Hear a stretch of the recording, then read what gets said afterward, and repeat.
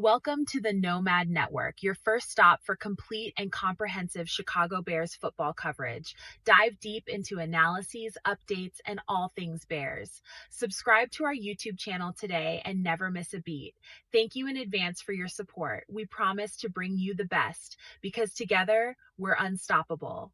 Go Bears!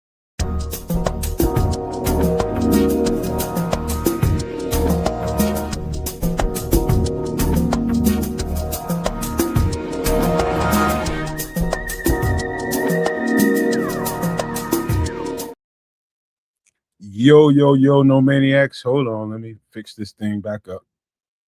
There we go. Yo, no maniacs. Welcome into another edition of Some Extra Sauce. We're running a little bit late today. Probably part of that is my problem because I've had 24 hours for your 8SS. Crazy stuff going on in my neck of the woods weather-wise, man, but we'll get into that.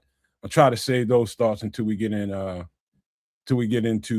doomsday survival because it kind of falls into that category. But yeah, rough 24 hours, man. But yeah, man, you guys, hope you guys been keeping up with what's going on in the free agent market, man, because we got a lot to talk about tonight, man. Matter of fact, I was just in the back in the studio talking to Trips about some concerns he had, and I'll be glad to speak to him once we get to that part of the show. When we get to that segment, it's a lot of Bear stuff to cover here, man. I do think some other things might be in play that I'll hold my tongue for now, and when we get there, we'll get to that, man. But we got plenty of stuff to talk about. The crazy story in the show today is going to be the Battle of LA. It's a story from 1942. It's real stuff. This ain't no speculation. This is real deal Holyfield events that took place in 1942 that I don't know that many people that know about it, but we're going to get into that, man. It's extraterrestrial stuff involved in it, man, and real story. So I would encourage you guys when we get to that part of the show, pull up your Google AI, your Chat GPT, and put the words in there and see what it comes up with, man. But there's some stories to that. There's documented memos to the president and all kinds of good old stuff in there. But we'll get to that. We got, of course, your doomsday preppers. We got movies we're going to review. And it's a bunch of stuff. We're going to get into the food and drinks probably first more than anything. But let me stop talking for a second and pass it on to my guy, the Triple R is in the building, man. We waiting on kids to pop in the scene. He's there, just an empty seat. So pass it on to Triple R with a bounce pass, see what he does. Hey, what up? I get a bounce pass. I'm gonna take it between the legs and then do an up fake and then come back and go, yeah. Okay. Just finish it with a dunk. That's what is. That's the dunk. So what up to everybody? Happy new NFL year. As you know, the league year officially starts, free agency officially starts, not the tampering period, but when everything becomes official. And it's like there are familiar faces that are departed and new faces that are going to be entering Hallis Hall, and we're going to talk about all of those and some questions that some may have for the front office and how they're approaching certain position groups and such. But yeah, that's a teaser. That's what that's called in the industry. But so sit back, settle in. Then we got all of the extra sauce, if you will. Kids he's seeing a man about a horse or something, but he'll be right back directly. So Nomad, go ahead. Hey, you know what? He's probably got a shaker and some ice going on, trying to mix him up a concoction or something more than anything else. But I got my eyes on. I'm looking at the latest movement. Just some real quick NFL news. I'll tell you one thing: the Commanders are moving and making some good deals going on. They just signed Charles Omenihu, plus a bevy of other guys that they signed. They made some good. They spent some money. They got that Cross. I was interested in him. Yeah, the safety, strong Cross safety. Man, he was the best safety coming out in his class, and I'll stand by that. But shout out to Saren Collins, Benjamin Williams, Paul Rodriguez just busted up in this piece. What up, man? All right, so yeah, like I said, the Commanders are doing well. Another little nugget that just popped up just probably about an hour ago, man. So there's a Kyler Murray market out there, and it's a good chance he might be in the NFC North this season, man, because he's visiting the Vikings on Thursday. Oh, cool. Because the new Call of Duty's coming out soon too. I'm sure he's looking forward to that as well. Hey, you know what, man? One thing I tell you, man, I keep telling y'all, man. One thing about that whatever the coach's name is, and Kevin O'Connell, whatever his name is, that guy does yeoman's work with quarterbacks. That's all I'm gonna say. So whatever people might have thought about Kyler Murray, if he ends up in Minnesota, man, he's batting 1,000 with rehab quarterbacks. I'm just gonna say that. One of them just went to the Super Bowl and won it. So yeah, well, I would say that, we got something to say about that being in the same division and such, but Kyler Murray, he's athletic, elusive, quarterback. And it was like, well, our D line gonna get after him, but it's like, will it? Will it? But once again, foreshadowing, or is it foreplay? No, it's foreshadowing. I was right.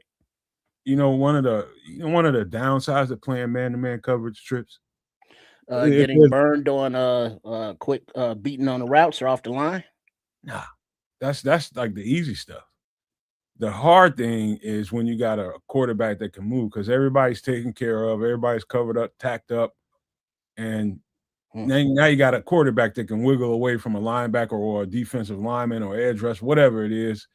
That's typically usually the Achilles heel to man-based schemes, a mobile quarterback, because you got to take one guy out of the scheme and have him be assigned to the quarterback. And if he just that defender just loses a little bit of leverage with a quick scatty guy like him, he can do damage, bro. That's one of the problems with man coverage with a guy like him.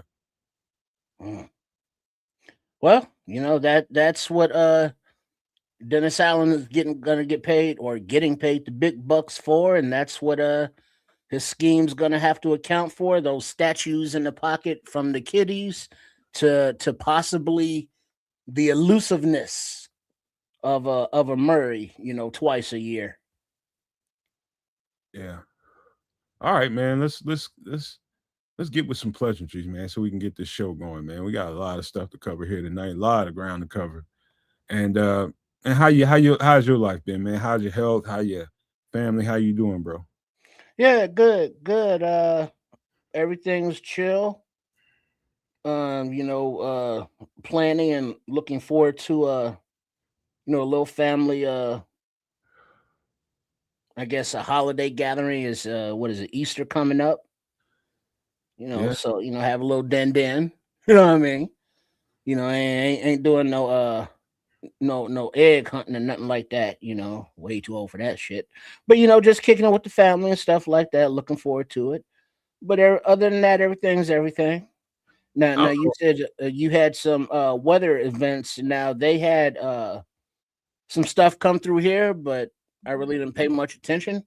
And I thought it might have rained a little bit, but I saw like tornadoes and such touchdown in different parts of the area and stuff. So, anybody out there dealing with that, hope y'all all right, Yeah, I'll get to that in a minute, man. But back to the Easter thing, man. When I think of Easter, man, I'm thinking about certain foods.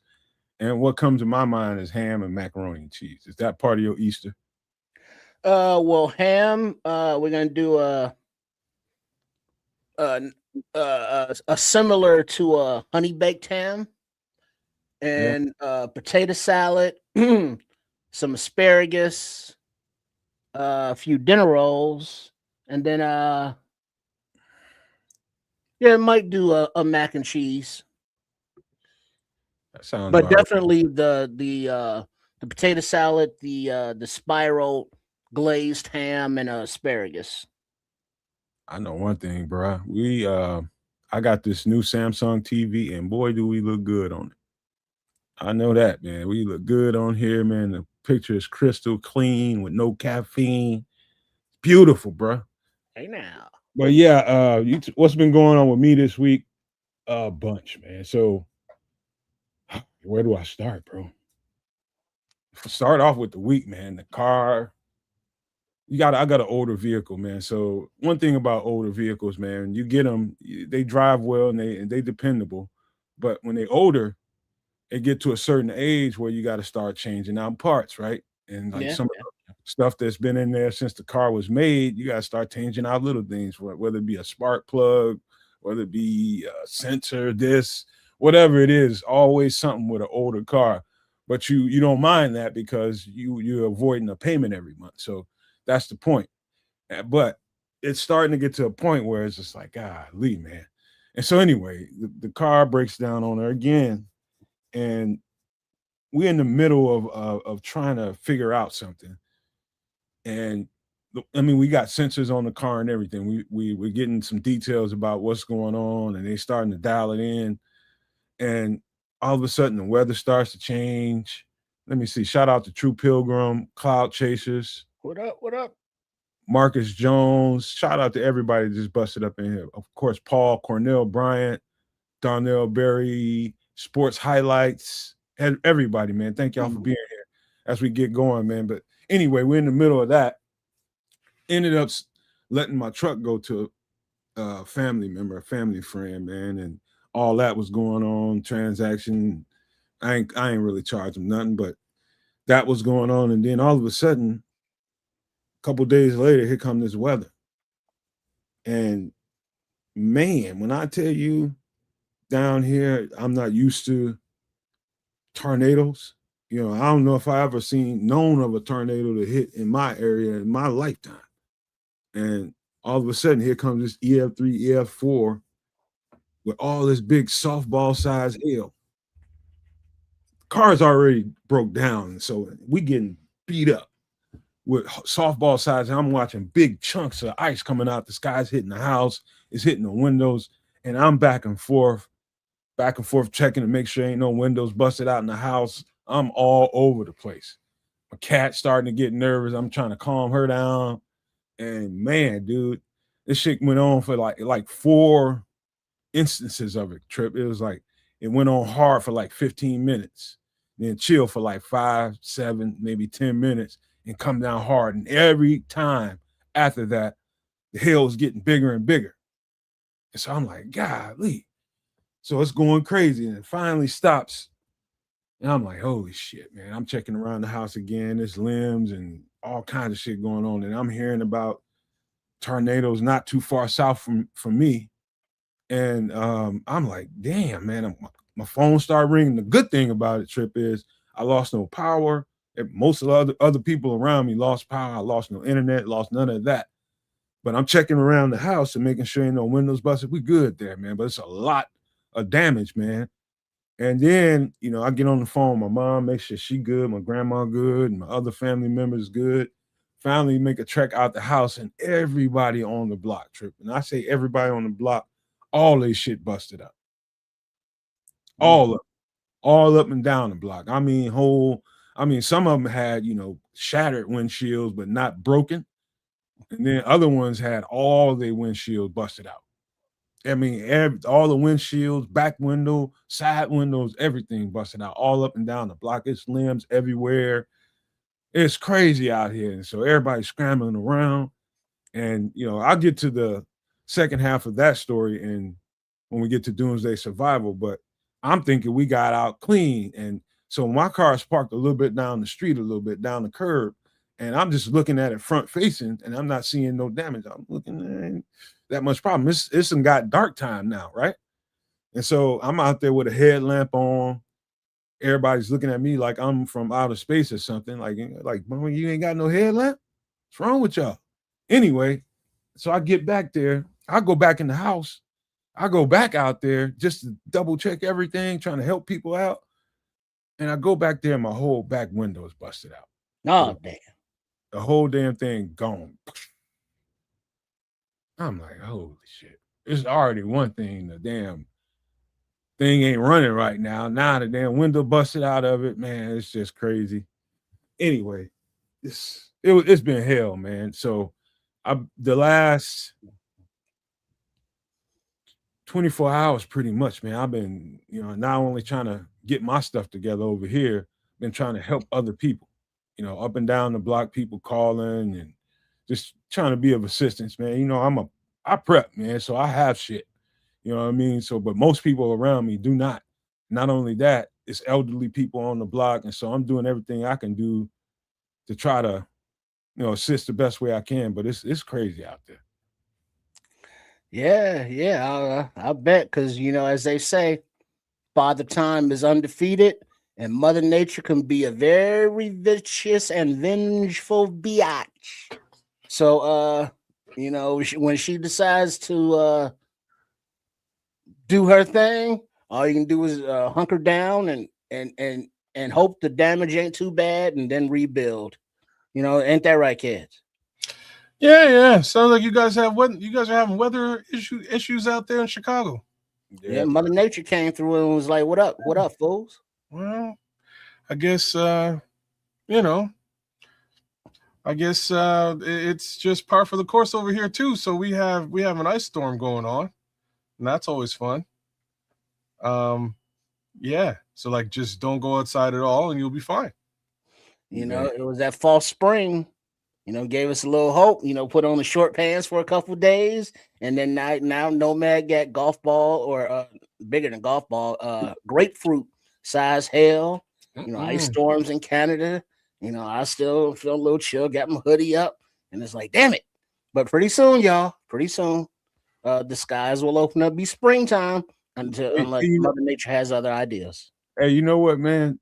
I don't think people would know what it's like to have your home, while you're inside your home, being pounded by something that heavy. Like, imagine 1,000. Oh, we get them over here all the time. Like hailstorms like that, and I'm talking like size of your fist. Yeah, no, these are bigger. These are bigger than your fist. Grapefruit. Grapefruits are bigger than your fist. Grapefruit. Oh, damn. It was some huge. I should have took a picture of that shit, man. But it was so crazy. I wasn't thinking on my feet, and I was just like, man, nobody's gonna believe what's in my yard, man. You should see. I mean, it was like boom, boom, boom, boom, boom, boom, boom. Like you getting bombed or something. I was like, God damn. My cat's a cool customer, but she was looking around like, what in the fuck is going on? And the wind starting to pick up, and I didn't realize that not just south of here. Like, when I say south, we talking about a few miles, just south of here. It's getting tore the F up by EF3, EF4. And so we just barely missed that, like barely. But we got the remnants of it with the wind and the hail just tore up everybody's stuff. This area is being declared a natural disaster area and shit, man. It's crazy out here. It was just ambulances. It's been ambulances around the clock. As a matter of fact, right now is the most quiet time in the last 24 hours, right now as we speak. It's been nuts, man. Well, sounds about right. Like I say, I remember going outside on Monday going, damn, it's springtime. You know what I mean? All my snow's melted. There's no ice. All the ice is gone. This is beautiful. And then I looked outside this morning for about 2 seconds. Like, nope, I'm not even gonna pay any attention to this. I just gotta go. And I went right to my office and got down to work, man. Got the business, because whatever's going on outside, I cannot control. You know what I'm saying? So no worries there. Left it alone. But apparently it's just gotten worse. Wife just came in a minute ago, and she was like, I just heard somebody's wheels squealing and a crash. And I said, F this, and went back inside. And that was her little story. And I was like, man, okay. Yeah, it's one of those days, man. Good, I don't have anywhere to go. The worst thing in the world is being around people like there's a nice little handful of moms over here, single moms over here with multiple children. Oh. You know what I mean? And so, those ain't the most prepared people in the world when it comes to stuff like that. And she's got all her windows busted out in her car, every one of them, like several of them up and down the block. And you don't want to they just sitting there they don't know what the F to do. Some of them ain't got no insurance. Some of them, this is like the last thing in the world they need. because you're a single mom out here trying to live, and it ain't good, man. You strapped for cash as it is, and you at wit's end because you got multiple children you got to worry about all the time. Yeah. And that's the last thing you need, man. So now I'm like, hey, what can I help you with? You need something to cover up your windows. Okay. And so I'm out here trying to help people with the windows, giving them plastic, trying to tape stuff up because that's what you got to do. But the tape ain't really being an adhesive right now. The duct ain't really all that good when everything is wet. Right? So now we got to figure out other things. Now I got to play in Jimmy rig stuff. So it was a long night, bruh. And it's been a long day today because I was still out there helping people, man. But I was not able to manage to get in here and try to get this thing together for the show. But man, dude, I feel bad for a single mom in a situation like that. What you gonna do? Just leave her out there to dry? You gotta help her. Well, you help her as much as you can. And then it's like, you can't fix all the situations. You can't help them all, but you can do what you can as long as you can until, your time or resources run out. And I'm just, you be out there long enough. You got to realize too, man, once that happens, everybody's looking out for their own well-being, checking on their family members. And it was some women out there for a while just trying to do it all by themselves. I was just like, man, come on. I had to rally some of the dudes around the neighborhood, man. Come on, man, find some stuff to help them out, man. Let's try to get this right, man. Don't just stand there and let her do it by herself. Help her out. And they see me in action, then they jumping in. Next thing you know, things start to get done. People finding stuff to rig things up. And it's not that much rigging you can do with busted windows, but there's things you can do. Like I just went to the basement and got a bunch of Amazon boxes, taped them together, and off I went. And I had to actually tack some holes into some people's stuff, into the body of their vehicle because the tape wasn't working. I had to take some other measures to it, man. I'm just like, you all right with me putting a hole in this thing? Because really the tape ain't gonna help you here. And I only had so much tarp, so it was crazy, man. It's crazy. So when was this? Last night? It's been going on for 24 hours, brother. Oh, geez. Okay. Crazy. Yeah, ice storms are quiet, man. The downside is, things can't handle ice. So shit just starts to break. Like last ice storm, I remember just standing outside and going, you know what? Like this is kind of like, it's kind of, it's kind of pretty. You know what I mean? Everything's shiny and icy. It's a little bit different. And then I watched like a tree split in half and just fall on my neighbor's shit. You know what I mean? It was crazy. Just destroyed their car and parts of the front, the front porch. I was like, wow. And like the craziest part about it is like there's a dude walking down the sidewalk and he's just minding his own business and he hears crack and he goes, oh, and like where he was standing, the tree, I don't know how he's alive. I just have to say it like that because the tree just sort of came down and just like the branches just missed him. The tree kind of just fell beside him, hit the car and hit the front porch, and he just kept on walking unscathed. It just missed him. And as I'm watching, I was like, oh, like what happened to that dude? Like, is he, did he make it? And he's just, slowly skipping up the street. And I was like, wow, man, nature's a thing. But yeah, welcome to Canada in that respect. Looks like you guys have just as much fun with the weather out where you're at. So that's what it is. That's the good thing about it, kids, is nobody had to bust out the chainsaws. I didn't hear no chainsaws in the area. That happened just south of here where all the major damage is at. But man, it's enough damage up this way to be like people are immobile right now and kids ain't in school. It's just crazy. So yes, it's a lot of cleanup to do. It's going to be like this for a little bit, man, until, get enough people on the scene to help out. But boy, you got to be helpful. Try to be your best to be neighborly during times like this. That's the best thing I can say. If you can help. When you can't, you can't. You just do what you can. But there's nowhere in the world you should be as a human watching another human go through some things that you can possibly help out with. Nowhere in the world. Well, or you could be my asshole neighbor. Anyways, that's a whole other story. Leave that shit alone. Yeah. Yeah, I remember you telling me some stuff about that guy. Maybe if you don't wipe diapers on people's cars, you're gonna have these problems, man. Hey, I don't do that to my neighbors, mind you, but I will do it to random French women who tried to run over my children. What can you do? All right, man. I'll tell you what, man. Just so we can keep this thing moving and grooving. How about this, man? We're gonna do a little drinking right quick, man. And I got a feeling you might like a couple of these kids. What do you got going on here today? Okay, yeah, I do this for sure, man. I like me some grapefruit juice. Grapefruit ginger paloma.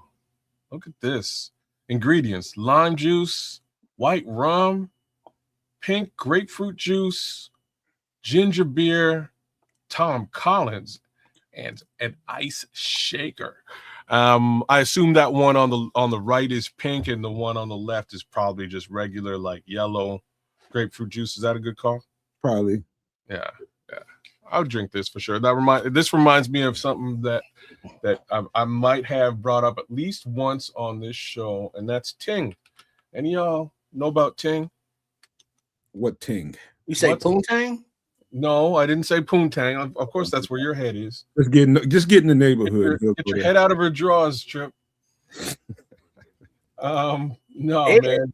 What you mean, Ting, man? Y'all don't know about Ting, man? Damn. No, but is Ting tart? Because this looks tart. No, I've heard of it. I've heard of Ting. I just don't know what it was. It's been a long time. Okay, I can't share. So Ting it's a Caribbean drink. World famous Caribbean drink, man. So it's not orange, it's actually a grapefruit juice drink. That's what Ting is. Okay, Tang. I'm familiar with Tang. So Tang is orange, Ting is grapefruit. Okay, Tang went with the astronauts, so they say. That and that freeze-dried ice cream. I don't know if you've ever had that. Ever get that? The freeze-dried ice cream? Yeah. For the was that like generic? No, it's like an astronaut thing. I remember, like, when I was a kid, there's a museum here in town of science and technology, and there's like a big exhibit for the space mission, and that's what they have. They have like packets of Tang. They give you a packet of Tang when you go through, and they also give you freeze-dried ice cream, which is ice cream. Yeah, which is like the most average thing you could possibly have, but it's just wait a minute. You know what I mean? It's vanilla. Go ahead. Freeze-dried ice cream. How does that work? Yeah. That's the answer I give you. So it's like, oh man, I don't know. It's like hard ice cream. So it's like a hard vanilla stuff that it's vanilla and chocolate that just melts in your mouth. You're like put in your mouth, it kind of melts, but it's hard as opposed to being like wet ice cream. It's weird. So it ain't ice cream. Well, like it is. Let me rephrase. It was ice cream at some point, and then somebody freeze dried it, and now it's just. So it's not ice. So it's ice cream the same way Tang is orange juice. That's a real good rendition there. That makes a lot of sense. That's ridiculous. That's about yeah. What But it this is. Grapefruit ginger paloma looks tart and good. And like, it kind of looks like it burns all the way down. I wouldn't burn. I'm surprised there's no. That's the last thing you would drink. You would think drinking this. Oh, ginger beer. I must have missed the ginger beer just mentally. So that's exactly what it is. This is real close to a Ting with a little bit of booze in it. I'm gonna have to drink this one for sure. Because why? Kids, did you know that there was a spicy ginger beer? Well, yeah. Like the ginger beer I get is the ginger beer I get you can get in like regular or spicy, and the spicy got some it's got a little bit of kick. It like tickles your nose. It's weird. I wouldn't call it like hot, but it's kind of got a weird spice to it. Nod, shout out to Nod. He says, truth be told, NASA astronauts drink. He would know. NASA astronauts drink Florida orange juice, not Tang. Have you met NASA Orange astronauts? I know he's out in Florida. I'm just checking. He works at a space station, man. Oh, does he really? Damn, Notch. Shoot. Yeah. All right. That's so, like, was the moon landing real, Notch? Do you know? Yeah. Anyways, you know what? You know what? I'm starting to master. You know, I do like to mix up my some of the drinking profiles that I like. You know, I like to have fun, especially in the spring and summertime. I like to experiment with some different stuff, man. And I'm really starting to find stuff with ginger beer in it. And I really gotta up my game there, man, because I just never really saw ginger beer as a mixture to a cocktail. And I just want to see what that's like. It's good in cocktails. I have to admit, it's actually good in cocktails. Like, it took me, again, my family's from Jamaica. I've been drinking ginger beer my entire life. I haven't found an appreciation for it up until 5 years ago when somebody put some booze in it. So that was about it, right? Like that was what it took to get me on some ginger beer. It was Geneva, which is gin out of Amsterdam, some lemon juice, and some ginger beer, and it was dope. I like it. Shout out to Nod. It's so good to see you back in here, man. And I know you've been through a whole damn bunch, man. And hopefully your spirits is getting back to somewhat normal. That's the best thing I can say. And I love you, man. We love you. Just want to put that out there, man. He's been through some stuff, man, recently. Yeah, man. Rough world out there, man. I'm glad you're doing the thing out there. Oh, you know, since we're talking about similar things, shout out to a friend of mine who passed away, Caesar. I'll tell y'all a story about Caesar. Caesar passed away 2 days ago. I just heard stage 4 cancer, terrible situation, unfortunately. Haven't seen this guy in years, man, but I'll never forget. So this guy, he's Latino, and we met because we're sort of running in the same group of friends, and he wound up going to the school that I just left. So like the old buddies I had in my old school, Caesar sort of came in and sort of filled the void when I switched schools and basically made a whole new set of friends and stuff. But we would bump into each other all the time. And he was like a third Dan Taekwondo master. This guy's a dangerous man when it comes down to it. But super cool. Black Caesar. No, he's white. He's Latino. He's a Latino guy. I wish he was Black Caesar, but he's just regular ass Caesar. Brown Caesar, I guess is what you call. Anyhow, so we're going to this bar on the French side of, like, over on the Quebec side, which is about a half hour away from where I'm at. And I go to the bar with a whole other set of friends. And I don't know, to make a long story short, I wound up in this full on brawl in the alleyway outside of this bar. Fighting, like things are, it's insanity out there. There's a whole football team for a school fighting my friends, and I'm fighting. It's wild. And all I know at one point is there gotta be 4 or 5 guys on me, man.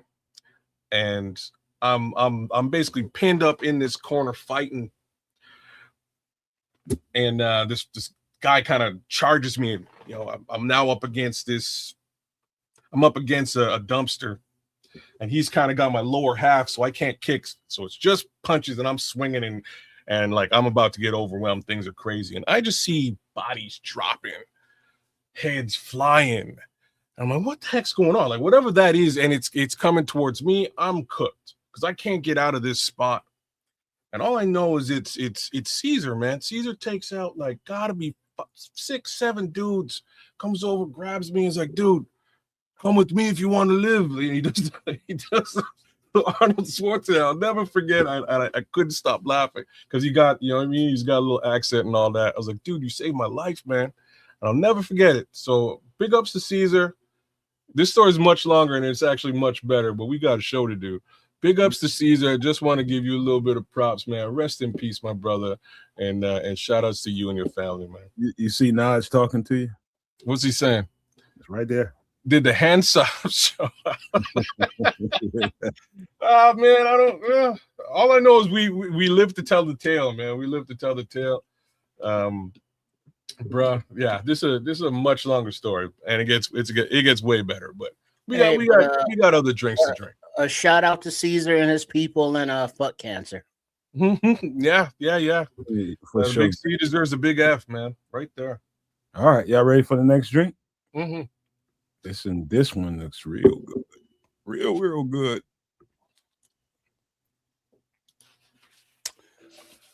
Dark and stormy. Dark and Let's stormy. see ingredients: lime, dark rum, Ginger beer. lime juice, ginger beer, spicy, ice, what is that, kid? Angostura bitter. Angostura bitter in a shaker. I don't know what an Angostura bitter is, and I know I don't like spicy ginger beer. Ginger beer is like, ugh. But I like the little the borderline, between the wrong side of the tracks. The right side of the tracks is at the bottom, wrong side at the top. You know what I'm saying? With the little lime in there. I like that visualization. Let me ask you a question though, Trips. Hmm. Can you dig a Bloody Mary? Eh, Can you handle it? I mean, I can, I guess, at brunch. What about a spicy one? No. The little Tabasco in it. A little. That's I imagine that's probably about the relevance that spicy ginger beer is going to bring to the table. Yeah. Well, I'll let kids tell that story. What does the bitter stuff taste like? It's just a mix. I'm trying to figure it out. I think that's where the dark color comes from. Yeah, but I'm looking up what that taste is right now. It's it might be orange. Wait, hold on. Levante got a definition up there for us. Highly concentrated botanical infused alcoholic flavoring essential for classic cocktails like the old-fashioned, Manhattan, and pink gin. Well done, Levante, man. Appreciate that, bro. I'm just, hey, Paul, I'm just trying to get people to step their game up a little bit, man. And thank you for that too, Levante, man. That was great. But yeah, it's I only know about a couple of these things because I just had to go deal with the ritzy ditzy side of the world when I was selling temporary agency jobs to people. You know what I mean? That's the only reason I would know about it, because I got into some high-end places eating filet mignon and people order shit like this, and I've had a couple of drinks here and there with some of this stuff in it. Yeah, man, but this is not complicated whatsoever. Not complicated whatsoever. And take Levante's take on this, man. It's a great mixer, man. It tastes really, really good.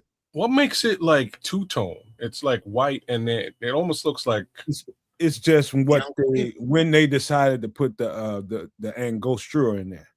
Okay. Yeah, because I mean, I see the words. Bitters are highly concentrated, botanically infused flavor. I don't know what none of that shit means. So you got like look at you've heard. Hey, Trip. So you've heard of the last. I'm sorry. Two of the last three I know for sure. An old fashioned. You've heard of a Manhattan, right? Well, I mean, but like a highly botanically infused. That mean like they ran it through the garden. It's like botanical gardens. It's real talk, Trip. Like I feel exactly the same because I'm looking at other descriptions of this, and it's all word salad, bro, based on gentian herbs and spices. Like, what the fuck is that? Hey, Doc, it tastes so unique. Like the first time I had it, is it sweet? Is it sour? Is it bitter? I had it in a whiskey on ice. Somebody was trying to show me, some of these different things that they use to mix in Atlanta, Midtown, and it's got a unique taste to it, but it's good, really good. So I should probably keep some of this around. I'm laughing here because that's like exactly what they say. It may be an acquired taste. They can't describe it, and that's all I'm looking for. I'm just looking for them to say like it kind of tastes like this. No, yeah, that would be too easy. The best thing I can tell you, it might taste like it's almost like a banana mango. It doesn't taste like fruity. No. It doesn't taste fruity. It's like I tasted some breadfruit one time in Jamaica. Breadfruit is not like a fruit. No, it ain't. I know, but I'm just trying to give you some good semblance of what this shit tastes like. So And it's it's fruit, hard to but come it's up not like a fruit. It is. That's exactly what I'm talking about. So Okay. it's not Well, looking at it's not the citrusy fruit. Well, but looking at the lime, the dark rum, the lime juice, and the ginger beer, I mean, that just kind of tastes tart, right? And so Yeah. the bitter would have to be the balance, the counterbalance. Well, if you got lime and lime juice in it, just imagine what they use. So a lime juice or limes, period, they always use those to cut some kind of sweet that's going on. The scrolls, man. I'm botanically infused with some indica right now. Now, calm down, Red Baron. He gonna be sleeping. Chris, whenever you see limes mixed into a drink, it's usually to cut some kind of sweet that's going on. So whatever it is, if you see a lime on there, they're using that. You squeeze that in there to cut the sweet. To cut the sweet. Yeah, and give it a little tang instead of sugary. Yeah, I've seen. It must be an orange bitters. I think. Well, I've seen the dark and tan, beers, where it's dark and tan on, Oh yeah. Different. And just for the record, there's all kinds of bitters out there. Yeah, there is. You can get it all like any kind of way, sort of. All kinds of bitters. Yeah, this one's a little bit different, but I think as I'm going through its Wikipedia, because it's the only way I get a viable answer. They say like there's different types of this one, but usually orange. So whatever, man. Dark and stormy, y'all. I tasted the orange one in a Long Island iced tea. Okay. Tasted that. Those are good drinks. And it had a nice little lemon wedge in it, and one on the side of the glass like it's supposed to. Nice little wedge in there, and then an extra one in case you need it. To cut. That's whenever you see drinks like this, that's just the cut. Whatever they got going on in there. And so people complain about, oh, it's a little sweet. That's why they put the goddamn wedge on that food. Crazy. Okay. Dark and stormy looks delicious to me. It's like a good spring, summertime. Almost reminds me of a Long Island iced tea. Well, I'll take those LIs anytime, man. We're good. After 3 of those, it's a good night. Delicious looking ingredients: lime, dark rum, lime juice, ginger beer, spicy. I gotta get this going, man. I gotta try this stuff. You never had the spicy ginger beer yet? Oh, no, sir. That's why I asked you. So I don't know, but take a look in your grocery store when you get the chance. Canada Dry, because I know they sell Canada Dry out by you. They sell ginger beer too. So I know they're world famous for ginger ale, but they also sell ginger beer. You just probably walk right past it when you're at the grocery store on a normal basis. So there's that brand. They don't do a spicy though. Spicy is by another brand, and I can't guarantee you have that out there. But it's from the Caribbean, so it's like an import. Might be in your grocery store too. I'll find the manufacturer and make a suggestion later on if you're trying to get into some ginger beer. All right. So let's get to some food. I'm hungry now, man, because that's usually the way my body works. I drink and then I eat. But this thing is gonna, I've done this one time in my life, but I need to do it more. Oh yeah, the barbecue beef ribs. You've only done this once? Only once. Huh. As in you made it for yourself. You haven't gone to the restaurant and ordered beef ribs? Oh, I've had them out, but I'm talking about doing them at home. This is my way of doing it at home. Okay. I don't think I've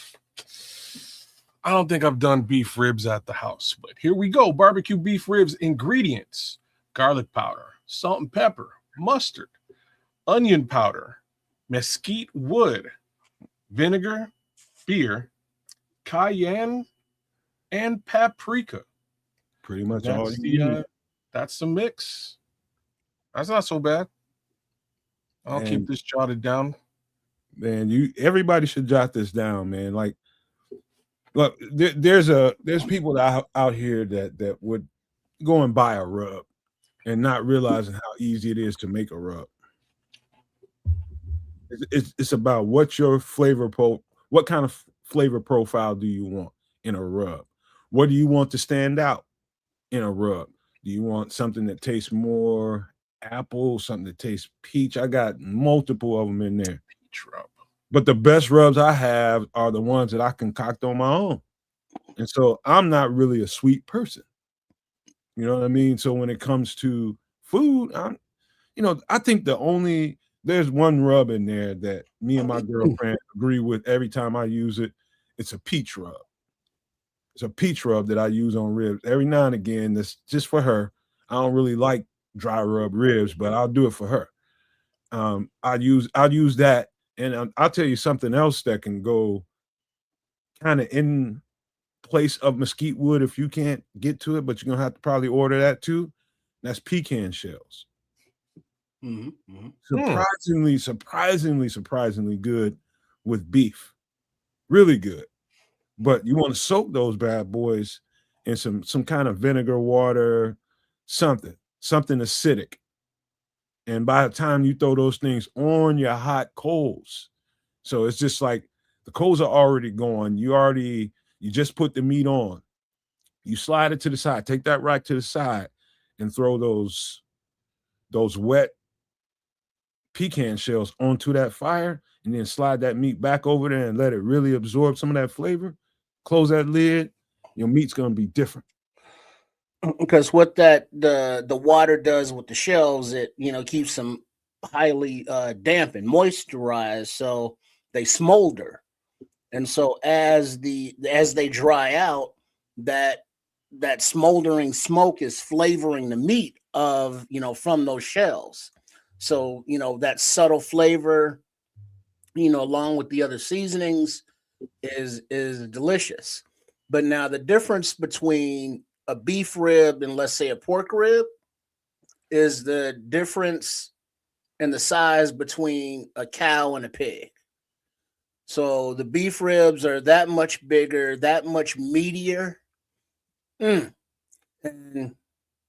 it's something that you enjoy. Low and slow is the best way to go when you are cooking any kind of a meat like that. So, you get your rub, you get your wood, whatever flavor you want, and it says beer there. If you're not a beer person, you can use like an apple juice or anything acidic, non-alcoholic. So yeah, this is some good stuff right there. And then you want to have it flavored so that you don't need them smothered in ribs right off of the smoker. You want that barbecue sauce additional or add on if necessary. I take that back, kids. I've done this twice. Okay. I've done it with my own. I've done it my own way, like you see here, and I've done it with the rub. Both times. Yeah, both times in Georgia. And my girlfriend was the only one that liked the rub. Everybody else liked how I do it. I'm gonna put beer on that shit. I'm gonna put all kind of stuff on there and let it cook slowly. Just keep basting it until you touch that thing, some stuff gonna start falling out.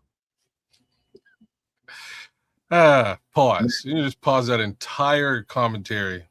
Anyways, you just got a messed up mind, man. I do. I've been holding my tongue here and kind of waiting for Triple R to ask if your girlfriend likes it when you rub the peach. Well, I thought that was more of a Red Baron lane kind of thing. Okay, sorry. It was like I was waiting for you to do it. I was like, well, I was there. It was teed up. I saw it. It was like that's just very low hanging fruit. The level of jumping cable just happened just right there. He just trying to fire some shit up, man. Putting jumping.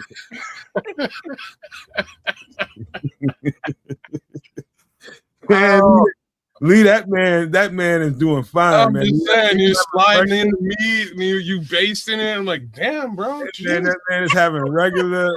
Leave him alone when he's having regular human conversation. I'm trying to mind my own goddamn business, kids. Leave him alone when he's being human. Kids does this shit all. And there's kids. Did you hear? Did you hear him, Trip? Did you hear him basting? Did you hear him, Trip? I even gave you a lean in. On and off screen, this guy will instigate some shit in a minute, man. Did you hear him, Trip? She got a fresh pedicure. Jazz. Let the man be human, man. Oh God. No, Too but funny. seriously though, man. Number one, why I don't like making beef ribs because it's too time consuming.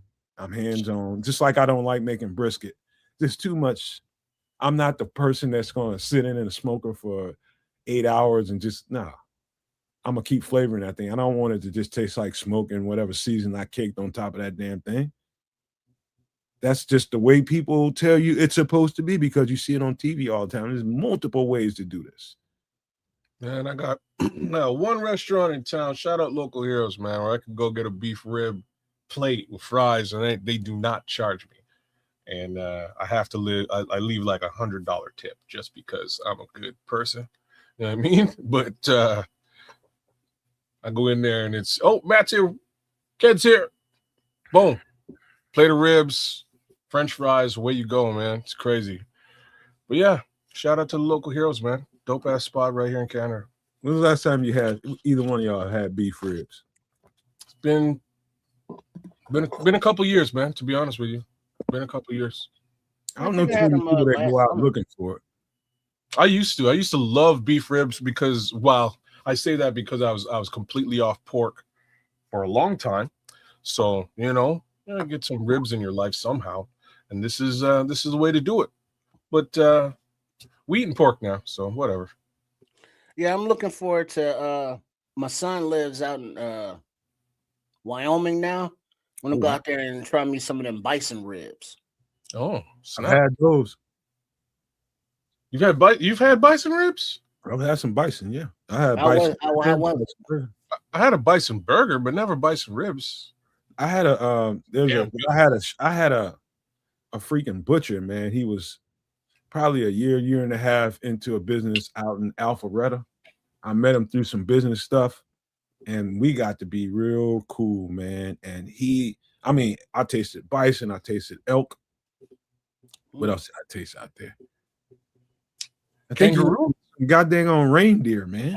Okay, all right. I've had weird meats like that. I've had I've had kangaroo, bison, elk, and deer. There's a little spot right by my old apartment, and it was just a burger joint, man, burgers and fries. But they had a burger of like any kind of meat you could think of, and those are the main ones that I tested out over there. Kangaroo is kind of gross though. It's not. I would not recommend it. That guy gets up on two legs. If it gets up on 2 legs, I ain't eating it. Well, it might get up on 2 and kick you with one of them. I ain't messing with that. I tell you, out of all I just named, the less gamey of them all, and the closest you'll get to eating something that tastes like you normally eat is the bison. Yeah, I agree. The bison was real good, man. Cool. It's less gamey. It's even less gamey than deer to me. Mm-hmm. I agree. Tatonka. Yeah, the deer was a little bit more gamey. Kangaroo was the worst, but the bison was a good burger, man. I gotta say, turkey ribs. There's barely anything on turkey ribs. Yeah, I never done turkey ribs either. Turkey tips. I know what them are. Some people. I've had some turkey tips though. Okay.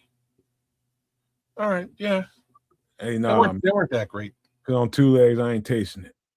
I'm just telling you. Oh, damn, Red Baron. Damn. Ain't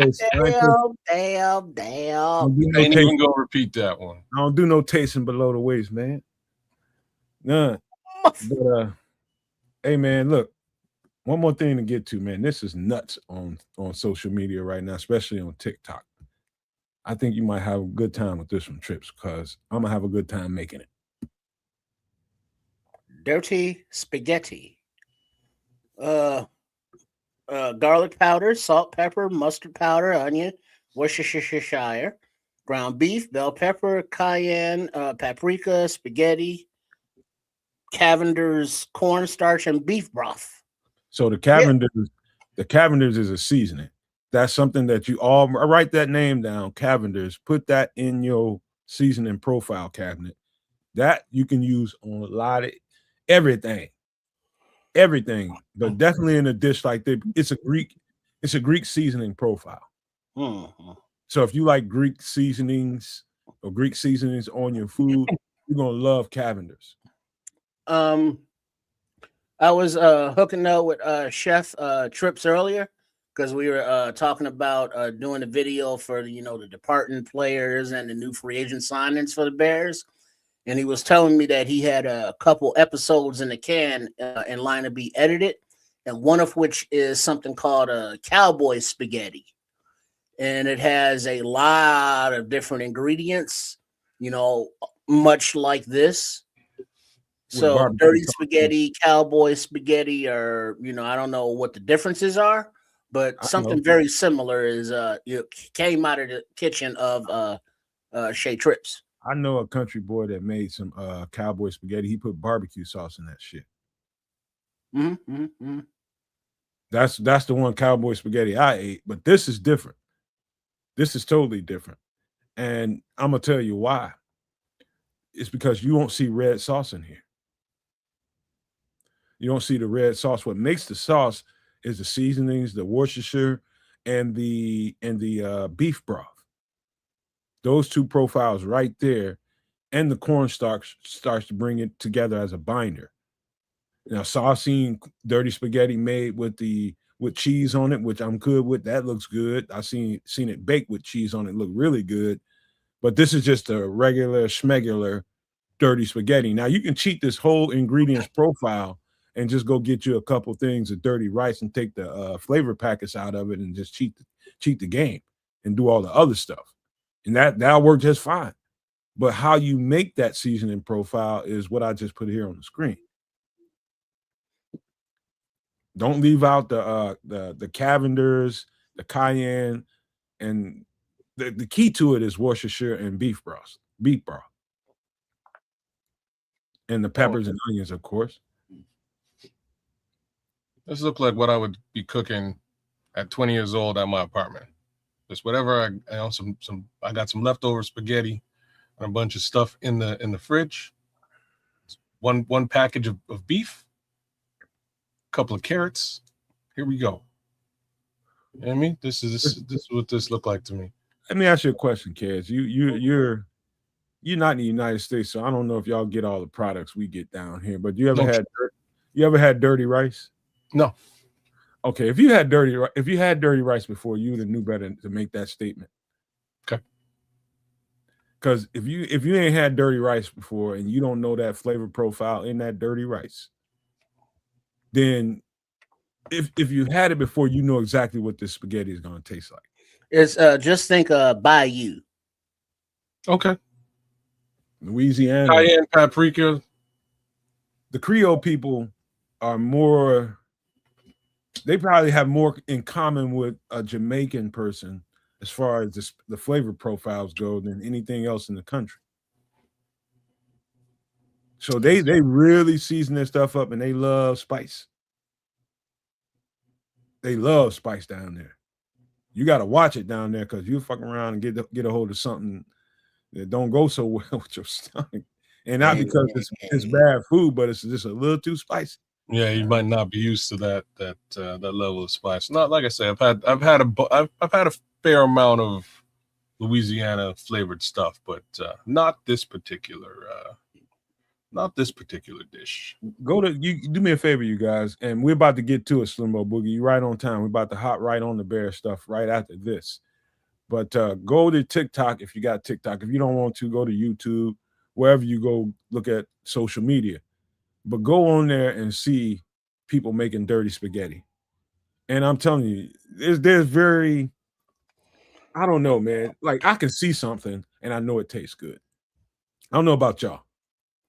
All right. It tastes good, but now here's the difference. Cajun is rustic country food from rural French Acadian settlers in Southwest Louisiana, emphasizing one-pot meals, dark roux, and intense spices. Creole is refined as city food, originating from New Orleans, blending French, Spanish, African, and Caribbean influences, typically featuring tomatoes, butter, and herbs. Fair. That is that's the best way I can tell. Best thing I can tell you, man. That's why Creole. we have some of that. We have some of that out here. So the Acadians are actually Canadians. All right. They're Quebecers who portaged with a canoe from Quebec clean up to New Orleans. And that's, Mississippi River, all that riverway right up to where, about 2 hours from where I'm at. That's how the Acadians got there. So there's just that French flavor that they bring, and the French flavor is generally not like Southern spicy. I think that's just America, right?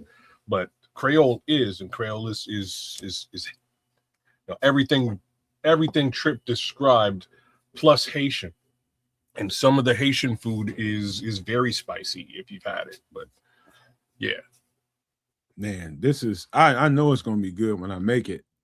I know it's gonna be good. And I'm a red sauce kind of spaghetti kind of person, so I'm so used to and accustomed to that. It's hard for me to get away from that. But this I know is good because I watched a few females make this online, and I just know. Like you'll never see my peppers in there. You will barely see them. If you might see a little speck of green, you might see a little speck of orange and yellow. I mean, or red, all that. But I diced mine up so fine because of my childhood trauma. I could not stand peppers and onions when I was a little kid in my spaghetti. And so I diced them up really, really small. I mean, when I say like really small, almost some of it's just like paper thin. But I get enough of them in there to give them that give it that flavor profile that you're looking for. But I couldn't stand looking at them in my spaghetti. Could not. But man, I'm telling you, I know this is going to be good, and this is going to happen soon. Telling you, like soon, like in the next week or two. I'm the same. I used to hate peppers and onions too, but now I think there's something wrong with you if you didn't add them both into whatever we're eating. Why is there not peppers and onions in here? You know what I say to that, kids? Your palate ain't grown up yet. If you don't, yeah, for sure, you still got that young man's tongue. Yeah. But man, this is the last one, man, before we get into some Chicago Bear. Dirty spaghetti. Don't cheap out on none of these ingredients. The ingredients are garlic powder, of course, salt and pepper with everything, mustard powder, don't forget that, onion, Worcestershire, ground beef, bell pepper, and as a matter of fact, ground beef can be substituted with a mix of Italian sausage. You can do that. I do that on a regular basis when I make pastas and stuff like that. But make sure you get ground beef and or Italian sausage. Mild Italian or sweet Italian will work here. Bell pepper, cayenne, paprika, of course, spaghetti. Doesn't matter what noodle you make, but spaghetti is generally what most people like. Cavender's. What do you say, Trip? I want to say that Chef Trip said he used ground beef, Italian sausage, and bacon. Okay. That'll work. That'll work big time. Now you're getting real rich putting that bacon in there now. And I ain't gonna be mad at you for doing it. Now, that paprika spaghetti, Cavender's, y'all get y'all some of that, man. It's a Greek seasoning that I'm telling you, especially on poultry, whether it be chicken, turkey, whatever fowl or bird that you like, that thing is gonna jam on that. That Cavender's will jam. You will have it for the rest of your life. I'm telling you, that's how good the seasoning is. Cornstarch as a binder and the beef broth. That's kind of like your tomato sauce, but it's not. That cornstarch is going to bring it together like a tomato paste. It's going to be a beef paste, if that makes sense to y'all. So that's the flavor profile. It's the beef flavor. Cool. All right. Let's get up out of here, man, and get to some Chicago Bears. Let me pull this up. All right. So, Trips, you want to start this off because we'll get to some of the guys that we just picked up. We'll break them down here in a second. Yeah. But Okay. Well, all right. So yeah, I can start because not without specifically mentioning the guys we picked up. I just want to not something that I was looking for as far as what would be players that shook loose from other teams. You know what I mean? Because of salary cap or being position wise, and one of them was the kid from Dallas, the defensive lineman Osa. What's his last name? Nomad? Odigizua. Thank you. And he is a good player, young player, up and coming player, under contract for a few years, but he got squeezed out because of the defensive line situation in Dallas. They brought in Rashawn Gary and somebody else. So he was available for trade. All right, cool. It wasn't gonna cost like a 2 first-round picks or first-round picks and 20-30 million bucks. He was under contract for like another 2 years, 20 mil. And the rates that free agents and or contracts are signing in the NFL, that's kind of going rate. So when he went to San Francisco, who has a menacing defensive line as it is, and we have question marks and hopefuls and possibly up and comers. This was a guy who's coming in day one. He's probably going to be your defensive tackle one, and he's under contract for another few years. Deo and Grady Jarrett can be off the books next year, so it's a wash there. You could have sent Javon Dexter back with him or something, or with to Dallas. But that was the kind of young player that I thought that Poles would go after to bolster the defensive line, because the replacements that he got depth-wise that we'll go into seem to be decent at all, but this guy was clearly your defensive tackle number one. And at going for a 3rd-round pick, which can be recouped since we already have the 1st round and 2 second-rounders, so you can make that up. So that just seemed to be a logical move that would bolster the defensive line, and it didn't happen. So I was kind of perturbed.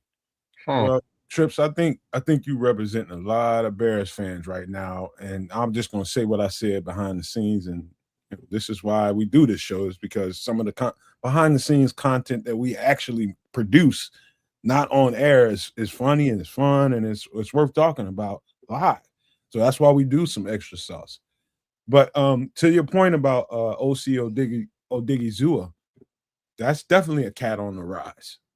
Definitely a cat on the rise. He's more an interior tackle. He's more a 3-tech than an edge, but he can get out there and give you work on the edge, man. He's that dynamic, and he's just getting better and better. I've been watching him for a couple years, and I knew Flus wanted to get his hands on him when he was at Dallas. But guess what? Flus just went to San Fran. Mm-hmm. And what did he do? Make one of his priorities to get one of the up-and-coming players off of that defensive line that he's been working with, OC Odigizua. And so let's just say the Bears could have been in that conversation to try to make a move on him. And if it's left to Odigizua as to where to go, humans are humans. They're going to probably go where they're more comfortable. He knows Flus. He knows what Flus asked for. He knows how to deliver what Flus asked for, as opposed to Chicago, which is an unknown here. Let's just say Chicago was in that market and trying to do that, and he had a choice. It came down to the Bears and the 49ers. If I was Odigizua, I'd go where Flus is. Yeah, but the thing is, he wasn't a free agent. It was a trade. So that was up to Jerry Jones to where he wanted to send him. Well, Jerry Jones has some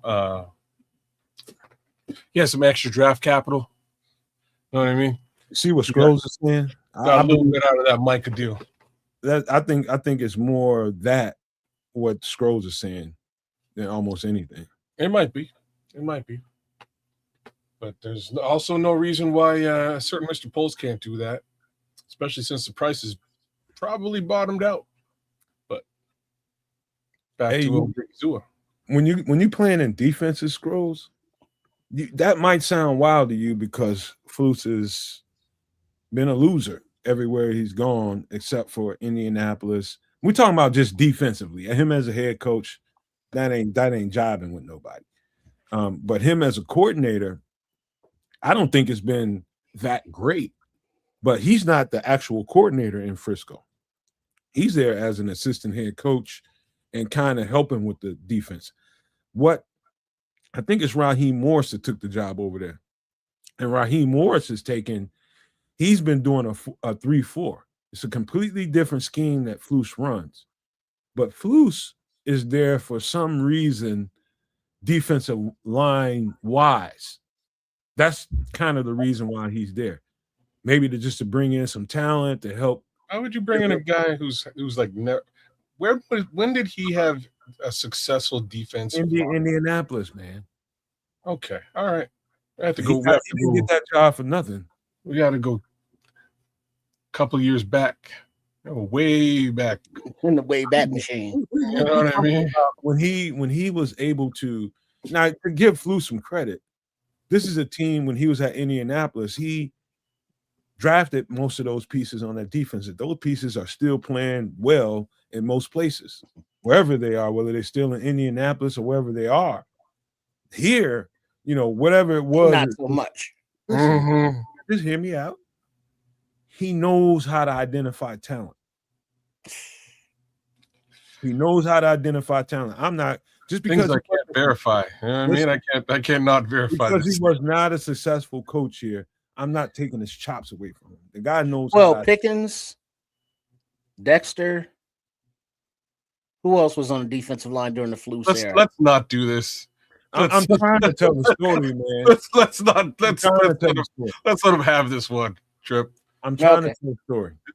So if you don't, he went to San Fran. And just imagine if you're not the A1 guy with the defense, but you're just there to give some, you could be just there to help him arrange that defensive front and find some talent. Number one of the good things to hiring a guy like Flus is because you were targeting some of those guys in Dallas and you wanted to try to get them in a trade to bolster your defensive line. And that's a good reason to sign a man that knows that talent. So when he's at Dallas, just remember, he didn't draft those guys. He inherited that talent. And he's trying to put it together, and the defense stunk. Just being honest with you. It stunk. And so, but that defensive front did not. I'm gonna give Flus the one benefit of the doubt that the only one he's gonna get from me is the fact that coming here, immediately they traded off the best defensive assets that we had on the front seven, and then he went to Dallas, and immediately Jerry Jones traded off the best assets he had on the front seven. So maybe it's got a little bit to do with that. I don't know. Maybe you haven't been listening to me. Maybe you haven't been listening to me the whole time you've been around me. He traded off assets for a 3-4 front. That's what Vic ran. No. I understand why Khalil Mack left it for all intents and purposes. It was 4-3. It was also very costly to keep him. I'm trying to give the man. Well, but here's what kids benefit of the doubt here, brother. You're let me sum it up for you, kids. On both times when Flus got hired in Chicago, he said, "I am looking forward to working with Khalil Mack." He did. When he got hired in Dallas, "I am looking forward to working with Micah Parsons." That's Kids' point. It might be some sort of a code word for "get the fuck out of here" that we weren't clued into, but hopefully he ain't saying that about any players in San Francisco. Yeah, or whatever. All I know is whenever you bring up certain names that aren't affiliated with Chicago anymore, y'all get messy. That's all I know. It was a messy affiliation with Chicago. Yeah. That much is awesome. But I'm trying to tell a story about talent that Trips was talking about and the reasons why. That's all I was saying. Yeah, I get it. But fuck me for bringing up the name Flus. God damn. It's like, touch the nerve. Yeah. I'm keeping an eye on the Twitter to see if anything is jumping off during, and I'm sure all the people in the chat are keeping an eye open as well in case anything happens roster move wise. Yeah, I had mine. This is slowing down. The last move on my live updater is 2 hours ago. Yeah. Yeah, but I know we're gonna keep it moving, but just interesting. Some of the names are still out there or not. You mind if I tell them what something else I told you kind of on the low and you're just like, you think so? So Yeah, I think there may be something going on. And I'm talking about there might be a bigger move. I ain't gonna say a huge move. We'll talk about this Max Crosby shit in a second. Again, I'm sick of that shit. But drama. I believe there could be a trade somewhere in the works, man, because Trips is like a lot of Bears fans right now. Come on, Bears, get something. We need some solid. We need a bang. We need a bang here. And the Bears have been doing like some people would call it mid to low tier signings so far. You know what I mean? And people want to see something else. And I think personally, they're trying to let the market come to them. I think they let the market come to them with Kevin Byard and they lost him. But that could work in their favor in other ways because guys are still being released. Guys that like I tell you a name to keep an eye on. That's Jonathan Allen, that was with Minnesota, that previously was with Washington. Man, that's a good football player. There's several players out there that I think can come in here and help us. But on that defensive front, I think they're looking for a certain type. I think they're looking to get quicker, faster. You know what I mean? And really, really get penetrating defensive tackles. And I think they answered that bell with the two guys that they have signed so far. And I think that's the emphasis. Now, is there a bigger name defensive tackle? They could be trying to make a trade for somebody. And why they're kind of tiptoeing through this free agent period is maybe because they're trying to keep the option open for one of these things to fall through. That's what I'm thinking in my head. They're trying to they got some shit going on, but they're trying not to jump out there too strong in this market and then not have the assets they need to get this player that they're looking at. Yeah. That makes sense, yeah. It does. It sounds like something Greg Gabriel would say. Both of you guys are the general optimists across the board. Shout out to Greg Gabriel. Mm-hmm. I don't know. Like there's some of these signings actually excite me. Some of them are actually exciting to me. But just looking at, sometimes you got to play, in order to play offense, you got to play defense. And just looking at the landscape now, things are a little bit frightening. There have been some frightening developments in different places, and these are teams that you'll be up against. And I'm gonna ask you both, like, if you were going up against the Chicago Bears defense next year, what strikes fear in the hearts of men about the Chicago Bears defense? What would you be worried about next year like if you were looking to go against this defense? Well, it's incomplete. Like, we only have two safeties in the contract. There's two more safeties that have to come. One of the guys we just talked about, kids, is the cornerback that we really, really needed, a backup nickel for Kyler. We'll talk about him in just a minute. That having two really good nickels provides a lot more to your defense than you think. And you're talking about pieces up front. They know that those two guys, Kentavious Street and Neville Gallimore, can play. They know that. And they don't know what the edge is going to look like in Chicago on the other side of Montez Sweat. They don't know. But they know the secondary. They know the secondary is pretty ripe with talent. The secondary's taken a pretty solid hit, right? So it has. But I think it's got better in certain ways too. That's yet to be seen. I can't argue with you, but we can't prove that one. Well, I would think that Kobe Bryant, I think, is a younger upgrade over Byard. And Byard, he had his reunion with Coach Vrabel.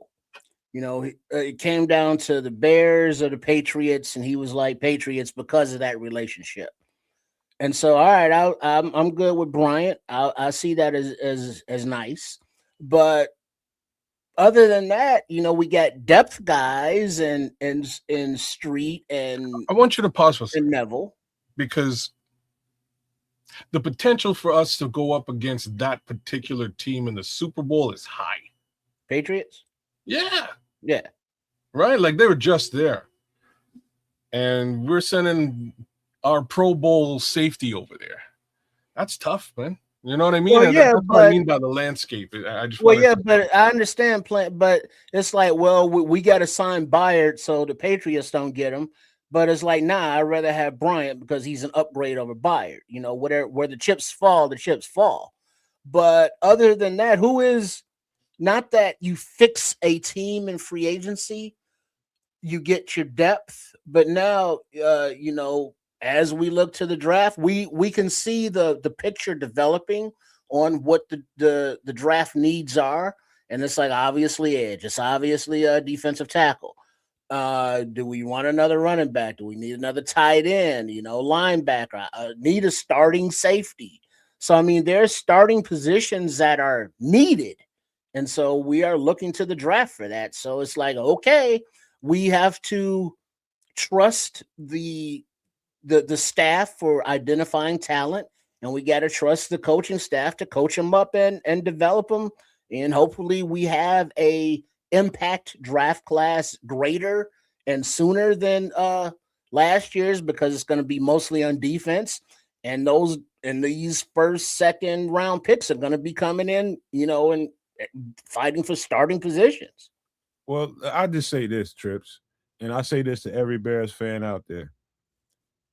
Be patient. Number one, they're executing their offseason plan starting right now. They're moving pieces. They're not signing.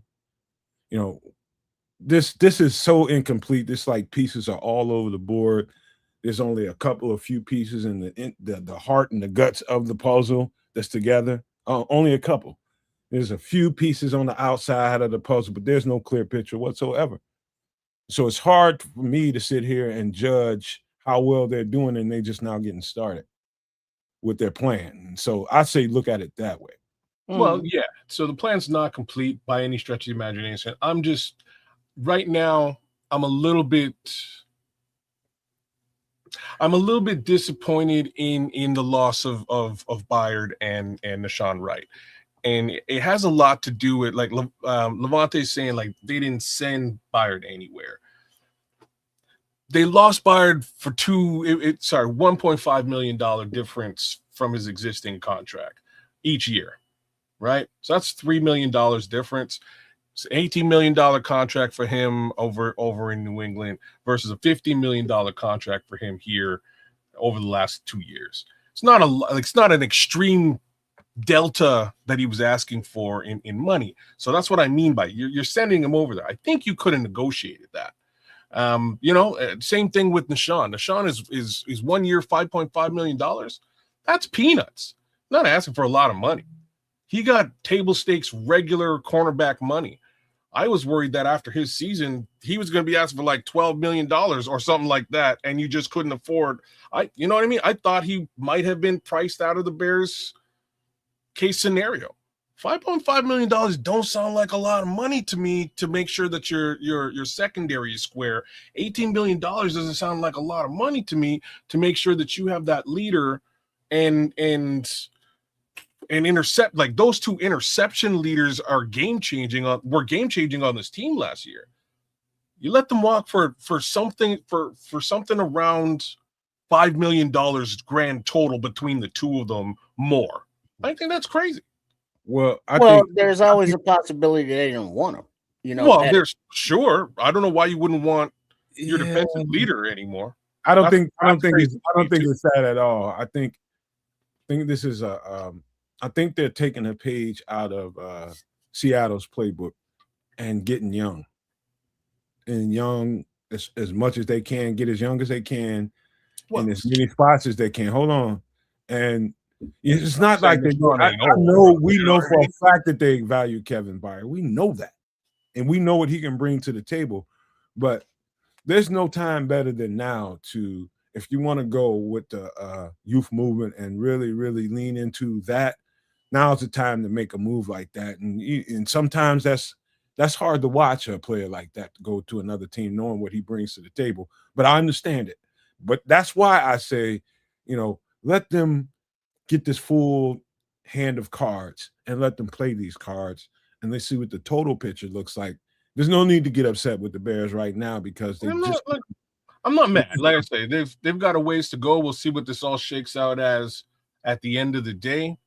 I'm just saying those two particular players, their 15 interceptions over the course of the season, you could have retained for a delta of about $5 million. And I think that's really low wallet share. I think the Bears could have afforded that, but they decided not to. I'm telling you, kids, Trips, there's something shaking that we don't know about. I hope so. I hope there's something shaking, because there's still some clear work that needs to be done. I asked the question, what strikes fear in the hearts of men about the Chicago Bears defense? And hopefully by the end of free agency, that is answered. Perhaps it's waiting for draft day, but that's what I want to see. I want there to be something that other teams have to look at this team and they're like, damn, I got to double team that guy. I gotta do something to deal with this defense because it does this very well. And I'm given the shifts, I don't know what this might even look like. Well, guess what? We got a super chat.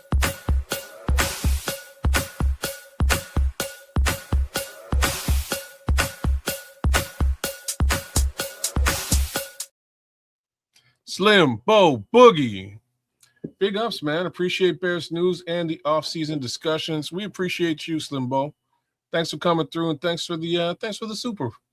For sure, Slim.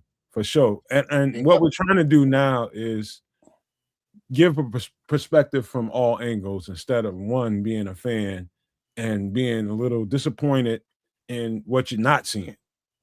And then what you're seeing at the same time. Nobody likes to see really, really good to great players move to another team. Like Kevin Byard, that I almost feel certain when I say that they want to go young, and that's an indicator that they do, and they want to start now. And my gumption to say that is because of that move. They just want to get really young, really deep youth, and really, really get and just work around that youthful energy like the Seattle Seahawks have done. Draft well and work around that youth. Bring in a few veterans and put them here and there to keep this thing going. But I'm telling you, I think that's the mindset of Howard Hall. It's not that Kevin Byard ain't valuable as shit. He is. But right now, I think they're trying to keep this roster young. And I bet you, once this thing shakes out and they make their signings and do all the press conferences, I bet you all my money that's going to be one of the first things you hear coming out of those mouths, whether it be Ben Johnson or Ryan Poles. We want to be young and talented for a long time. They're going to say those words. Yeah, and I guess with a obviously younger defense, if they're going to take time to, kind of find their footing, it's going to be up to the offense to outscore teams. I mean, and we ain't used to that, but we know that Coach Football Psycho Ben Johnson and this offense is capable of it. And now with the second year of continuity in the system and pretty much all the same faces except for the additions or figuring out left tackle and the new Bradbury and Ben Johnson, I'm sure we'll get to, got another little weapon he's familiar with. And that added juice to the return game and other aspects. So the defense is going to have to, come along as the offense is going to have to pull more of the weight. Wow.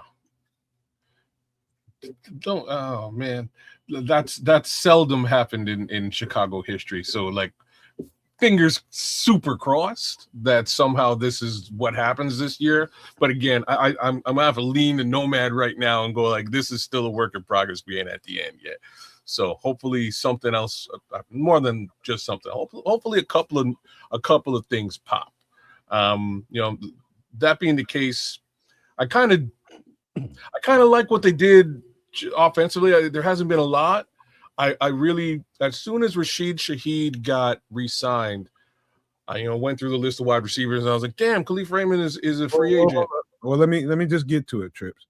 Kids, because you just led me there, and I got to lead that discussion. Okay. Here we go. I'm gonna tee it up right now. Let's go from the bottom, man. So we did, and I love the fact that out of all the guys that could have been moved, could have been this or that, they re-signed Elijah Hicks. And I'll tell you why. I always thought a lot of Elijah Hicks. For the longest time, especially in his first year or so, year or two, I think in year one was different than year two. I think he built up a little bit more, but it just wasn't enough. But I literally seen him in the preseason. I saw the licks he was taking, trying to tackle and fill the gaps of NFL running backs, NFL tight ends, big, huge, muscular guys all the time. And his body just wasn't built for it. But over the last couple of years, I've seen him get bigger, get stronger, and really that's really, really helped him. He was always quick. He was always fast. He was always twitchy, and he was always a playmaker. And I know that most people look at him as, okay, he's going to be a key piece for the special teams. No, I think he's gonna play a different role here this year. Because when you look at Dennis Allen's film, when he was in the Saints, all of Dennis Allen's DBs, his safeties look like Elijah Hicks. All of them. All of them. With the exception of maybe, I forget Marcus's last name, but one guy, he had a bigger safety out there. But Elijah Hicks has got the twitch. He's got the man-to-man capability. And that didn't happen. That wasn't that right away because he got drafted here, Trips, as a flukes guy who was mostly a zone defensive coordinator. He primarily focused on his own. So he was drafted for those purposes. So to the credit of Elijah Hicks in his second system since being in the NFL, he must have, mostly in practice, taken accustomed to being in man-to-man coverage and really impressing the coaches around him. Otherwise, he wouldn't be here. So there's a reason outside of special teams that Elijah Hicks is still on this team. I've always liked him. I've always thought he's had a ton of upside. I think we're about to find that out this year. Well, if you remember when Hicks was drafted, he's like that. He's amped. And we saw him get on the field and do work on special teams. And then near the end of the season there, he got in on a little bit of defense. And I'm sure he is back because they like his not only special teams ability, but, to compete for one of the a safety spot because of his versatility and, being able to cover as well as come down and make some tackles. But, between Hicks and Bryant, I believe are the only two safeties on the roster right now. So, that's going to be a higher draft pick and probably a UDFA to compete with Hicks for that those spots. Yeah, I've always liked Elijah Hicks. He does what he does well, especially on the special team side. In my opinion, fantastic backup safety case scenario. Right now, he's a starting safety given the depth chart. I find that bother you? No, well, it's something. Let me be real about this one. It's something I can live with, I think, because there's been evidence of him in this role. I've seen him start in this role, and like it wasn't terrible, if that's the Well, way that it has to be, I can live with Elijah Hicks as a starting he's safety. let me ask However, you. Well, let's flip that question, Nomad. Let's say we don't we address edge early in draft, so we miss out on a McNeil, Warren, and the Thieneman. And so by the time we get to the draft, we get a Kilgore or Bud Clark. Do you like Hicks over those two guys or any other safeties later? Put him in camp and let's see what happens. I would start those two, either one of those guys, or even AJ Halsey. I would start them all over Elijah Hicks and keep him in backup capacity. Again, well, you don't know what kind of NFL player they're going to be.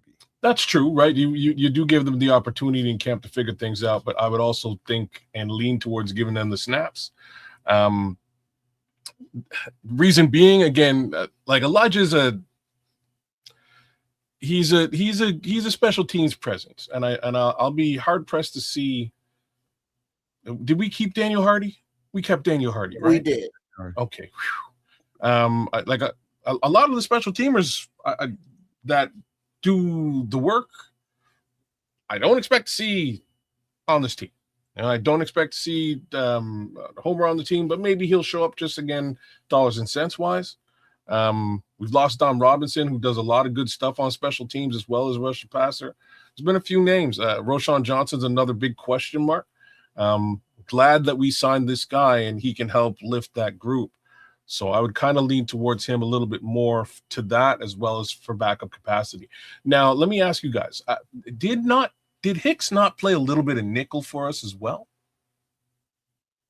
Yeah. I don't know how he was deployed positionally, because it was kind of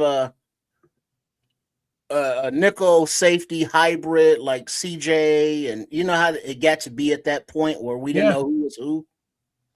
It was like a dime or something, and he was just kind of out there.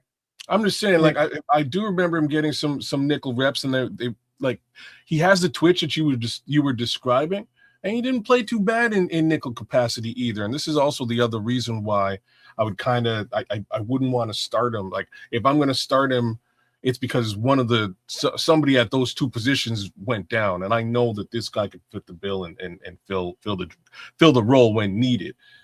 That's me, though. Well, I'm going to answer Derek Guy's question. He asked me, he says, do you think Tyreek can play safety, Nomad? I've always felt like Tyreek had a safety disposition. And what I mean by safety disposition, you got to be physical. Yeah. He's always had that. And he's always had the range to be able to run and cover space and cover ground. And he's got everything you want in a safety. The only question is, I think we want to see him on the field more, and I think we machinate him as a safety because we want to see him out there. And I don't know if they have I think we need him more at boundary corner this year now that Nashawn Wright's gone, and we just hoping that Terrell Smith comes back with some semblance of what he looked like before he got hurt. So right now, I would love to see. I think Tyreek would eat it up at safety, as a matter of fact. But right now, I do think his need is more on the edge, on the boundary corner side of things than the safety. Oh. But I do think he can play safety like an MF. Fully agree with that as far as Tariq Stevenson is concerned. Like I think we'd speculated during his first 2 years that they would likely move him over to safety, if only just to give Terrell Smith some play time. And if that's part of the plan, I'm a little bit less worried about the corner, the secondary. If they're actually planning to give Terrell Smith some run, and if he's coming back from that injury in good standing, I'm interested in that, because I think he's played extremely well when given the opportunity, and I think he deserves a little bit more opportunity to play. So, if that's why you lost out on a Nashawn Wright, so be it. Let's see what Terrell's got to say. I'll say this before we get off this Elijah Hicks conversation. I'm gonna give you a bold take, hot take time.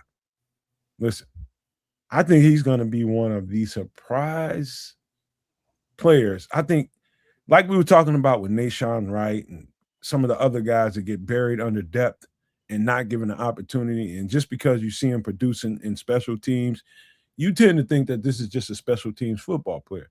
Elijah Hicks is like a lot of players in the NFL, talented as an MF, but just needs the opportunity with the right coach, in the right scheme, and the right fit for what he can bring to the table.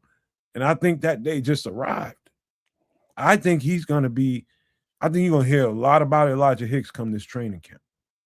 And like we were hearing about Nashawn Wright, hot take, telling you, Elijah Hicks is going to turn some heads this offseason. I'm telling you right now. I'm putting my name on that. Looking forward to it. All right. Let's get to the next guy. Let me start with Kentavious Street. Now, Kentavious Street is kind of a journeyman at this point, but let me give you a little background on Kentavious Street. I do believe he played at NC State. I believe it was NC State when Joe Tooney and Garrett Bradbury were there. I think he was there during that time on the other side of the ball. And he was primarily an edge rusher. But if you're looking at this dude like I'm looking at him on the screen, it took him quite some time and coaches quite some time to get edge rusher out of their heads. One, he's got kind of short arms, but I'm not that person that just hung up on arm length as an edge rusher. I'm just not that dude. But he clearly, to me, when I looked at him on his tape in college, looked like a D tackle to me that just was playing edge. This guy has steadily, slowly built himself into a defensive tackle. He tasted the 49ers. I think he's been, of course, to Atlanta. He's been with the Saints. So Dennis Allen has product knowledge of this kid. And what I can say about his attributes and what he's going to bring to the table and what I think Dennis Allen is really, really looking for.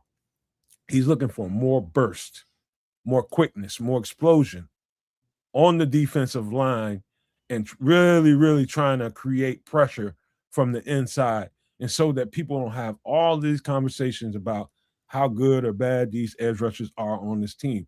Because if you're going to rush with 4, you need to have dudes on the inside like Kentavious Street, like Neville Gallimore, to be able to create that advantage for you. And he is definitely one of those guys like Neville Gallimore and can really get up the field. And so, yes, he's a journeyman. Yes, he's call him whatever you want to call him, just a camp by, whatever. But I'm just telling you, this guy's got some stuff to him that Dennis Allen is looking for. He's looking to transform that line from this big, heavy defensive line to more quickness, more bursts, guys at a certain size and weight. He's about 6'2", 6'3", probably about 310, maybe a little less than that, but that's what he's looking for. Dennis Allen's looking for more burst than size. So he's not looking for a space eater. He's looking for pop, get off, speed, quickness. And you look at either one of these guys, whether it be Kentavious Street or you look at Neville Gallimore on tape, that's the first thing he's going to jump off to you. Is how quick they get off the ball and how quick they get up the field on people.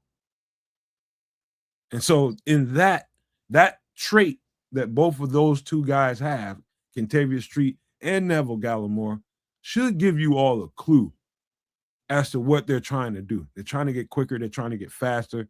And that just doesn't stop at the defensive front. They're trying to do it in the secondary. They're trying to do it at the linebacker range too. Right, kids? If you're trying to get faster and quicker, if you want to be an explosive defense and really dictate the terms of the offense, that's how you do it. Fair enough. What technique does he? He's a 3. He's a 3. Mm-hmm. Well, we definitely needed a 3 tech of some kind. I haven't had the chance to look at this particular player yet, so I'll have to take a minute and do so, and we'll see how that looks. But glad we at least have a bit of a 3 tech rotation now. We lost Chris Williams for sure, so there's that as well. I wouldn't really call Chris a 3 tech, but Look we at lost that. him nonetheless. Look at Levante. He runs a 4.8, 740. Okay, that tells you anything. that's not too bad. It's not They too have bad. they have put an emphasis on speed, quickness, more than size and girth. And I ain't gonna say we was the biggest, beefiest defensive line, but in fact, we wasn't that at all until like somewhere late at the last season of Fluce's regime when they brought. Of course, we had Big Bill, but when they brought Jonathan Ford on the team, we got a little bit beefier and a little bit more stout in the run defense. But that's the route that Fluce wanted to go. What Dennis Allen has done is come in here and work with the talent that we had, but now he's changing it out. And so that our depth and rotation is a little bit lighter and a little bit faster. So you see that same burst off the line, that same intensity from that defensive front as you would see from the first four on the field. So Kentavious Street is definitely not going to be a starter on this team, but he's going to be a nice rotation piece that's going to help increase the speed on the defensive line. AC Adams saying that Street paired well next to Grady in Atlanta, so that might also be a little bit of a of a bonus. Maybe put him together and Grady on a line. They have some history working together. That might work out well. Yeah, I was looking at that How We Are Bears. I love Mario Edwards. That was one of the. I think these guys probably remember me getting upset about the fact that why in the hell would you let Mario Edwards go? But Mario Edwards is an attitude guy, you know, and under that, when Fluce got here, along with Poles, they were looking for character guys, and I don't think he got along with those guys, and that was more of a reason for them to do. I think he probably had a better career down in Houston than he had here. He just got better. Mario Edwards became a monster down in Houston. Him and a couple other guys that I love their defensive line. Best defensive line in football, in my opinion. Well, yeah, that's and then where Don Rod went, Houston. Mm-hmm. He's gonna eat, and y'all gonna be mad. Well, no. I said it the other day. Because that line is so dominant as it stands, he's gonna be able to do the thing that he does well, and it's going to be effective. Again, there's a lot of pressure coming from the center of that of the Houston defensive line. A lot of pressure, right? So Don Rob's gonna have a great season. Again, I remember I was like, knock on wood. Like I will knock on wood and say that I won't be surprised at all. Well, I bring him up not only for that reference, but you know, looking at Kentavious here and knowing that he's a signing, and in the defensive line picks obviously are not the same scheme fits, but like Dominique Robinson, Javon Dexter, Zach Pickens, Travis Bell, Austin Booker, Shamar Turner. And that just, you know, it's like, all right, cool. But Street seems to be, you know, an upgrade over most of those guys, you know, as does Gallimore even, you know, and that's almost sight unseen. So, you know, if Dennis Allen and Coach Garrett, defensive line coach, you know, if these are the guys that they want, the disruptors, you know, the more lengthy and speedy than girthy, settle down, kids. You know, it's that's what we're gonna go with, and I'm good with it. I'm not doubting it, but you know, it's like it just doesn't seem like enough up front, you know, because what we've seen from the defensive line, whether it be the pass rush or run stopping, is just not enough. It just doesn't seem like, but you gotta let it play out. Gotta let it play out. Okay, I think this will definitely help the way you think in trips. Look at it this way. Look at it from a running back's perspective.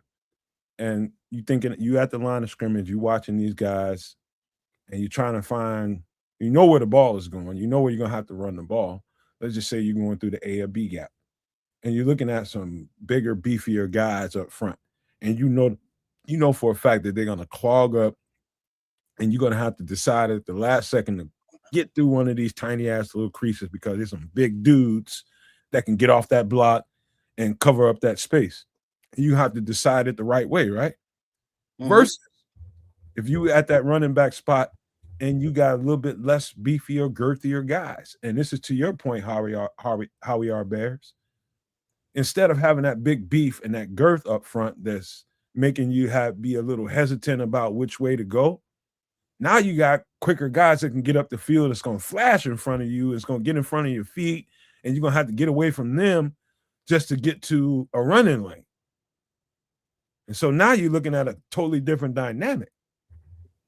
You're trying to figure out what hole to run into versus, oh, shit, let me avoid this cat that just busted up through the middle. Neville Gallimore is already at my feet. Kentavious Street's already at my feet because they're quick and fast versus this fat dude who's just clogging up the hole waiting for me to run through it. That's the dynamic difference you're looking at. And obviously, Dennis Allen wants a guy that's going to get through that mug and create some kind of diversion to the play, whether it be the quarterback or the running back, whoever is going to get this ball. Reverse, flash in there, and create a problem, create a diversion.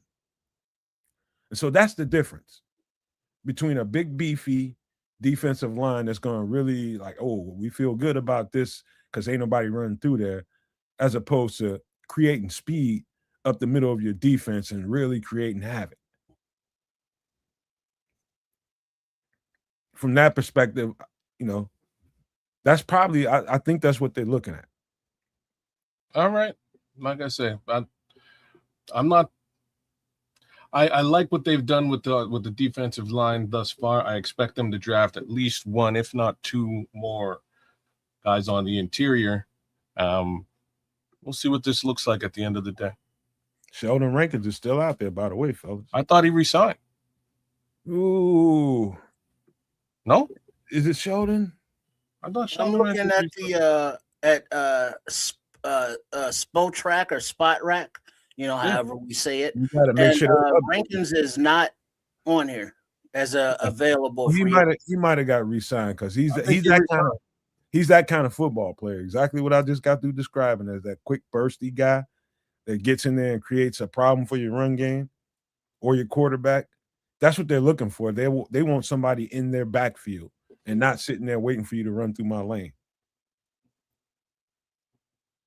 All right. That's what Kentavious Street brings to the table.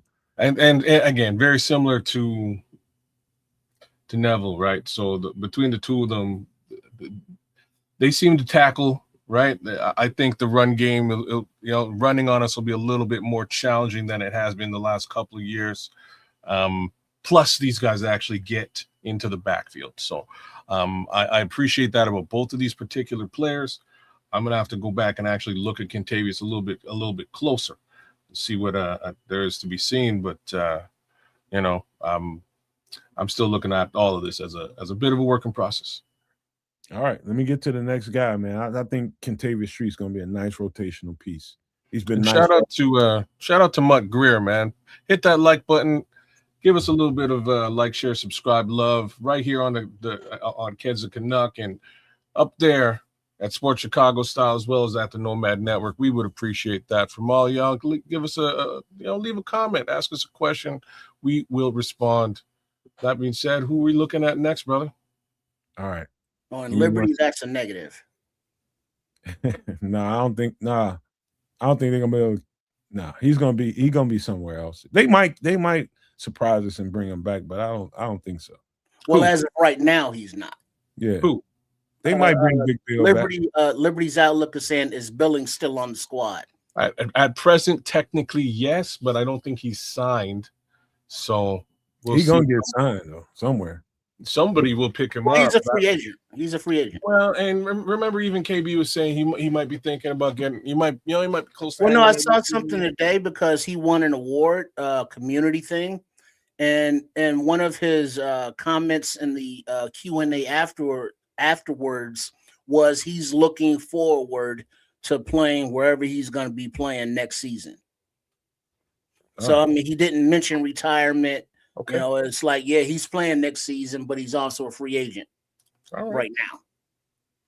Shout out to Big Bill, man. Hopefully he finds himself a home, whether that's Chicago or elsewhere. All right, let's get to the next guy. Yeah, how we stand. Rankins re-signed with Houston. Yeah, Kids, you and Trip probably can remember us having a conversation about like live doing a live broadcast about. I think we anticipated that the nickel position was pretty thick with Jalen Jones and Josh Blackwell being there, and we felt pretty solid when Kyler went down, and we gonna be good there. But it turned out that we were less than that, and we said it for weeks. Like, dog, whatever we do, we got to get a replacement and a backup for Kyler Gordon. And I think we just did that in Cam Lewis. I know we just did that in Cam Lewis. That's exactly what he is. He's a slot corner. About 5'9", about 185 pounds. He's a slot corner. It's what he does. Okay. Pretty much all he done while he was in Buffalo and done it well. But Cam Lewis, you looking at your backup to Kyler Gordon. You're looking at your insurance for Kyler Gordon right here in this football player right here. And so it was definitely a need. It was definitely a need. I saw the weakness in the defense when Kyler went down and they, cycled through a few guys. And it was obviously a juggle with Dennis Allen trying to, play around that and making things work around the guys that they were working with. But it was obviously a need to Dennis Allen, and they made sure they solidified the kind of guy that they're looking for. And Cam Lewis is him. Well, I can tell you this, kids. I'm looking forward to the season when Mr. Lewis makes a interception or a tackle or a sack, and I hear he's a special teams demon. So as soon as he makes a play, you know what the call is, kids. Cam. Oh, Cam. So he's a veteran presence. He is, experienced. He's good at what he does. And we've seen Spidey can be on and off the field at times. So having a good backup who can step right in and fill that role is nice to have. And he he's got that dog in him, right, Nomad? Yeah. And no, he wasn't always a starter. I think He started. He started a lot of games, but he wasn't like I think Taron Johnson or somebody might have been somebody else was the guy, but he ended up playing a whole lot of football because somebody got hurt. So I think you're bang on. So I think he was a starter in 2024, and then they drafted at the nickel position, and he lost the starting job in 2025. But he played a few games, man. He's got 373 snaps, 35 tackles in 2025, 62 tackles in 2024. These are decent stats to me. And we definitely, we still got Blackwell too. So that, in my opinion, this is more of a CJ Gardner-Johnson upgrade at the backup nickel position than anything else. He may have value elsewhere, but I like to know that we've got a guy right there who can handle what we need to be handled at the nickel position. In case Kyler goes down, we are really lost without some serious help at that position until CJ showed up. So again, I'm excited about this one. To me, this looks like a quality selection, a quality depth piece to bring in. And Levante, I believe Blackwell's still on the squad. I think he's still under contract.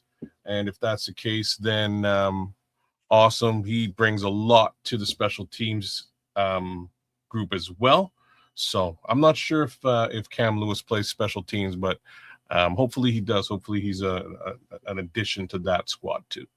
There was trips. I want to say this, and I think y'all would agree.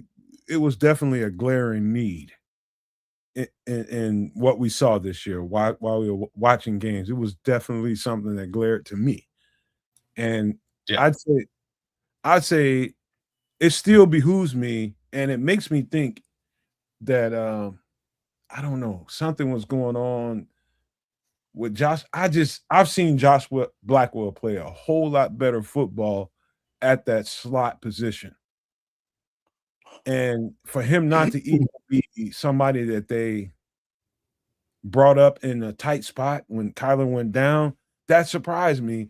And I'm still curious about why that was, man. Maybe something was how he just wasn't practicing well. I don't know. But whatever it was clear. I think they just like Nick McLeod better, right? I think that's Nick McLeod, he definitely played better at slot than he played at safety. Not at safety, but at boundary corner. At boundary corner. He was at boundary corner. He sucked. Yeah. He was ass.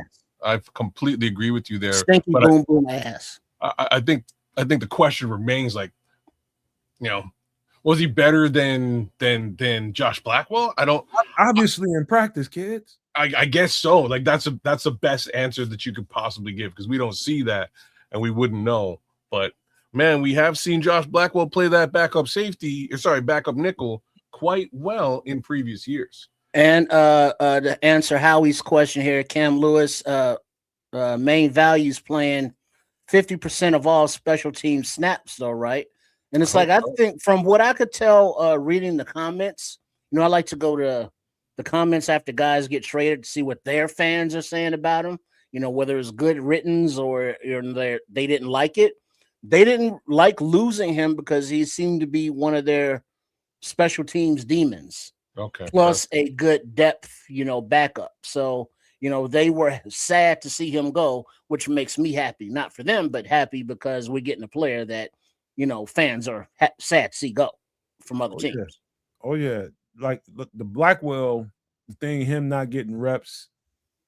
I'm telling you guys, I think because we watch games and we don't get to watch practices, I think there's a lot of in between there. It's a lot of stuff in between the practices and games that we don't know and could be the answer to all of our questions. I think Levante answered our question, actually. I think he might have been hurt. Could have been that too. You know what I'm saying? I think Josh Blackwell was hurt during the early period of the season. But that still wouldn't answer why they went out and got another slot corner. And to pay him that to come in here and back up Kyler doesn't really answer that question. Well, if both of your corners are hurt, I think if I remember correctly, I think they were both hurt early into the season, so that kind of left them no choice but to go find a third. Playing slot corner is a physical, thankless job, and I don't even know why they call them slot corners. You're a slot linebacker that has to run and chase receivers. That's fair. Because you're doing more tackling than you're doing anything. Yeah, and you might be sent out on a blitz too. I mean, rush a passer. The advantage to it is that you get to play around the ball in the line of scrimmage, and you get more opportunities to make a play on the ball, which in turn gives you more opportunity to make splash plays, which in turn is going to make you more money. It's going to create the stats that everybody likes. Oh, he's got this many interceptions. He's got this many this, that, sacks, and all the stuff that helps people get money. When it comes to contracts, there's advantages to it financially, but the physical advantages are not. There are no physical advantages. It hurts. Mm-hmm. It effing hurts. Take it from a mother that no. I ain't trying to hit Leonard Fournette in his goddamn legs, but I got to. Yeah, that's a tough one. I ain't trying to hit Ricky Williams, his big, thick ass thighs, but I got to. Business decisions, man. Yeah. It's a thankless job until you get the stats that give you the money, financial benefits in the offseason. This ain't no good contract for Cam Lewis, but he's going to play it. No, it ain't. He's making about as much money as Case Keenum. I just took a quick peek, and I'm happy for that. I'm glad he's here in a palatable role as far as the cap is concerned. Upside is I have a feeling he'll be able to play those more twitchy slot receivers more tightly than a certain Mr. Johnson. Shout out to you though, Mr. Johnson. I think you were awesome last year. But this is a guy. Let me get into his traits, man. So let's just say, yeah, he's a lot more consistently what we liked about Josh Blackwell. You see it game in and game out with this cat. Sticky in coverage, heady, willing tackler. He'll hit you. And he's only like 185 pounds, and that don't feel good, but he's willing to sacrifice his body to make a play. He's a ball hawk, and one of the things he's real good at is punching that ball out. And so that's probably one of the things that Dennis Allen and Ben Johnson and Poles was sitting around looking at. Like he knows right when to go in there and dig that ball out. That's one of the things they prioritize. I'm sure it was a bevy of 6 or 7 guys, 8 guys they might have had on the board to go target for this offseason and get a backup corner to Kyler. But this guy's ability to make plays on the ball and turn that ball over is definitely a highlight when you watch him. He gets that when he sees those opportunities, he'll set you up, take that ball away from you. Make you feel like you're about to get away from him. He'll slow down, let you get away from him, and then come right from behind you and rip that ball out. And that's money for any NFL team. You get another opportunity to go score the ball. So he's got a lot of value. You won't really take a step back if Kyler comes off the field, and you feel real secure with this football player because he brings a lot of what Kyler brings to the table. Maybe not as much of that athleticism as Kyler brings, but that's okay. That's okay. This guy's going to be a solid piece in your defense, and when he has to come off the field for whatever reason, he's tired, got an ankle, whatever, you ain't going to feel like you're taking a step back when you put Cam Lewis on the field. He proved that in Buffalo. Yeah. Good. Like it. Good depth signing. Where are we going next? I like what Saren is saying. It's like he'll be in dime packages with 3 safeties.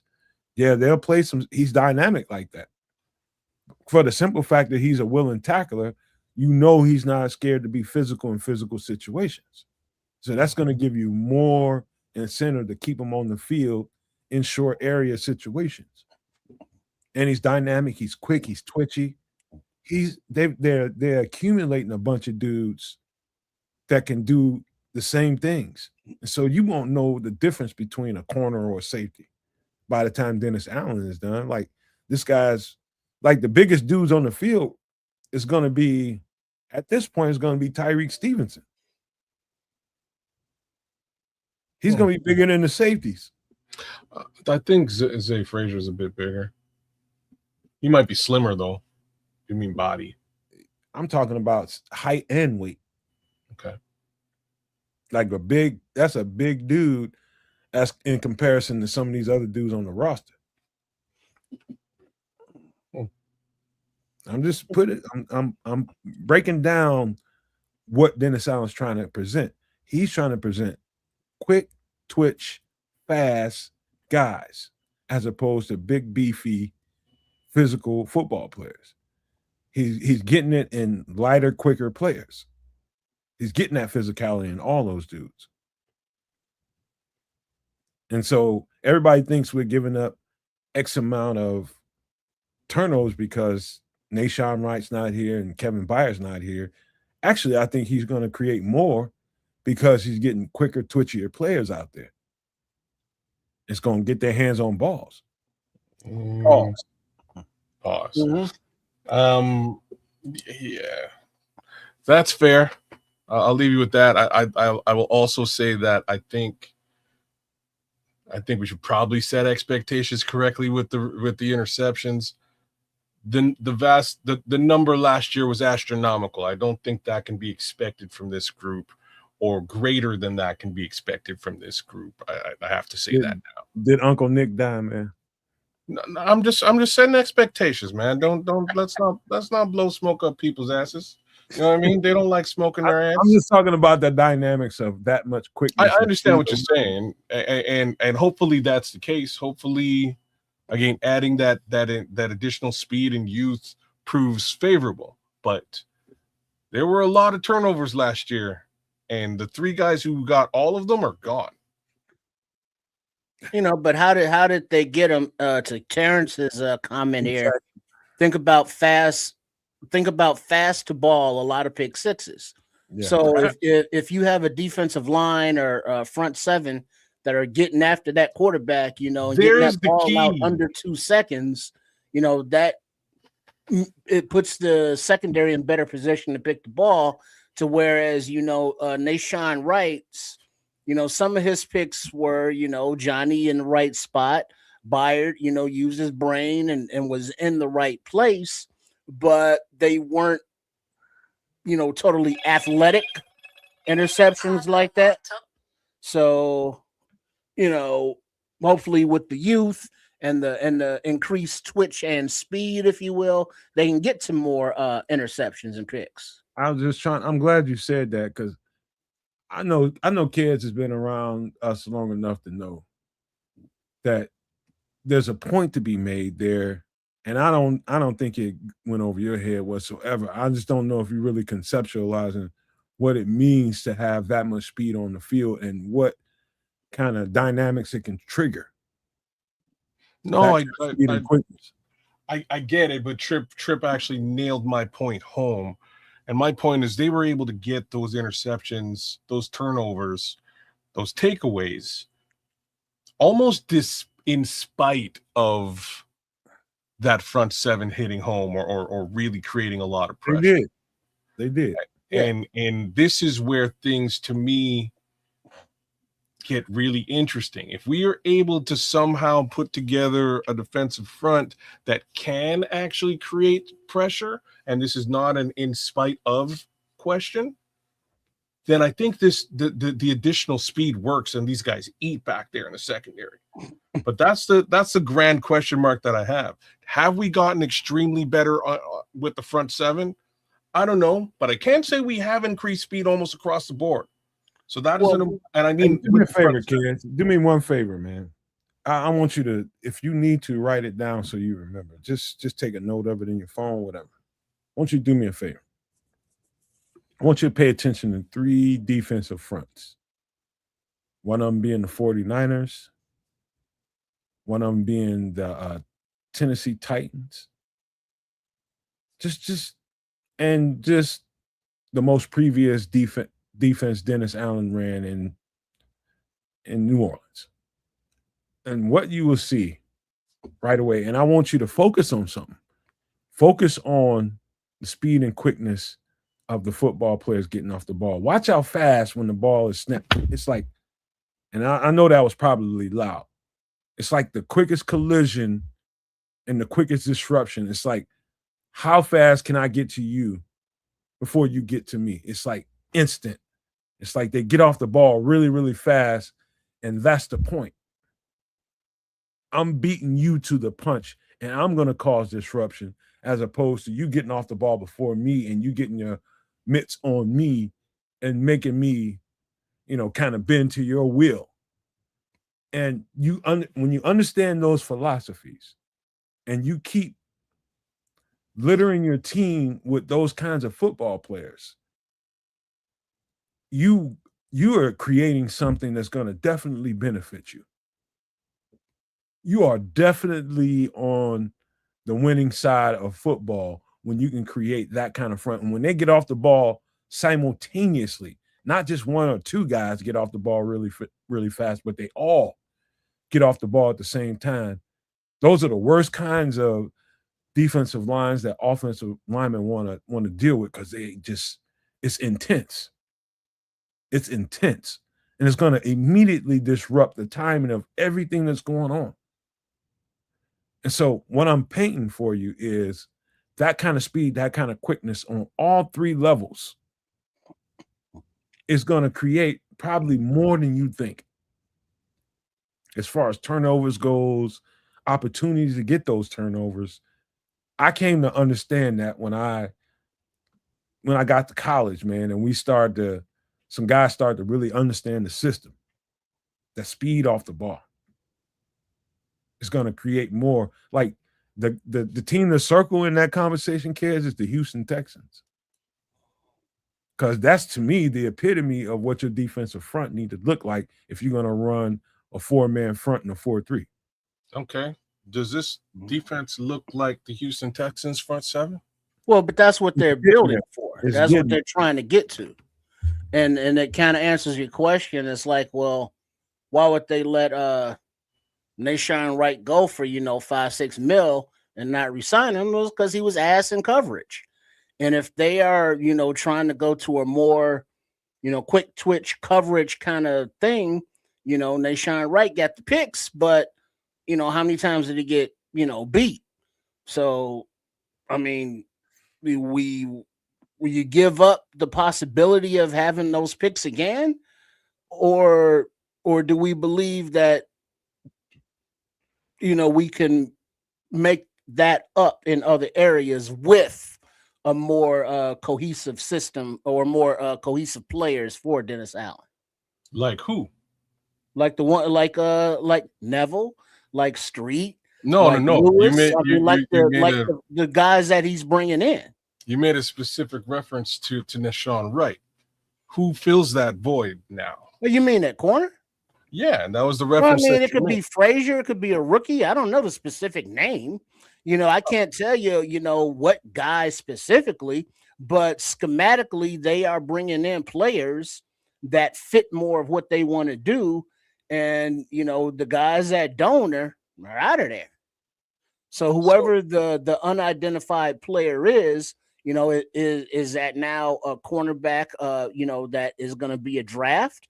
Or are they counting on, Zay Frazier to step up and do that and then get another young cornerback in the draft to, develop? So your answer is Zay Frazier.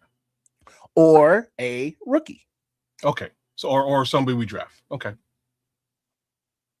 They're getting. I'm just asking the realest questions, right? Because they haven't technically backfilled that position, right? So the backfill is either already on the team or we draft him, right? So either Zay, Terrell, or potentially Tariq back in his original role.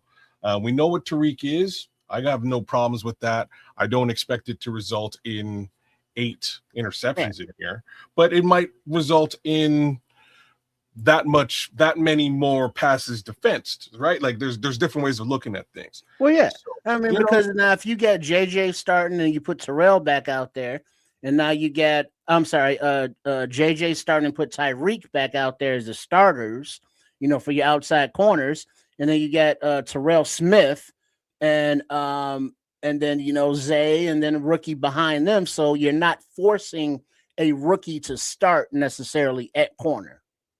So as I was last year, and it proved to be questionable, throughout the season.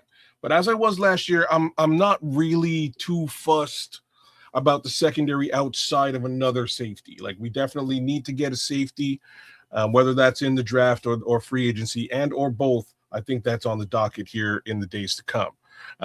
As far as the corner position, I think we're okay. I do like the assets that we have today, including Zay Frazier. Even though I haven't seen him on the field, he has very similar measurables actually as to what we lost in Nashawn Wright. And Nashawn Wright's measurables came to play much more so than his coverage ability. Right, that 6'3" frame was allowed him to get back it allowed him to play the ball after getting burnt. It's probably the best way to put it, and it worked out for him quite a bit and turned into interceptions. But if we're to look at that front seven again,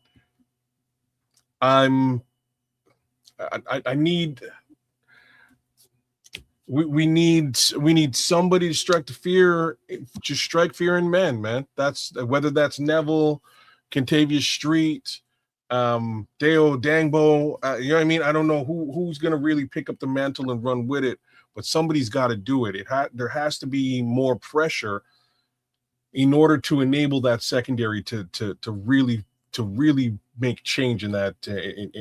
When the ball's in the air. All right, and again, I think this is the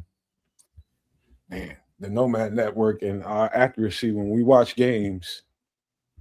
And, the unit we have over here, we can dial up some stuff. I'll just tell you that, and to be able to notice that they've got a problem at slot corner without Kyler Gordon and be accurate about that into the offseason, and this be one of their first few moves of the offseason, it's less gratifying if you're not an egomaniac, and I don't think we have egomaniacs over here.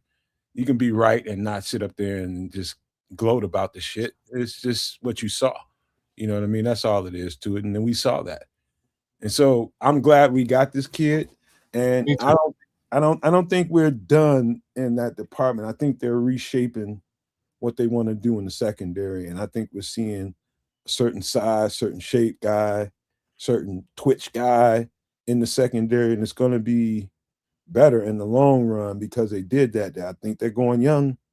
That's just where my head is right now. And we can debate that as we move forward. But we got other guys to talk about. And I think you guys are going to have a bunch to talk about here. Now,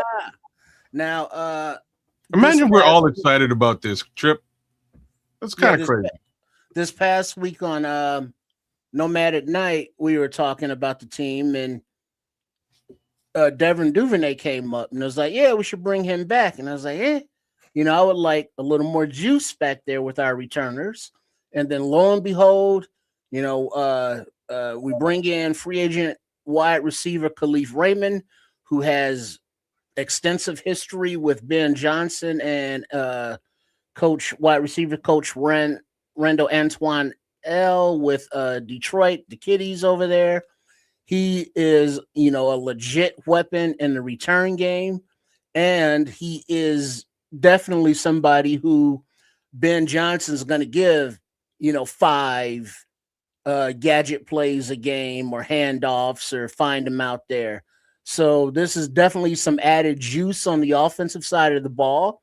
He is in no way a DJ Moore replacement kind of guy, but he is a weapon that, Ben Johnson will utilize, as well as Richard Hightower will now have, another weapon back there. He's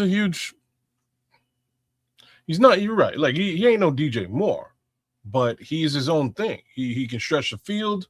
We definitely need a wide receiver who can stretch the field. That adds that speed component. Special teams, return game, fantastic. I'm sure all y'all familiar with Kalif Raymond. He's done some strange danger to us on a few occasions against the Detroit Lions. I have to say, he was sort of a little bit of, you go into a game like that and you're worried about Amon-Ra St. Brown. You're worried about their tight end. Those are two real areas that you're worried about both of those guys in a big way. And somehow Ben Johnson would know how to sort of layer in Kalif Raymond and get some real business done with this particular player. So I only expect to see much more of that here on the Chicago side. And Chicago looks, smells, and feels very similarly, except we've got both Rome Odunze and Luther Burden that you got to be worried about, as well as Colston Loveland. Then again, here comes Kalif Raymond, right? So I think things will look really interesting with this particular player. It'll add a bit of a different dynamic to what we do. I'd say a lot like what Olamide Zaccheaus brings to the table, but maybe a little bit more. And this guy generally actually catches the football. Oops, sorry, Ozzy. I would say this, man. Wow. When you start thinking about younger, faster, it's the guy you're looking at. He played his first 5 seasons in the NFL. He's still young. Just to be crystal clear with you guys, he's still young. He's still got a lot of juice left in him. Lots. And you talking about getting younger, faster, that applies to both sides of the ball. That applies to if that's not, if what we've said so far in these breakdowns is not, something's got to be attaching to you. Something's got to be attaching to you. If younger, faster, it's not an emphasis of what we're talking about tonight, you ain't listening, or you just got here. One of the two. That seems to me to be the common denominator. Would you guys agree with that or disagree? No, this is exactly what this is. And wait till we get to a couple other players. And I think that this conversation will just continue down the same road. Yeah, definitely younger, definitely faster, almost across the board. 31 is not young, but he's fast. 5 years, man. 5 years. You ain't old. He hasn't been a starter, getting regular game reps like that. It's about football years. You know what I mean? 5 years ain't that much time. And special teams and a few plays here and there. That's low tread on the tires, if you will. Man. Yeah, that is also very true. So yeah, definitely a whole lot of speed to be had here with this particular player. And I think I would sacrifice a little bit of that youth for flat out experience within the system and with the coach and offensive coordinator. I think that's worth its weight in gold. So you got a guy coming in here that already knows what Ben Johnson wants him to do. Mm-hmm. Hey, you remember a couple years ago when Caleb first got here and everybody's talking about who we should bring around him, and people was talking about Ben Johnson. And, it was kind of loud. It was a possibility that he could, end up being here, right? A couple years ago, would y'all agree? Yeah, it was 2 years. Okay. That's when I started to have to watch the tape of what he can bring to the table offensively. I started to have to watch this stuff. And, it's fun watching the Detroit Lions offense, man, to be honest with you, as opposed to a lot of other stuff that I have to watch and be bored to death with. It was absolutely a ball watching these guys play football. And I'm saying this as a Chicago Bears fan. It was fun watching Ben Johnson's offense in Detroit. And what I learned from that was how dynamic Ben Johnson is at being simple. Being very, very simple. Teaching his quarterbacks to be really dynamic from under the center.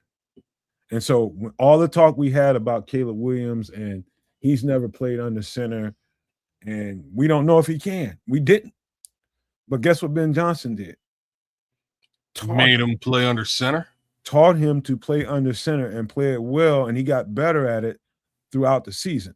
And what came of that under center and being a run-heavy offense and making people have to respect your running game is guys like Kalif Raymond. Guys like Kalif Raymond being a multiplier in the reverse game, in the slot area. I don't want you guys to think he's just some gadget guy and just going to be in there on reverses and doing things on returns and no. He's a viable slot receiver. Yeah. Especially knowing what Ben Johnson wants. He knows exactly what Ben Johnson's trying to do to manipulate a defense. He knows exactly what to do. So Kalif Raymond is worth his weight in gold right now. It's not that I didn't like Devin Duvernay. I love Devin Duvernay. But he didn't know what Kalif Raymond knows. I just have to layer on that Kalif Raymond is just flat out a better quote-unquote wide receiver, in my opinion, than Devin Duvernay is. Like Devin Duvernay is fantastic as a special teams piece, and the same can be said about Kalif Raymond. But as a wide receiver, especially as a wide receiver on a team being coached by Ben Johnson, like the kid's good. Like I can't stress that enough, because again, there were 2 games where we lined up real nice against the Detroit Lions under Flus. And it's a jazz hour. With the way that things lined up, he was sort of the odd man out. And being that odd man out, we decided, we'll kind of let Kalif Raymond run free a little bit, and he did, and they just started to target him and really took advantage of that as a fact. So I expect similar things to happen with him here in Chicago. Just imagine this. Think about it this way. You got 2 strong, viable tight ends that can kind of tear you up in the middle of the field, and you have to pay attention to all of them. Remember, there's only 11 guys on the defense, man. There's only 11 guys, and it almost seems unfair when you got every person, whether it's the quarterback, whether it's the running back or 2, whether it's both the tight ends or 3 tight ends, whether it's a receiver or 2 or 3, all of them be a factor in the equation. So you have to account for every one of those moving pieces. The stress that puts on the defense and what Kalif Raymond can bring to the table in those jet sweeps and those motions, in those, what he does out of the slot and just being a regular receiver, he's going to open up space in the defense because of Ben Johnson that he probably shouldn't, because everybody's a live factor. You putting them around Luther Burden, you put them around Colston Loveland, you putting them around Cole Kmet, you're putting them around what's his name? I'm having a brain fart right now. 15. You're putting them around guys that you have to account for, and a running back, and Caleb Williams. That's gonna Rome Odunze. Thank you. That's the middle of the defense is gonna definitely be vulnerable.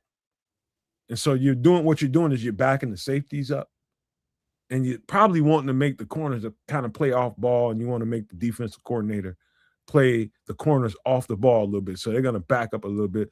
And so the middle of the field is wide open. That's just ripe for moving the ball down the field in the intermediary routes. And so the tactical stuff that comes when you put a guy like this in the mix, along with the weapons that you already have established, is bomb threat stuff. I'm being honest with you. I know I'm going to miss DJ Moore, but they haven't really addressed everything yet, and it's still an incomplete puzzle. They will address that. Draft. Kalif Raymond's not DJ Moore, but he's going to do some stuff for this offense. And so I'm just telling you guys, I'm loving the picture and the portrait they're putting together, man. So far from what I can see, I'm loving it. Kalif Raymond's going to be a extreme multiplier in this thing, like Colston Loveland was out of the tight end spot. Don't Uncle Nick ain't dead, kids. Man, sometimes you go deep with it. I'm not going far. It's deep, but it ain't far. All right, where are we going next? Wait a minute. Any closing thoughts about Kalif Raymond? No, I'm covered everything. Let's keep moving then. Let's get to the last guy that we got. This is Jedric Wills. Jedric Wills. That's the proper way to say his name. But wow, what a story. Wow, what a story. And I wish that all NFL players that have had injury concerns early in their career or later in their career, I don't care how long it's been in your career, I wish every NFL player in the world takes Jedric Wills' stance on the game. He got hurt somewhere around 2023, and it wasn't really getting no better. He got hurt again in the same place. And here's the thing, kids and trips. The money is so alluring that will keep a football player from doing things in his best interest because the money and the checks are so good. Jedric Wills did a thing that I hope most NFL players start to do. He took a year off football to heal his body. This was a number 10 pick in the first round of the NFL draft in I think it's 2020. Yeah, 2020, somewhere around there. Top 10 pick, yeah. I remember him at Alabama. He was, I think, the right tackle for Tua in that championship run. This guy is everything you liked about Tevin, everything you liked about, what's the big boy's name in San Francisco that everybody wants as a free agent? Trent Williams. Everything you like about both of those guys. Nasty. Absolute alpha is in Jedric Wills. And you just got a guy in free agency. And I'm going to say this. It's not that this is the only place that he had. He was in Detroit yesterday. He was there yesterday and signed with us today. So I'm going to give a special shout out to the Bears brass, because obviously, he is picking up what they putting down, and what they're doing as a organization is really good. Because he did not have to come to Chicago. He knew it was just going to be an opportunity for a 1-year stop, but I want to prove myself. He knew it. Now, this could be something long term, but they're giving him a year to prove that it can be long term. But this is a bully at left tackle. And this is also how you can accelerate the growth of a team, because you look at other teams and it's like they have offensive linemen and like 5 out of 5 were number 1 picks. And it's like, well, how the hell did they do that? Well, some were actually picked, others through trades, and others through free agency. And this is one of those free agency pickups on a legit prove it year for a guy who has the talent to come in and tell Canadian Eagle Theo, who can come in and tell Braxton Jones and Karan Amagaji all to sit the hell down. Because, I'm taking this spot till Ozzie gets back, and Wills, has the talent level to make Ozzie go like, okay, I see you. So the long-term aspect comes in if he is able to, show and prove on the field, come back healthy, and still get that dog in him. Now we know how the left tackle market is. Being here, maybe we get an inside track, or if he, has put in the work, which I'm sure he has, he's trying to get back on that trajectory to make, 20 mil a year, 25 mil a year, or whatever the price is. So he's highly motivated, and he has a deeper background resume than anybody we have right now, for the left tackle position. So this is one of those free agency pickups that can benefit your team on a very low key way, but a very good astute signing by Ryan Poles, and let Dan Rochard get his hands on him. And he has the athletic ability that Ben Johnson likes. So yeah, this is a good signing, a good upside with possibilities. I like it, kids. I love it. Before you go, can I butter this up just a little bit? And this is going to give it's going to give you a better perspective for Braxton Jones. Damn I believe this puts Braxton Jones in a position to play swing for the first time in his career. And it's not uncommon for somebody to be paid that much money as a swing tackle at all. It's not. They're going to give Jedric Wills every opportunity to man that left tackle role and be comfortable with keeping Braxton Jones as your swing tackle. So when you start hearing Braxton Jones is taking reps at right tackle, just understand the perspective we just put it in over here on the network. That's what I think they're trying to set up.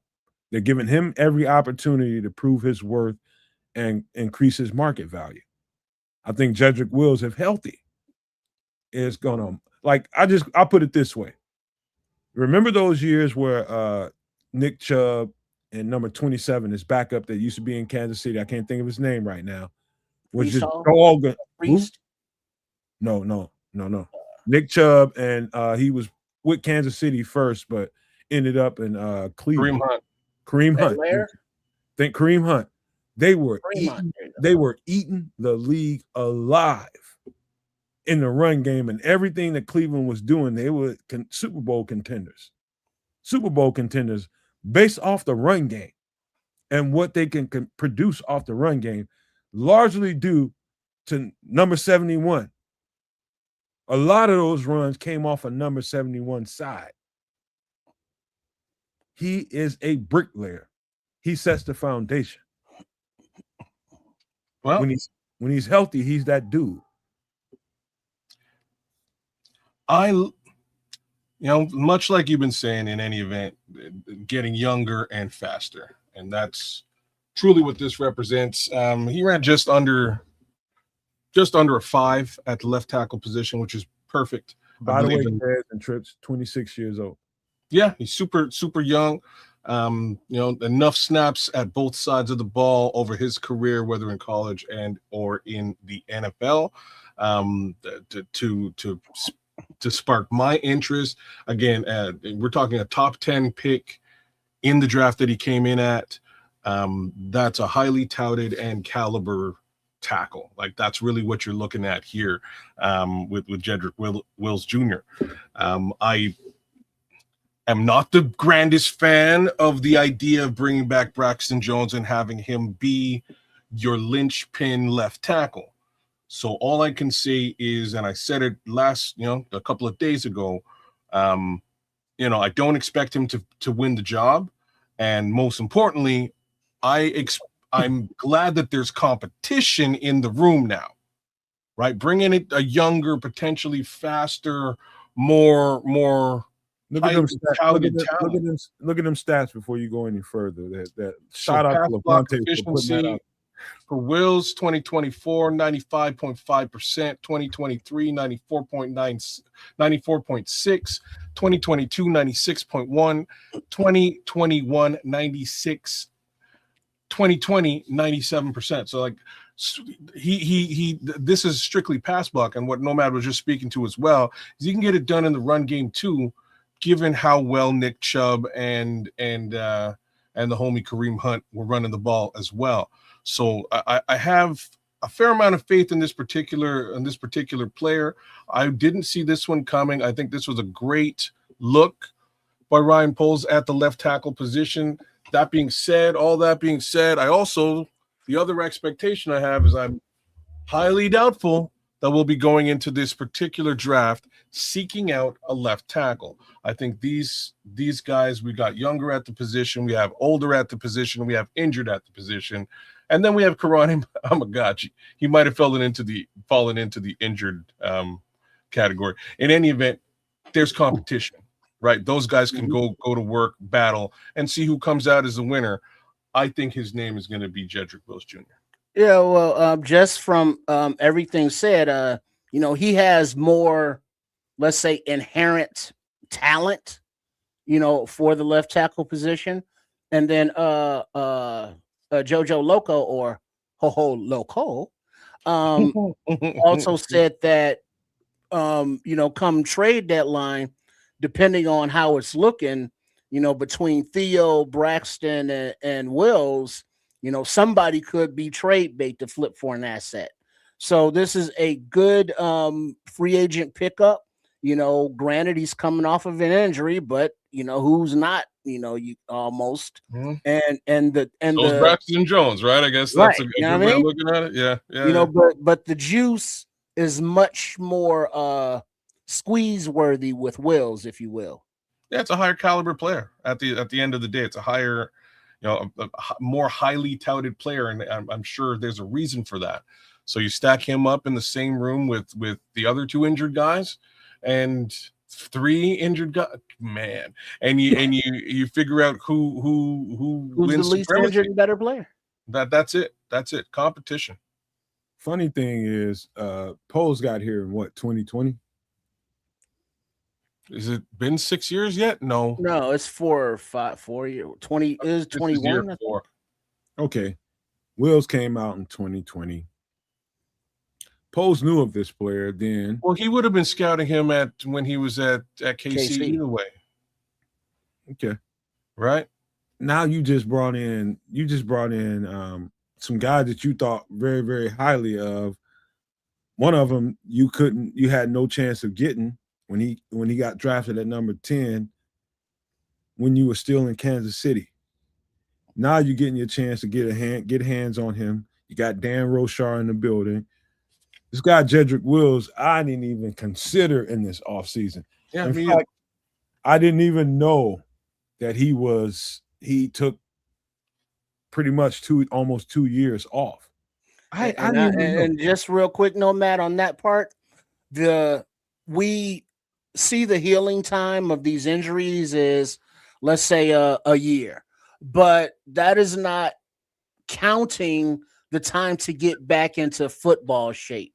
A lot of these players come back in a year, but they ain't right until year 2. That's why you commend Wills being saying, "Hey, let me step away, let me get my shit together, if you will, and then let me come back strong and in shape and ready to compete, and not being rushed back into it."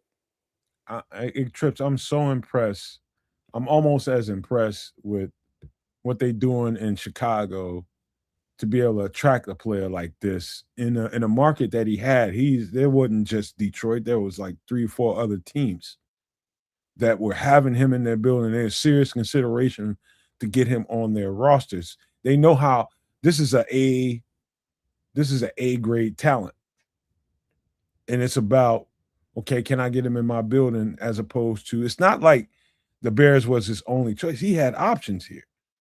I'm just trying to give credit to the Bears organization because, we've SHIT'd on the Bears for quite some time, but somehow the brass in that building is getting the damn job done, and slowly for a lot of people, but getting it done nevertheless. But I'm just so impressed by the fact that he's versatile. He can go to the right side too, just for the record. He played a bunch of right in college. Right. Yeah.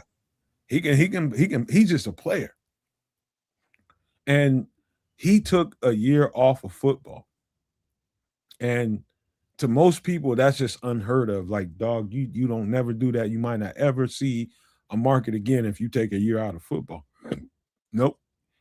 He shot all that down. He shot it all down. And I'm just glad he chose Chicago, and that the Bears have the kind of organization up there in Hallis Hall that can get this thing done. So credit to them, man. Credit to them. Yeah, we're gonna have to watch some film. You watch any Jedric Wills film? Of course I did. Okay. You think I would come to this show talking all this shit and didn't watch film? I'm just asking you a question because I'm watching some film now. Maybe it's like a low lights film, but so anytime you're watching film, you got to keep the film in perspective. When is that game being played? Who is he playing with? And all that kind of stuff. Who's he playing against? There's all kinds of factors. It could be the next guy up. And was he injured at the time? Yeah, all kinds of things, man. You gotta, when you're watching film, it ain't just, oh, you fucked up here or you fucked up there. No, dog, it's things to it. Sure. Like, the reason why he ended up losing almost 2 seasons is because he got hurt. His knee got hurt, but the team was on the surge. I listened to him tell the story. And so not only do I look at the tape, I just look at what they're talking about and what coaches are saying about him, what teammates are saying about him, all that stuff. I don't just stop at what I'm looking at on film. I go that far. And what I know is when he did get hurt, he nicked his knee up pretty bad, but that team was pushing towards making a run for the Super Bowl. So he just wanted to finish the drive because they were on a drive, and he pushed himself a little too far and he messed his knee up even further. And so what happened was when the game was over and the adrenaline settled down, he got home, the knee swole up on him and he couldn't bend it. And that's when he knew he had a problem. And so he went in and got the treatment, went and did what the coaches, and not the coaches, but the training staff told him to do. And they gave him every other option, and he had to choose surgery. And that surgery caused him to take a year off. So he had surgery in 2024, you're saying? Somewhere around 2025 basically off. Like there's a laundry, like it's, look, these big boys play a very physical position and there may be injury, right? Like I just have to put that out there. It's a lot of injury at that particular spot. I guess with this slight exception of Theo Benedict, he's like the one guy who hasn't been injured, at least not this season. But Jedric's gone through a lot. He's gone through a fair amount of injuries in his career. And True Pilgrim is laying it down there in the chat in the same respect. So hopefully this year of rest and reclamation goes a long way for this particular player. I'm pulling for him because, again, I think he has the caliber to do it.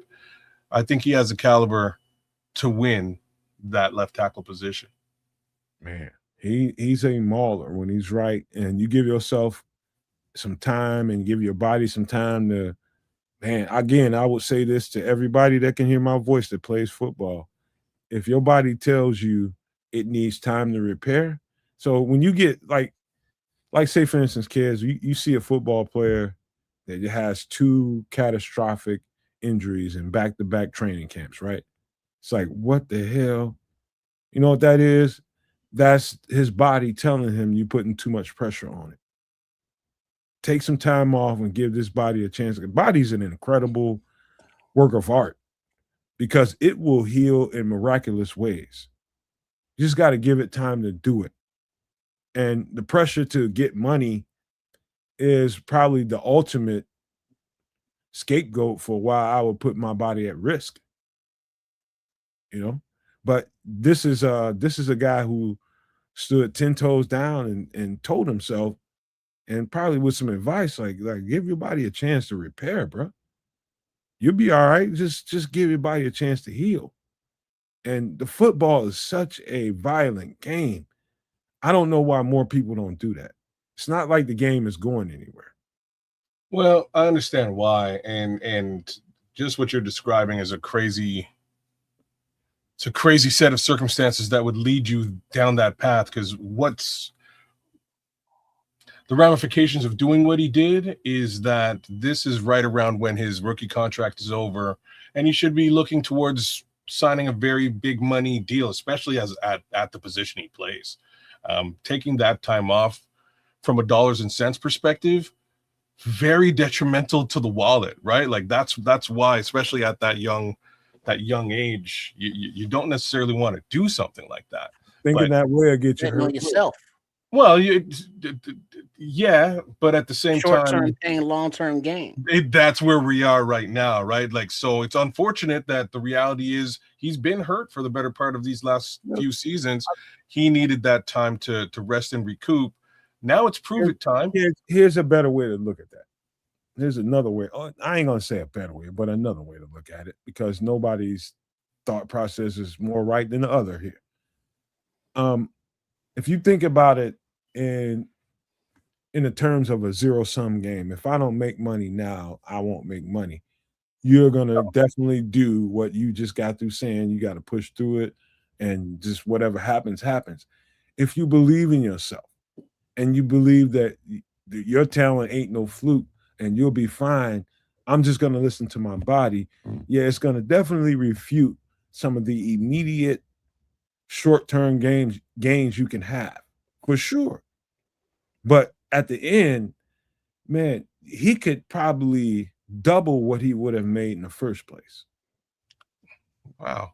Like, you're doing so well, and then you went over the top. I don't know if he's gonna double anything. I think he has the opportunity to again prove it, take the job, grab the brass ring, and do very well for himself. Like, all of those things are definitely possible. I don't know if he's gonna make more money now than he could have. You know, I'm not saying out. Like, that's I'm talking about in the next couple of years or so. I think he'll do well. Again, if he takes this job and he's able to stay healthy, I think the opportunity for him right away, year 2, is to potentially vie for the starting job again against Ozzy Trapillo, and in doing so, vie for a long-term big money contract, whether that's with Chicago or with another team. So this all works very well for Jedric Wills. All he has to do is kick ass and stay healthy. What if you can average for the next 7 to 10 years, $10-12 million a year? Well, that's good and great. I'm just saying he's a top 10. What if he could though? No, I'm saying that's good. I'm saying he's a top. He was selected number 10 in the NFL draft. A number 10 tackle, if he lives up to his promise, could command $80 million a la Tyler Linderbaum. You know what I mean? A la, you know what I mean? Like, look at the left tackle's salary that started as a top 10 pick and actually succeeded. Like, those guys get paid for the blind side. They do. It's well known. It's a reason why they don't want to do what you suggest all the time, and that's move Braxton from right to left. You move him to the left, you're paying him, strangely, a lot more money on that left-hand side. So it's like he stood out to really make a lot of money in that role, and he decided to take care of himself. I respect that. Because you look at what was the former Packer left tackle Sean Slater. You know, he's still on the market, but he's estimated asking 20 mil. Yeah. So if Wills can prove it this year, he's gonna want something along those lines. I'm sure. Look at Larry Borum. Right, Larry Borum. How much he got paid, but sure. I think he got paid about 19 per year, which is crazy talk. Wait, Larry Borum got 19? I think so, man. He's making more money than Tevin. I think he's making about 19, and it's a similar story minus all the injury. Oh, well, Larry just wasn't very good here. He left. If Bourne's making 19, Will's gonna want 30. I'm just saying he left, and he played very well for the teams that he played for. He really stepped up and answered the call when needed. Great. That'll put you in a position to really make good money at that position. But that's the position we're talking about. If he can come out of all this and still command a $20 million salary, wow, well done. And that's hopefully what winds up happening to a Jedric Wills. So I like this one. Like, this particular signing was low key, under the radar, didn't see it coming, but I think it's actually a really good quality answer, because I didn't want them, I really didn't want them to go back into the draft and draft another one, so we have a conflict within the ranks. I want this to be Ozzy's job. And if it doesn't turn out to be Ozzy's job, hopefully it's because the guy who stepped into up to the plate is actually potentially a better talent and can actually hold down the fort in similar capacity at low wallet share money, which is really the important factor here. So I liked it. I like the way they are addressing the position, because knowing that they spent a second round pick on Ozzy, they want him to give every opportunity to have that, cash in to pay for itself. Yeah. But if, there's an issue and Ozzy has trouble coming back, and Wills, plays good and, prices himself into a 30, mil, or, prices himself away or whatever. I took a peek at the 2027 left tackle draft class, and it seems to be hella deeper with a hell of a lot more talent. So, you can get quality rookie at left tackle next draft class if necessary. But, Wills and Amagaji and Theo and Braxton, all have the opportunity to make a name. So we should be okay. Left tackle still a big unknown, but it's been addressed, I think, the best way they can with the resources they have. And I'll say this just to close this out, because we got to keep it moving. Man, Jedric Wills Jr. is his real full name, has got some of the strongest intangibles. I'm talking about demeanor, disposition, pure talent, and just physical talent that got you drafted at the number 10 spot in that draft in 2020. The intangibles are incredible. Incredible. And you fool around and give yourself a year off of football to get all of that stuff right. What we might be looking at here, and I'm gonna leave it here, is the potential for somebody to really, really, really blossom, and us not having a choice but to bring him back. And if they have some chemistry along that offensive line, he's got chemistry next to Tooney, and the whole thing works out. this could be a magnificent signing. I agree. But I got one question for you, kids. If you put Jedric Wills, Jonah Jackson, and Darnell Wright in a lineup, would you be able to tell them apart? Hey, I think because I'm light skin literate. I would be. he got light skinned kids. He know what it is. I'm light skin literate, bro. It's like the Spider-Man meme though. All three of them in a room. Who's who? I don't know. It's Spider-Man. Hey, you know what? He's got one hell of a story. It's deeper than what we're saying here, man. But just for football references, man, he's tough, man. And I would just say that that's part of the intangibles that he brings to the table, is he's freaking tough. Yeah. And physical. It looks like he might be at this point a little bit pissed off too, which always bodes well at that particular position. So here's to hoping he's an angry player. Does it surprise you that he's wearing number 71? What do you think he's wearing 71? I don't know. I don't get the reference. There's a number 71 that's dominant as all shit, that's built just like him. Who? Trent Williams. Oh, okay. So just like I think Deion Sanders is the best athlete that ever lived, and he happened to be a cornerback, and I was a cornerback, and so that's the guy that I patterned myself after. I wore too, and so this is what I'm talking about. The numbers tell a story too. He's Trent Williams, and that's who he patterns himself after. He's starting to sound like my dominant football player, and that's what the Chicago Bears want to be, especially Ben Johnson. He wants physically dominant football players that can really execute and force their will on the next man in front of them. And they just got that in Jedric Wills. And I'm not even going to say nothing else about health. Just knocked on wood. This shit's finna ball out. Just going to put it out. All right, y'all done with this? Because we got to keep it moving, man. We got. Yeah, I'm good with Jedric Wills and the rest of these guys. I think there's a question in the chat, and I think it's a question for all of us. But I'm gonna pose the question, and I think we should readdress it after the draft.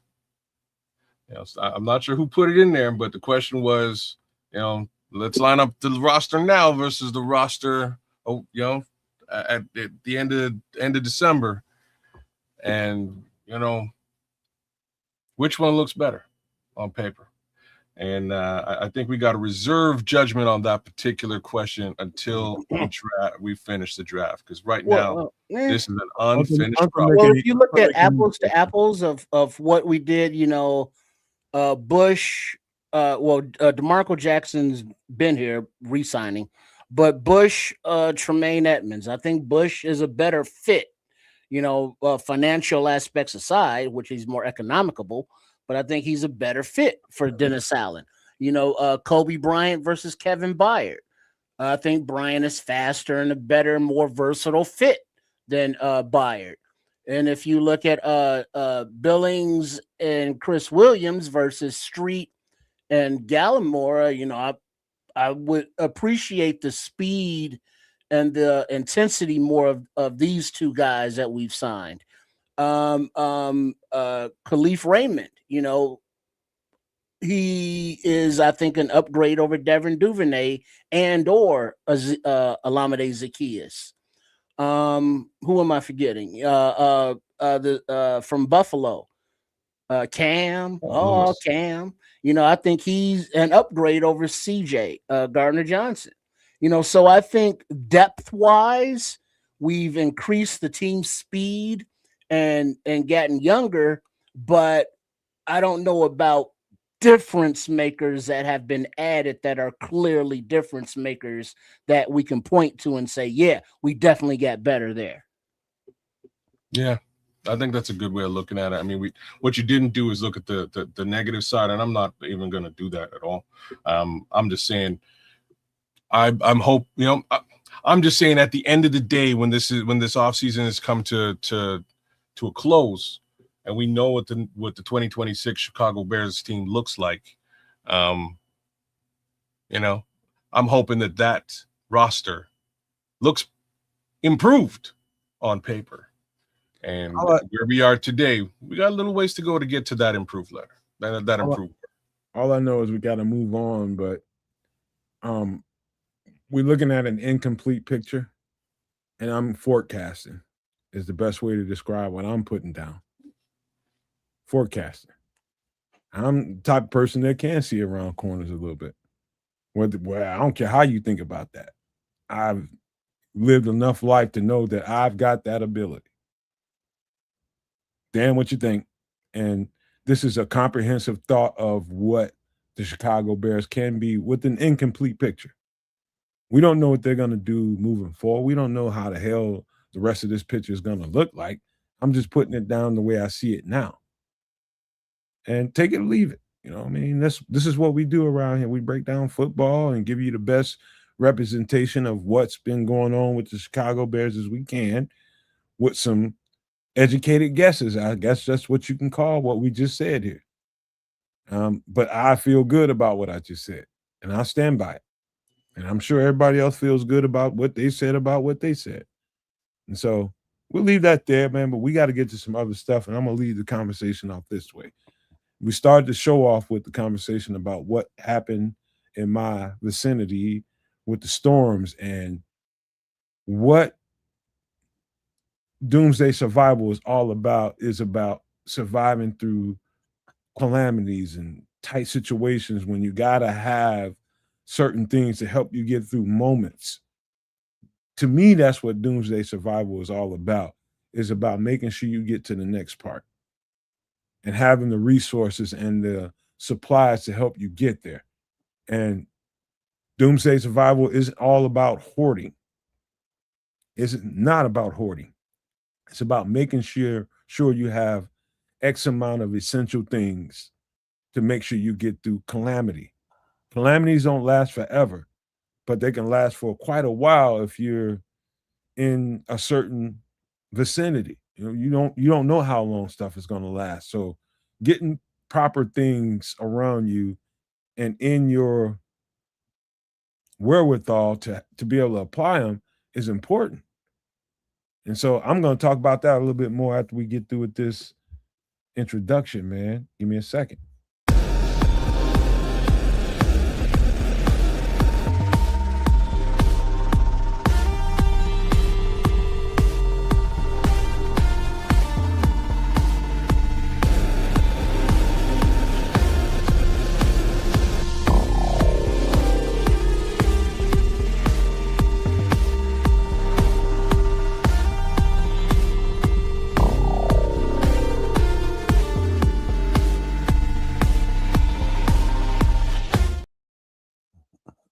So this is just the basics of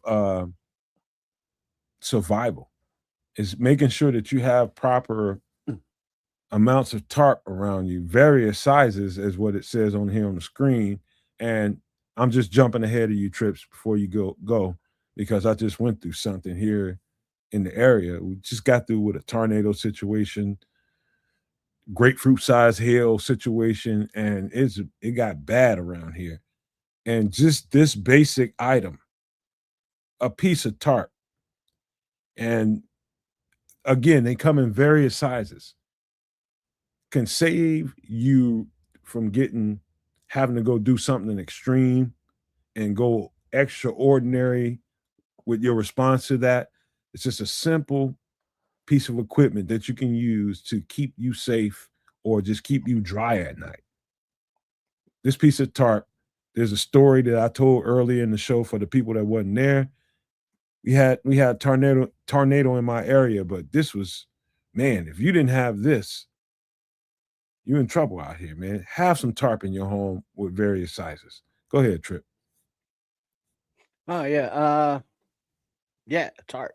You can use it to cover holes in roof, to keep the water out, and you can use it if you're out as a emergency shelter to keep you dry, to keep the heat inside, to strap things down on the back of your pickup truck on the bed there. I mean, it has many uses that are not necessarily on the directions. It's whatever you need it for, and or you put it down as a in your garden.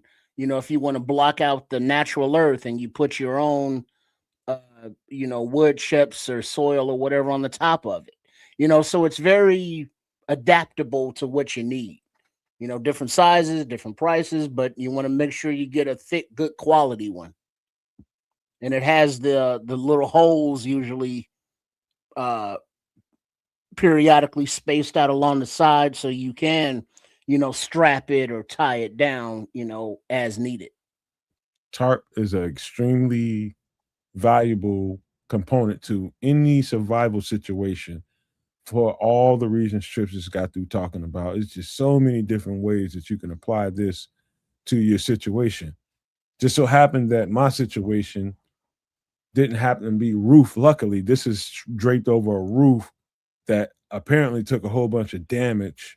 And just to be able to get up in the middle of the night, kids, when you're like, damn, a storm just came through and just effed up my roof, and now I'm leaking in the kitchen, I'm leaking in parts of the living room, but they both in the same area. However, I do have a tarp long enough to hopefully be able to cover the damaged area. And so all you got to do is get your ass up there and drape the top on there. Make sure you got it strapped down, nailed down, whatever you decided to do. But you just got a quick answer to something that you have to deal with that all night long, and you ain't gonna be comfortable because you got and before you go, kids, shout out to Mark. He's on the road. He's taking off. He's a Packer fan. FGB, but it's all love. And if you run out to Smitty out there on the road, give him a for us. All right, go ahead, kids. All right. Yeah. Okay. So I could have used the tarp last night. Is really where I didn't see this one coming. I didn't know what you had on the go, but could have used the tarp last night. I got a car tarp, which is like exactly what you're looking at here, but sort of specified with some rope to tie down your vehicle, and it would have been perfect in the ice storm. I could have saved a whole lot of hassle with respect to getting all the damn ice off my vehicle. That would have worked with the tarp. Wasn't thinking. Then again, at this point in life, I just don't care about Canadian weather anymore. I try to ignore the F out of it. But a tarp would have been helpful, and I actually have a tarp. Anyhow, my bad. You know what's funny about this? Nobody thinks about, because things haven't happened to them yet. Nobody thinks about, everybody's got insurance. So you might have press a button in your car and supposedly somebody's supposed to come out there and take care of your vehicle. I have an old enough car where it's not worth it to pay for full coverage on it. And so you just pay for liability. And guess what? They ain't covering storm damage and shit like that. You got to cover that. If you got a newer car, you ain't even thinking about this. You're gonna get to the next part of your life, and you're just gonna call your insurance company and tell them to come out here and deal with it. That's what you're gonna do. But if you're not me, this doesn't mean anything to you. You think everything is new and you just got all the modern stuff, but everybody's not like you. Everybody's not like you. One of these days you will fall into a situation where, whether it be in your car or your home, I don't care how good your insurance is in your home. Whether or not they come out there that night to assess your damage or come out and you got some kind of coverage that will make sure that somebody comes out there and covers your roof, you screwed. They might give you complications of allocating funds for you to get to a hotel for the night. You might get screwed over there. And so I don't care how good you think your insurance is, you might have to get on a roof and strap your roof down and cover the hole in your roof. Do you have what it takes to get it done? That's what it's about. It's about having those things that in a pinch, you can respond to a tight situation. It's not unreasonable, is it? No, Right. you got to do what you got to do, and if you have the equipment to support it, do it. All right, let's get to the next thing, man. Keep it moving. This is another thing that I really strongly suggest people keep. Stupid, dumb, practical plywood. Keeping a couple sheets of that around, whether it's in your spare bedroom, whether it's in your basement, whether it's in your garage, whether it's in your shed.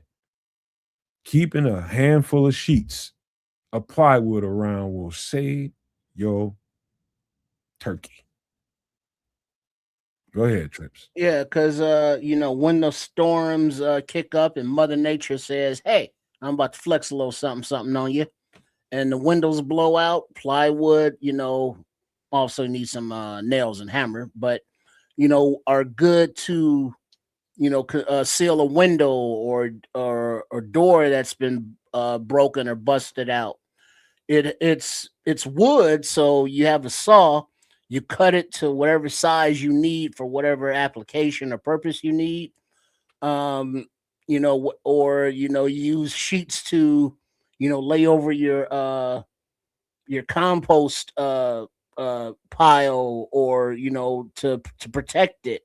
So plywood is very versatile, and if worse comes to worse, you have it as fuel for fire if necessary. Also, Trips, I'm glad you brought it up. Is you can in pretty much every place you go to have it cut in proportion to the size that you want it for whatever reason you need it for. But I'm talking to the people that live in apartments and different places that they don't have a whole lot of space, but they have some space. Mhm. If you have a wall, you have space for some plywood. And if it helps you to slice it down to a certain size, whatever it takes for you, get it down to a certain size so you can store it and put it in a place where you can just sit it there and forget about it. But having it there is worth its weight in gold. And then also with that said, if you like own your house or whatever, and the size of your windows, you can have the plywood, already pre-cut to those sizes if you don't have a handsaw and need to do it yourself. But you store it, and so when the situation arises, you just go and you spray paint it or write on it, whatever.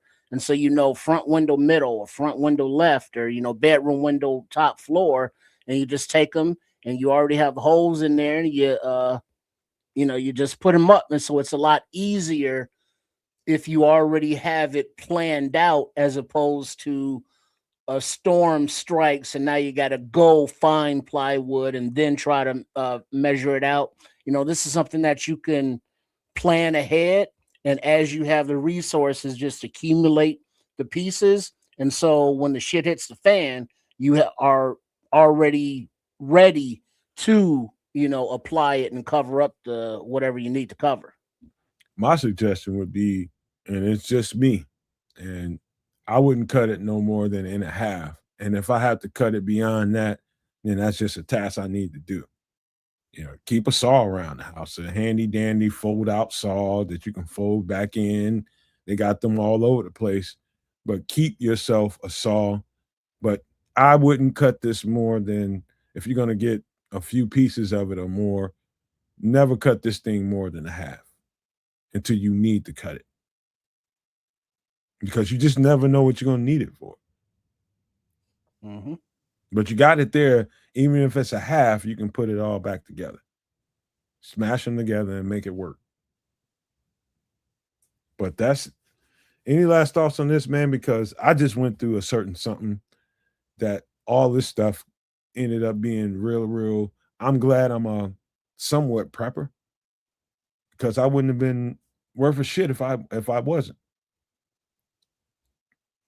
Yeah, and like Nomad was saying earlier when he was relating the story, he doesn't have enough wood, enough tarps, enough duct tape, enough plastic, enough nails, enough hammers to go around for everybody that needed them. Hopefully, he had enough for his own purposes first, because of course you want to help everybody, but you're gonna help yourself first. So if you have let's say not only a wall, but if you have storage issues, store it under your bed, flat on the floor, stack it under there, or some things like this you can figure out where to camouflage them in plain sight, if you have a space issue. But you can figure it out, and it's not expensive. It's very versatile and useful. Amen to that. I'm gonna make an executive decision right now because stuff is going on around me, and I think I'm gonna have to get up a lot earlier than I thought I was, and that's gonna cause me to. I gotta hop over the 1942 Battle of LA story, and I promise to bring it. We'll do it next week. But I'm surprised that I was able to get to where I am with the story right now. But it'll be better next week because I'll have more time to do it. But I didn't predict what was going to happen to me this week, and I need to do some stuff. But we're gonna hop right to the movies, man, and do the movie review before we get out of here. But this is, hey man, get you some plywood in your home. Get you some plywood in your home. You're gonna need it. But let me yeah, Mark, we've covered Jenny already. Every Wednesday we do extra sauce, and we do the prepping part, and we cover tools and items necessary or useful in emergency situations, and we have covered the generator previously. All right. We're gonna get to it, man. Give me a second.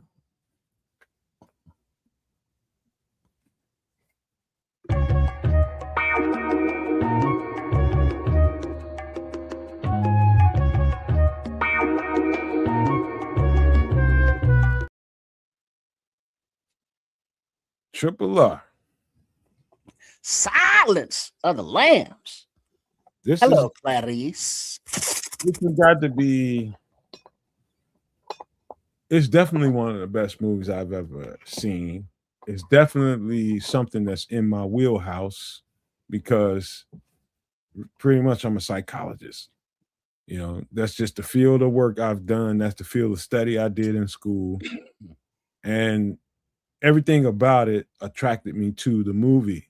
It's just, holy crap, what a game people can play on you psychologically and turn you into a situation where you never expected yourself to be. And you're this cocky, psychologist that's going to go in here and get into the mind of this man and break him down.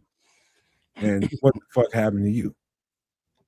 Man, there's so much going on in this movie, from the quotables, it puts the lotion on its skin or it gets the hose again. Buffalo Bill and Clarice Sterling, and it's not only the psychological thriller of this young nascent FBI trainee recruit agent, tracking down a serial killer, serial unaliver. There you go. It's it has the politics within the FBI. It has the interpersonal relationships or not, and then it has the look into this evil, horrific person in Dr. Hannibal Lecter, but you saw the human side of him. He was actually kind of fucking cool, and it's like the fuck he wasn't. Shit, the people that deserved it, got what they needed. But other than that, he wasn't a arbitrary, just taking people off the street. He was you've wronged or you're deserving, so you're gonna get it. Whereas Buffalo Bill, on the other hand, he was, bad, taking people off the street. So, and overall, yes, Hannibal Lecter was a bad guy, but he was not an anti-hero. I mean, because he was a bad guy, but he was kind of what was he, kids? He was you were attracted to him. He was very not compa he was like V, but in another way. like who? V. Remember V? V for Victor? Yeah, showing this. But he was a Robin Hood. That's the word I was looking for. Very charismatic. He was a Robin Hood, but in a sick way. Yeah. You know what I mean? You know, he shared the brains with the little kid on the plane, you know what I'm saying? So he was generous with his stuff, but his stuff was just kind of out there. Trips, there is nothing good about this guy. Well, I mean, I tried to help him, but they ain't nothing good. I mean, I kind of like him. You know, for bad guys, but he was a bad guy, but he did bad things, but to bad people. He didn't do bad things to good people unless they got in his way. But then, you know, that's just nature of the game. Look at Patrick Hitton. Scared the hell out of me seeing this as a 12-year-old.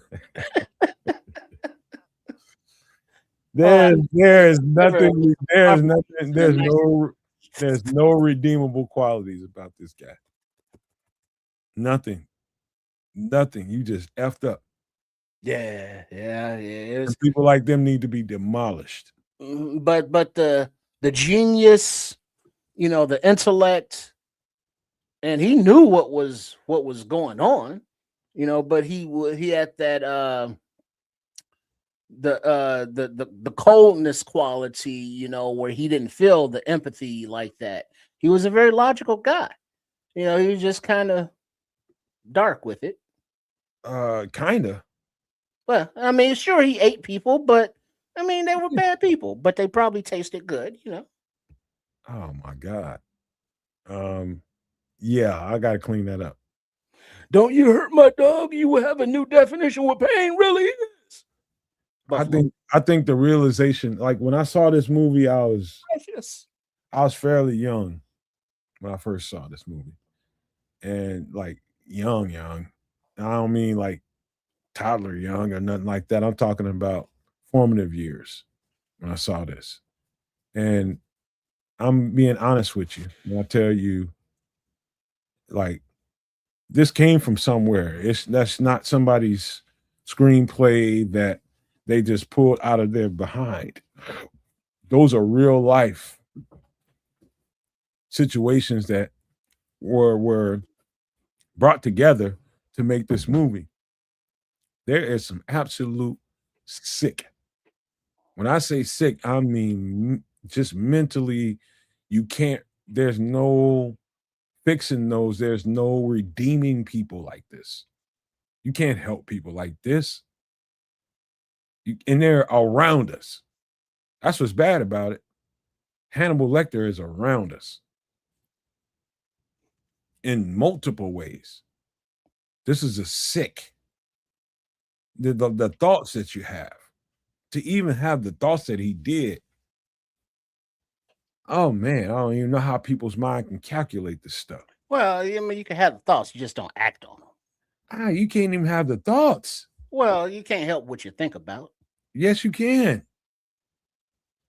Yes, the hell you can. Just control those thoughts and don't let the thoughts control you. Well, yeah, it's controlling them, but it don't mean you don't have them. Oh man, this is bad. This is beyond bad to me. Well, but this is the world we live in. You know, especially with the cutting of mental health services. Whereas when you have those thoughts or those voices or those feelings or those urges or those inklings, that you can speak to someone who can level you out and make sure that nothing bad happens to you or anybody else, you know. But a lot of people have those thoughts and they're perfectly normal and they don't give a damn and not trying to seek help. So understanding that mentality is out there and understanding that mentality and recognizing maybe some traits in it and knowing how to deal with it if you ultimately have to, you know, I'm good. Yeah, it's what it is. No, Trips. I'm not saying I worked in it. Just remember that. Remember that I worked around it. I worked around it. And you can't just casually say these thoughts are normal. They ain't normal. Well, they are normal for some people. They ain't normal. And I don't No, care. they're not normal for some all people, people, but they are very normal for a segment of the population. but it's not normal. Well, it's not good, but it's very normal. It's not normal. What are you normalizing here, Trip? That I'm not normalizing it. That people have the you stepped away, but I was looking at the difference between Dr. Hannibal Lecter and his things versus Buffalo Bill. The sickness. Yeah, his sickness. All His right. proclivities. But if you look at the two, they were both unalivers and both very bad people. But I'm taking the position that Hannibal Lecter is not only more intellectual, but he was more discerning with who he dined upon. Whereas Buffalo Bill was just kind of like willy-nilly, this is what I need, so it doesn't matter. Whoa. Like hold on before you even go there. Yeah, I mean, what are we saying is okay? You know what I mean? Yeah, that's why I was asking him, what is he normalizing? He just told me, and I'm not sure with it. This is sick. Okay, so this guy's a genius, but the term evil genius exists for a reason. You know what I'm saying? Like, that's probably the best way to put it. He's definitely an intellectual. He's one of the smartest villains that I think we've ever been introduced to. What, Chris? I think calling him an intellectual and a genius at the same time, I think purports to cool in a lot of people's mind, and that ain't cool. What you use your intellect and genius for ain't cool. Well, this is why I said evil genius at the end of it, right? This is where the term evil genius fits extremely well. Yes, he snacked on folks. Like, I don't know, did you guys get the chance to see any of the sequels to this movie? Mm-hmm. I seen a little bit of Red Dragon. Red Dragon is the funniest movie of all time, man. Wow, Red Dragon was wild for me to watch after watching this movie, because that dinner scene is one of the craziest scenes I've ever sat and watched in a film. You know, this movie's great for what it's worth. You know, to introduce you to the character and show you the level of intellect that he actually has. Again, being the evil genius that he is. But then taking it a step further and giving you sort of the lead in the next film, it was pretty wild, man. It's pretty crazy, the Red Dragon on top of this one. But then also from the perspectives of not only that, but from not the politics side of law enforcement or the FBI or the Italian police from the other one, but the forensic,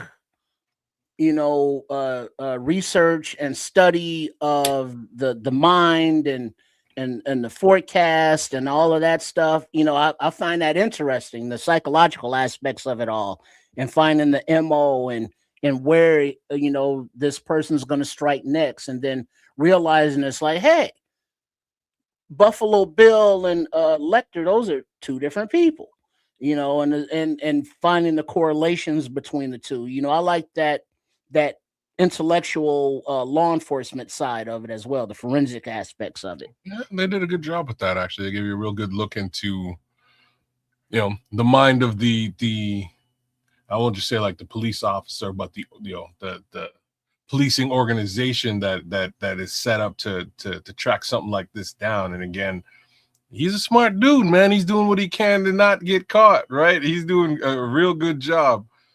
But geez, this is a pretty crazy movie. I got to give shout outs to Jodie Foster. Strangely enough, she did a great job in this film, and tends to do a pretty good job in just about anything she's in. So again, shout outs to her and all of her work. There hasn't been too many Jodie Foster films that aren't worth its weight. So keep that in mind when you're looking for something to watch. This is definitely something to watch. Dramatic as all hell, and good Lord, that psyche, like taking you into sort of the mind of somebody of this ilk, is a heavy lift, and I think they did a great job in this movie. And tell me you didn't feel not only the intellect, the human side, but the dry wit and humor that Anthony Hopkins, did in all of this. And it's like, from the scene where he saved Clarice, Agent Starling, from the wild the boars. Mm-hmm. So he just picked her up and he was very calm, kept his heart rate, steady, so that these wild animals did not smell any fear or that he was prey at all. And he was just chill. It was like, hey, what up, piggies? He walked on, did his thing, and then talked my man's servant into doing him. And it was like, yeah, I love that. But yeah, he's bad. Yeah, I get it, but I love that about him. I'd say this, man.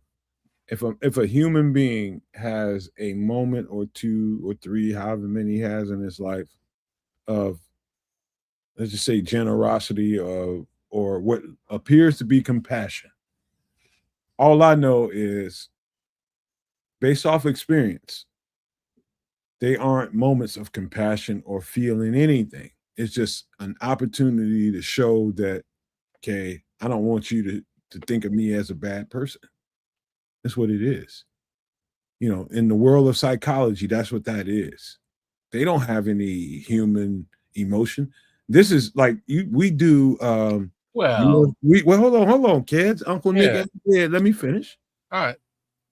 This ain't like this ain't the moment where we're talking about UFOs, UAPs, and all that kind of stuff. When I start seeing this is like everyday life. There's people out here like that. When I start thinking about who ain't human, I start thinking about these folks who don't have normal human emotions and just can't feel nothing. Yeah, no empathy. But their own gratification for whatever evil that gratification comes through. They ain't human to me. I can't argue with you there at all. I guess even I can. I think that's actually the purpose of this film, right? I think that's actually the real purpose is to sort of show you the humanity inside the mind of a madman, right? This is an aspect of humanity. However, psychopaths are people too. You know what I mean? Like that's a great way of saying, man. No, but they some people are, and this is I think the purpose of this film is really to give you a glimpse inside the mind of a psychopath that is not just a psychopath, but he's also a genius, a very intellectual, very, very intelligent madman, and it humanizes him to a certain degree, and I think I think that's really the crux of this film, right? How about this name, kids? An intelligent subhuman. He's less than human. Well, he's a piece of shit. He's don't get me wrong. I'm just saying that I think that was the actual purpose of this movie, was to say, hey, look at this piece of shit. Look at this absolute degenerate. But can you relate to him even on a small level? And I think strangely, at the end of the movie, most of us kind of think a little bit that we might be able to sort of understand Hannibal Lecter. We can't understand all of his machinations and madness because they don't get like right. They don't. You don't have to agree with it. You can't agree with it. Like right. I think they get deeper into this same angle in Red Dragon to really show you sort of where it came from. Hold on, you can't. You don't even have to agree with it, like you said. Of course, you don't agree with it. If you can find a way to reason with it, you're already down you're down a bad path, bro. Well, no, I don't. You are. You down a fucked up path. Here's like movie. You know what I mean? Like Patrick. Some people are natural born predators. It is. People are born bad cold. People are born evil. People are born who are not necessarily, intellectually gifted, but are just See, they ain't psychopaths. human. They sociopaths. ain't human. see, that's where I disagree. I disagree with that statement altogether. I don't think They are not human. I don't think he was born this way, and I think that's the sort of the again, the purpose of Red Dragon is to show he wasn't born this way. He developed, like, stimuli pushed him to become this thing, right? Like, that's what the second film is more rooted around than the first. The first is like, he done this stuff, who done it? It ain't this guy. You know what I mean? Oh no, it's this guy, right? Like, that's film A. Film B is, here's kind of how he got to this level And of why, madness, right? And it gives you that. You know what? This is, to me, a snapshot of society in its whole. Whoa. I'm finna tell you something here, man. It's gonna sink in with you when I'm done. This is a snapshot of society because people are far too willing to rationalize evil and not call evil and subhuman. I come from a history class that labeled black people as 3/5 of a human being, but this ain't got nothing to do with race. What I'm talking about ain't got shit to do with race. Who we label as 3/5 a human should be the people who think like this, who have this kind of psyche, who are in control of governments and leading us to disaster after disaster after disaster after disaster that have all kinds of money. So the human mind is perfectly built, and psyche is perfectly built for empathy. But then you have those people who don't have those borders of empathy and feeling, that sees a pack of puppies on the side of the highway and doesn't have the gumption to get out of the car and take care of those puppies or whatever they are. Those are humans. The person that would get those puppies and put them in a body of water and try to unalive them are the people that have no borders and no restriction on their psyche, and they end up with all the money in the world and end up controlling society and putting us in the shit that we are in now. And I'm not trying to steer too far from this movie, but I ain't sitting here and finna let nobody peanut butter and jelly up crazy. This is fucked up and they not right. Yeah, but that's what, like, well, the world is fucked up and ain't right. But that's exactly. No, I'm the world and I'm not fucked up. Well, you ain't the only one in the world. Okay. I'm just saying that's exactly what this film is, though, right? Like, this film is quite literally them buttering up a madman and, an evil genius, and allowing the mass public, the regular Joe, to, I'm not going to use the word sympathize, but definitely empathize with him to a certain degree. You can't feel bad for the guy because that ain't, like, he's a piece of shit. A bad guy. You know what I mean? He's a piece of shit. But you can sort of feel, for the level of intellect that he brings to the table and how he got there. And as stated, it gets deeper into his roots and how he became who he is in the subsequent film. I think what you're saying is a fair thing to say, Nomad. I'm just saying the movie itself, quite honestly, does exactly what you're suggesting that shouldn't happen. You shouldn't really empathize with bad folks, and you shouldn't really feel any kind of a way about the bad guy. But that's really what this. There's a lot of anti-hero, right?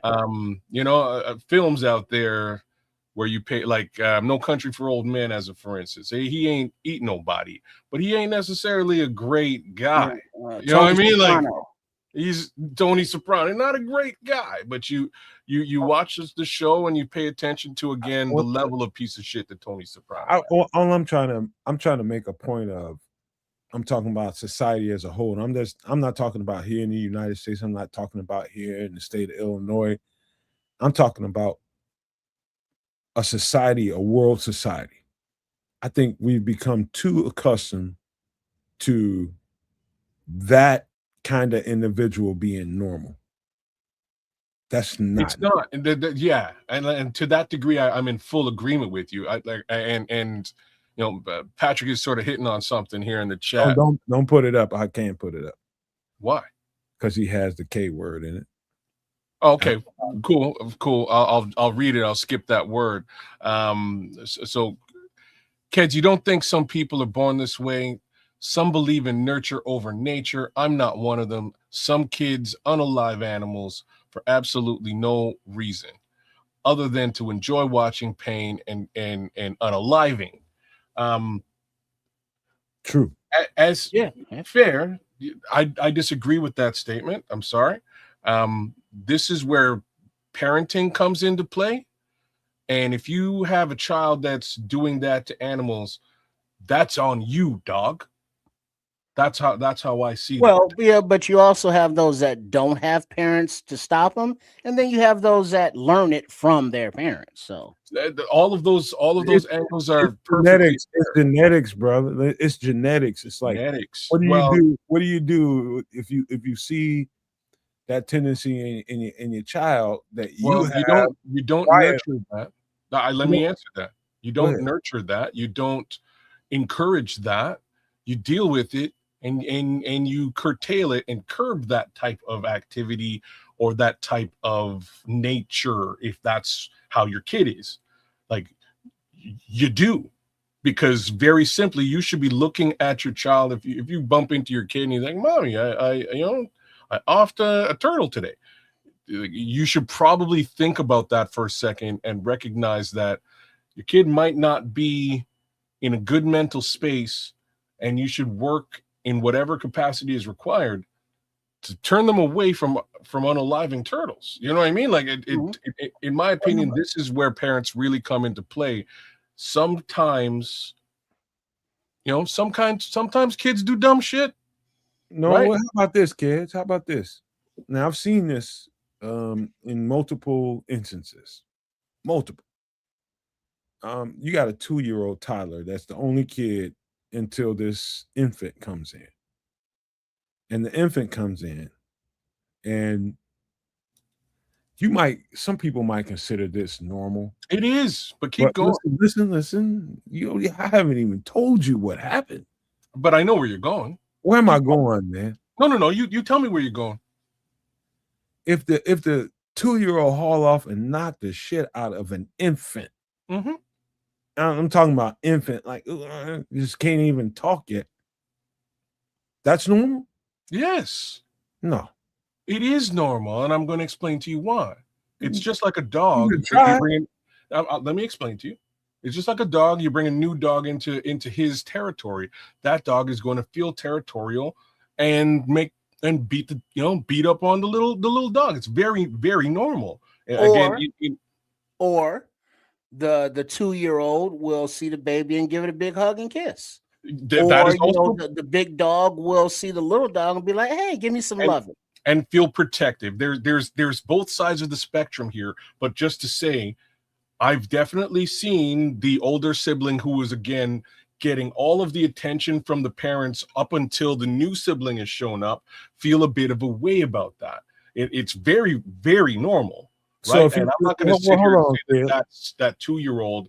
Hold on, Ted. If he hauls off with his hand or her hand and just smack the dog shit out of him, that's normal, right? I just finished saying nay. I'm going somewhere. Yeah, nay, that's normal.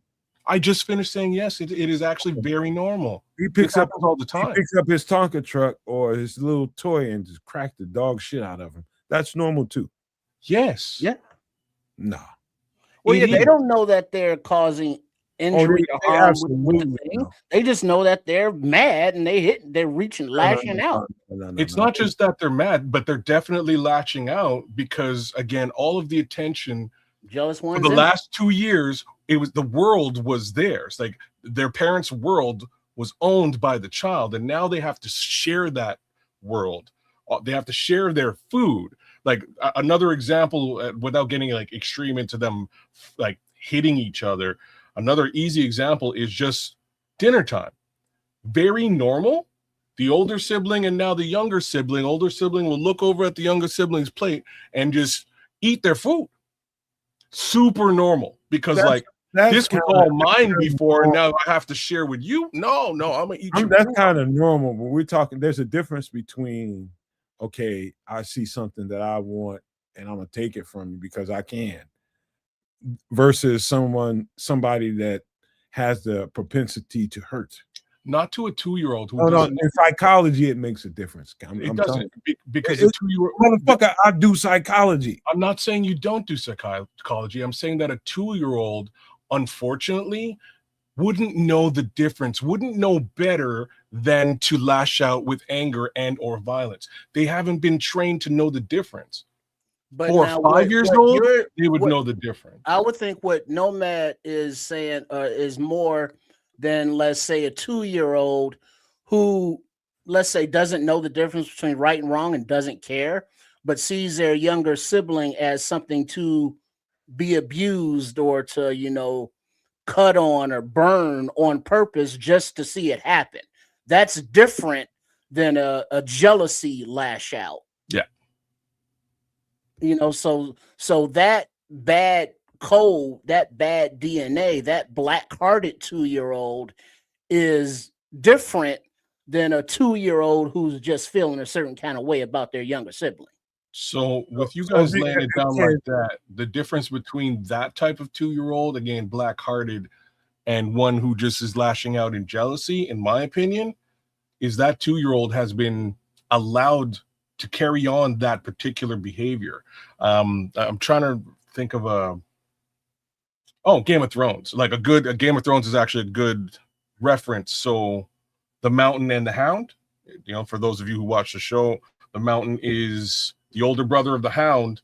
And at some point in his existence, he basically just grabs his brother's face because he had something he wanted in jealousy. He took his brother's face and just buried it in a fire, burned up his brother's face. So the Hound's all scarred up.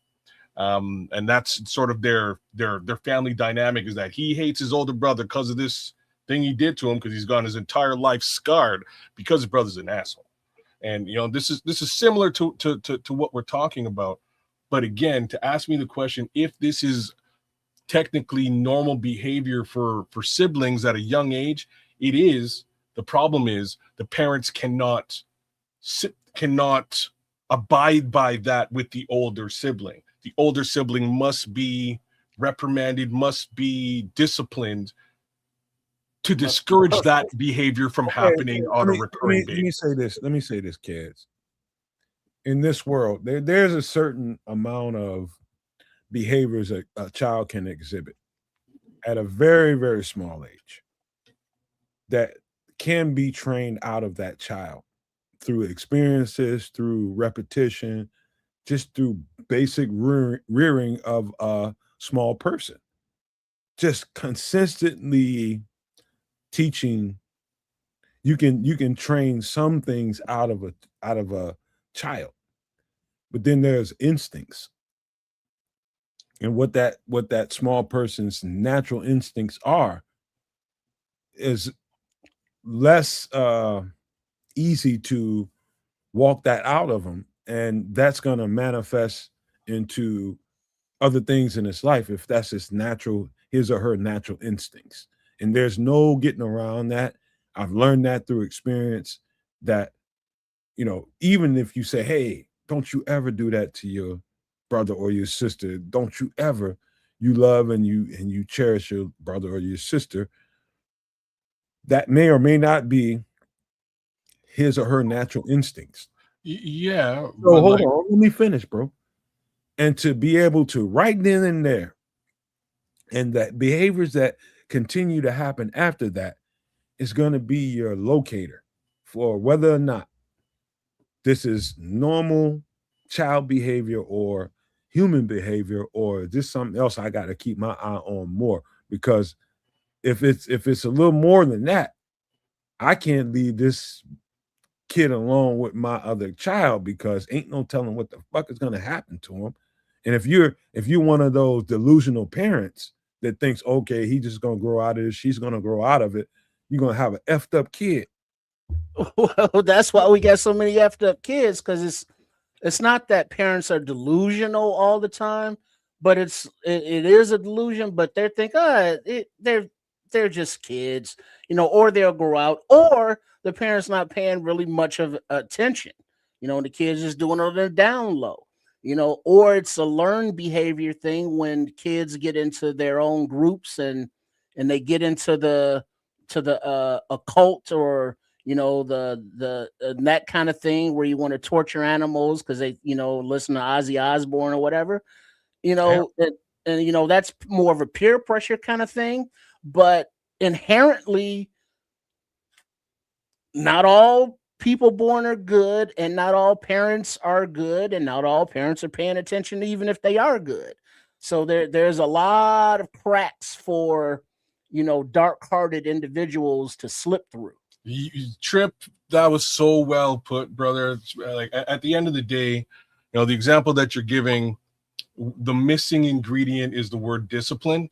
You can't just sort of look at the situation and be like, he'll grow out of it. It's okay. They're kids. No, you deal with that from a disciplinary perspective. At some point, somebody has to be the disciplinarian in the rearing of the child, especially in a situation like this.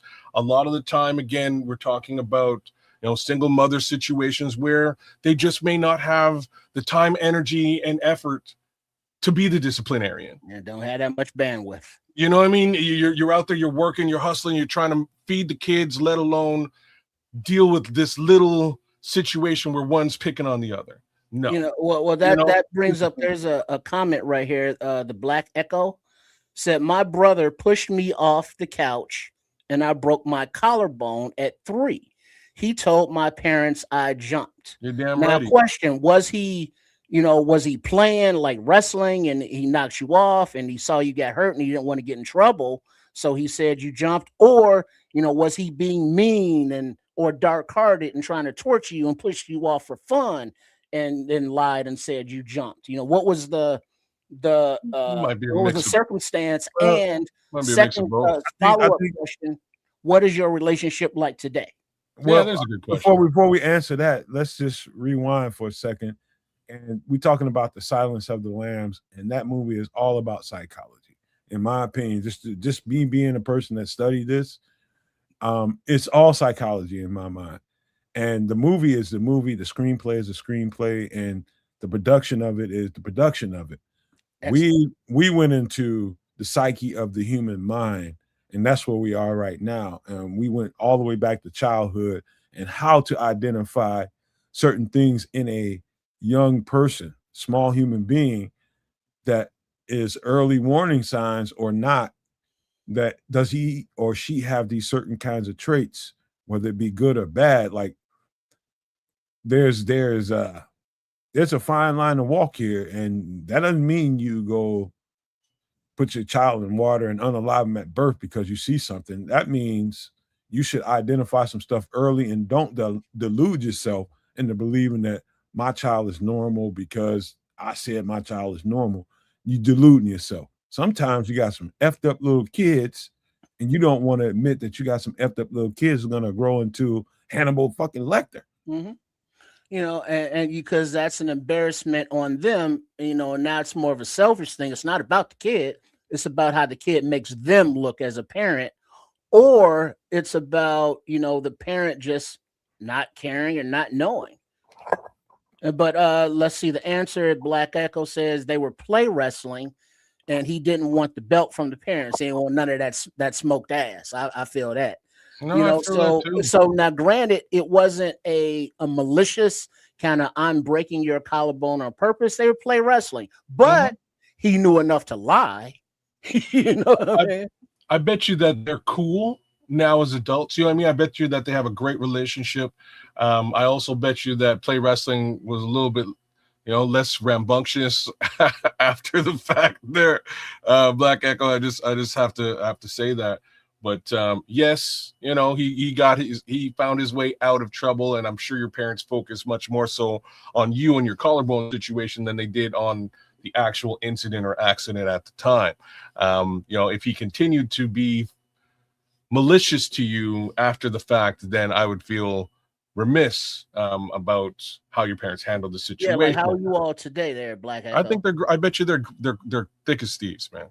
Well, What the does thing one is, cover? man, One cover. just to get to the next thing, we're talking about the human psychology, human biology, and everything that comes with it. And I'd say this, man, that cycles, if allowed, bad human behavior cycles will continue Yes. if not disrupted. Well said, And sir. become worse because when you are not taught, but from a young age, think this is how things are supposed to go, you know, the next generation that is affected by that psyche is going to be worse, and then the next generation after that is going to be worse. You know, it's a spiral downward, you know, into darkness. You know, there is no light in any of that, and if there was light, nobody's teaching them to go toward that light.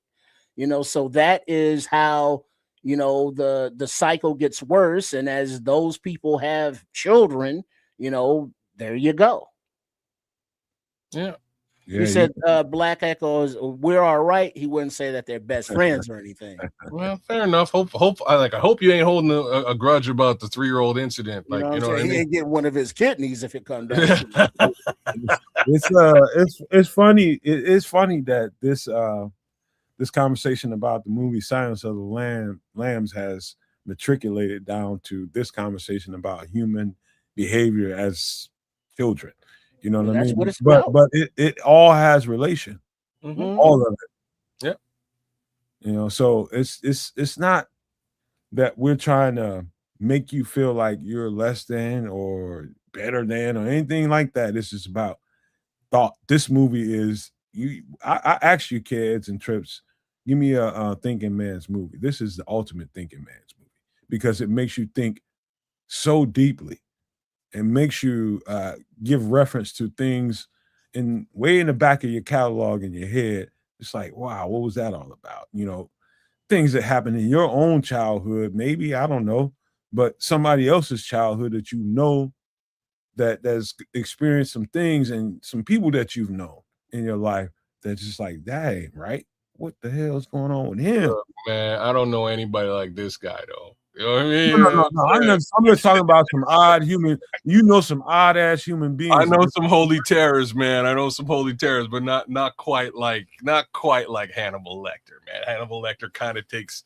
the cake at the end of the day. He's a special breed of evil genius that I'm quite glad I have not come across in my 10-year-old. He might have been sitting next to your ass. Well, actually, you may have. That's the thing about him. You don't know because he doesn't project as that dude that, you know, you see sitting on the bus talking to himself like, yeah, I'm going to avoid that dude.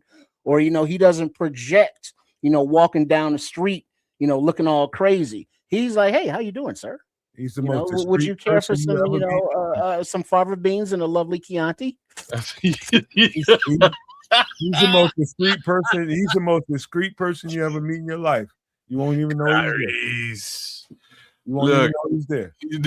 That is also those are very, very fair comments. Because again, if there's anybody that I've met that's anything like this, real talk, I wouldn't even know. You know what I mean? Like I wouldn't. It would only be in retrospect where it's like, you know what though. He's a little bit of a weirdo. Like, if I read the clues and put them together, he was a little bit. I remember that time that he was out in the forest doing it. You know what I mean? Like, yeah, he was a little bit cannibally. Let me pose this: Silence of the Lambs, top 100 movies you ever seen. Oh, definitely. I would have to say, yeah. All right, because it's one of those movies that no matter how many times I've seen it, I could watch it again and be like, oh shit, that's what that meant, or that reference or something.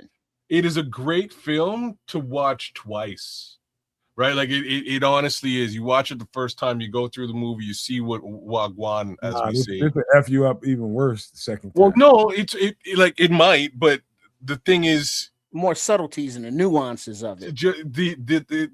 The intellectual nature of the film and the like the things he's kind of alluding to makes so much more sense the second time around.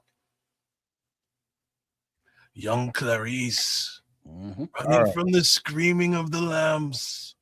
Let's end the show on a more positive note, because I could not do the 1942 Battle of LA story just because, man, it's just shit going on in my life.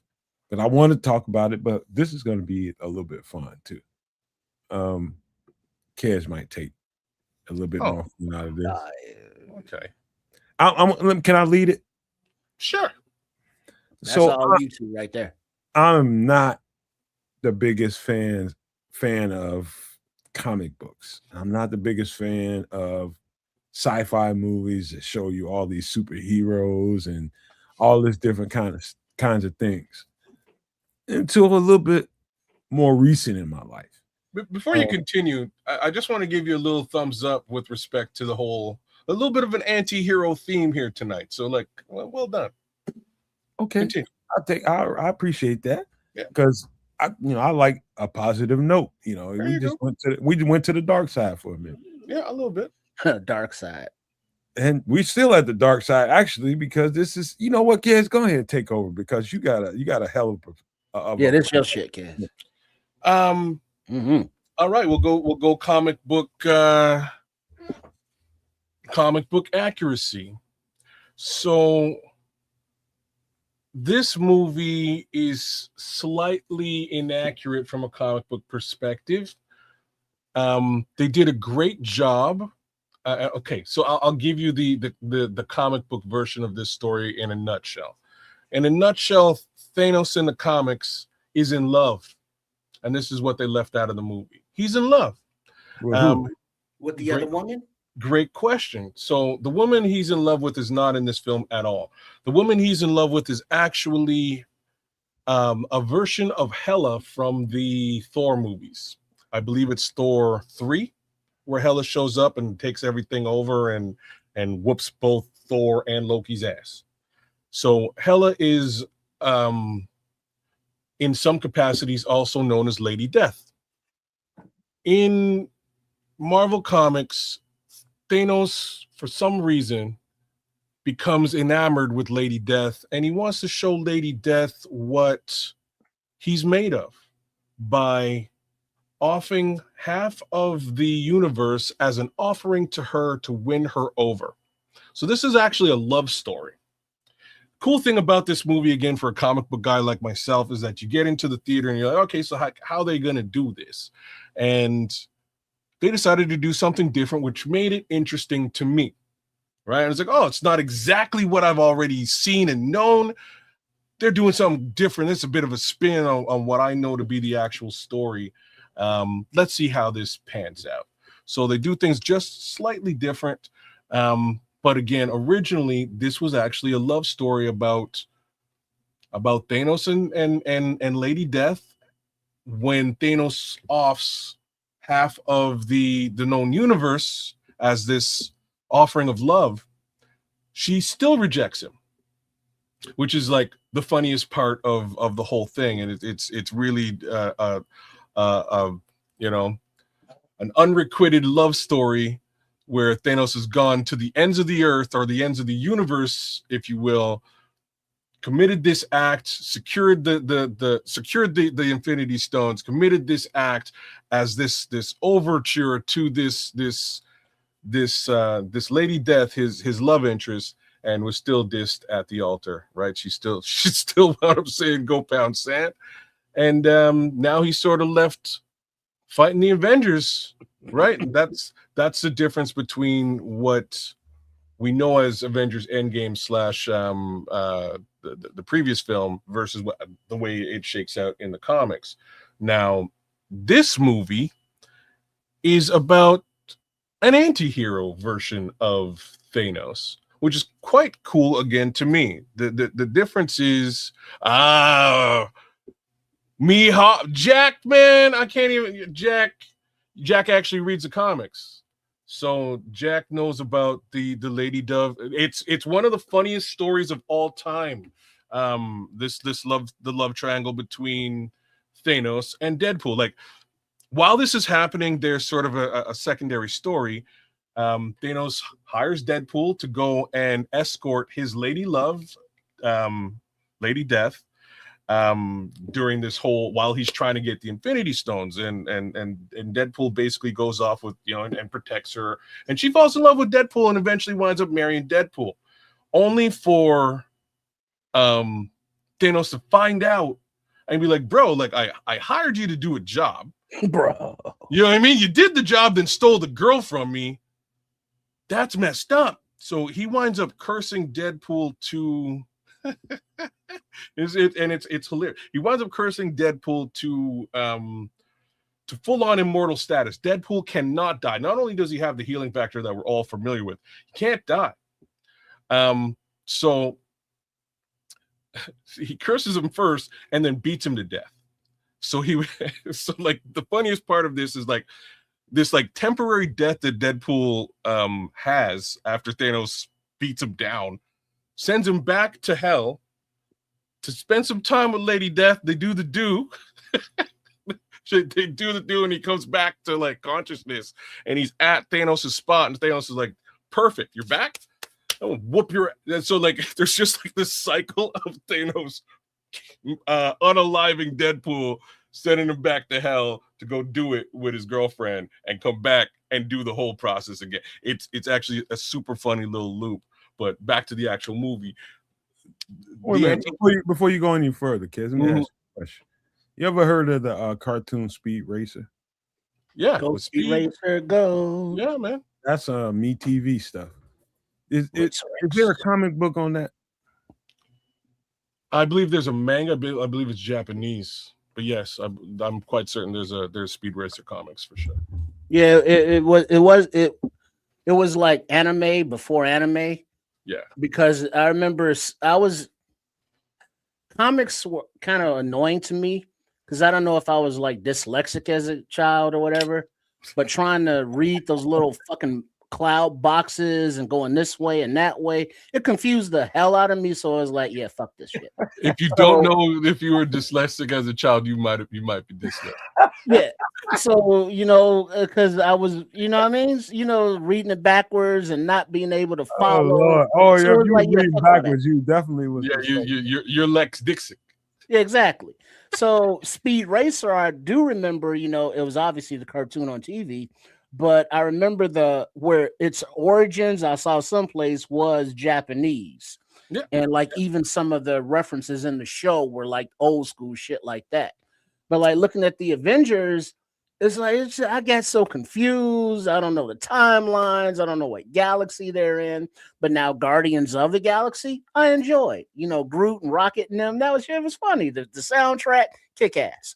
But like these guys, like once Chadwick Boseman was gone, I had no further interest in anything. So it's kind of like, oh, now what movie is this? Number 18 of what? And who has a spinoff? And who is this? Yeah. So since you brought Guardians in, Guardians versus like this Avengers story happens like, I'm gonna have to say probably like in the 80s. It might even be like early 80s. Like this is an old story, which does include the Guardians of the Galaxy, but the Guardians of the Galaxy's key, like the three movies you're familiar with, that scope of comic doesn't come out till much later. It's hilarious in the comic. Like those comics are super funny, and all of that translates very well to the silver screen.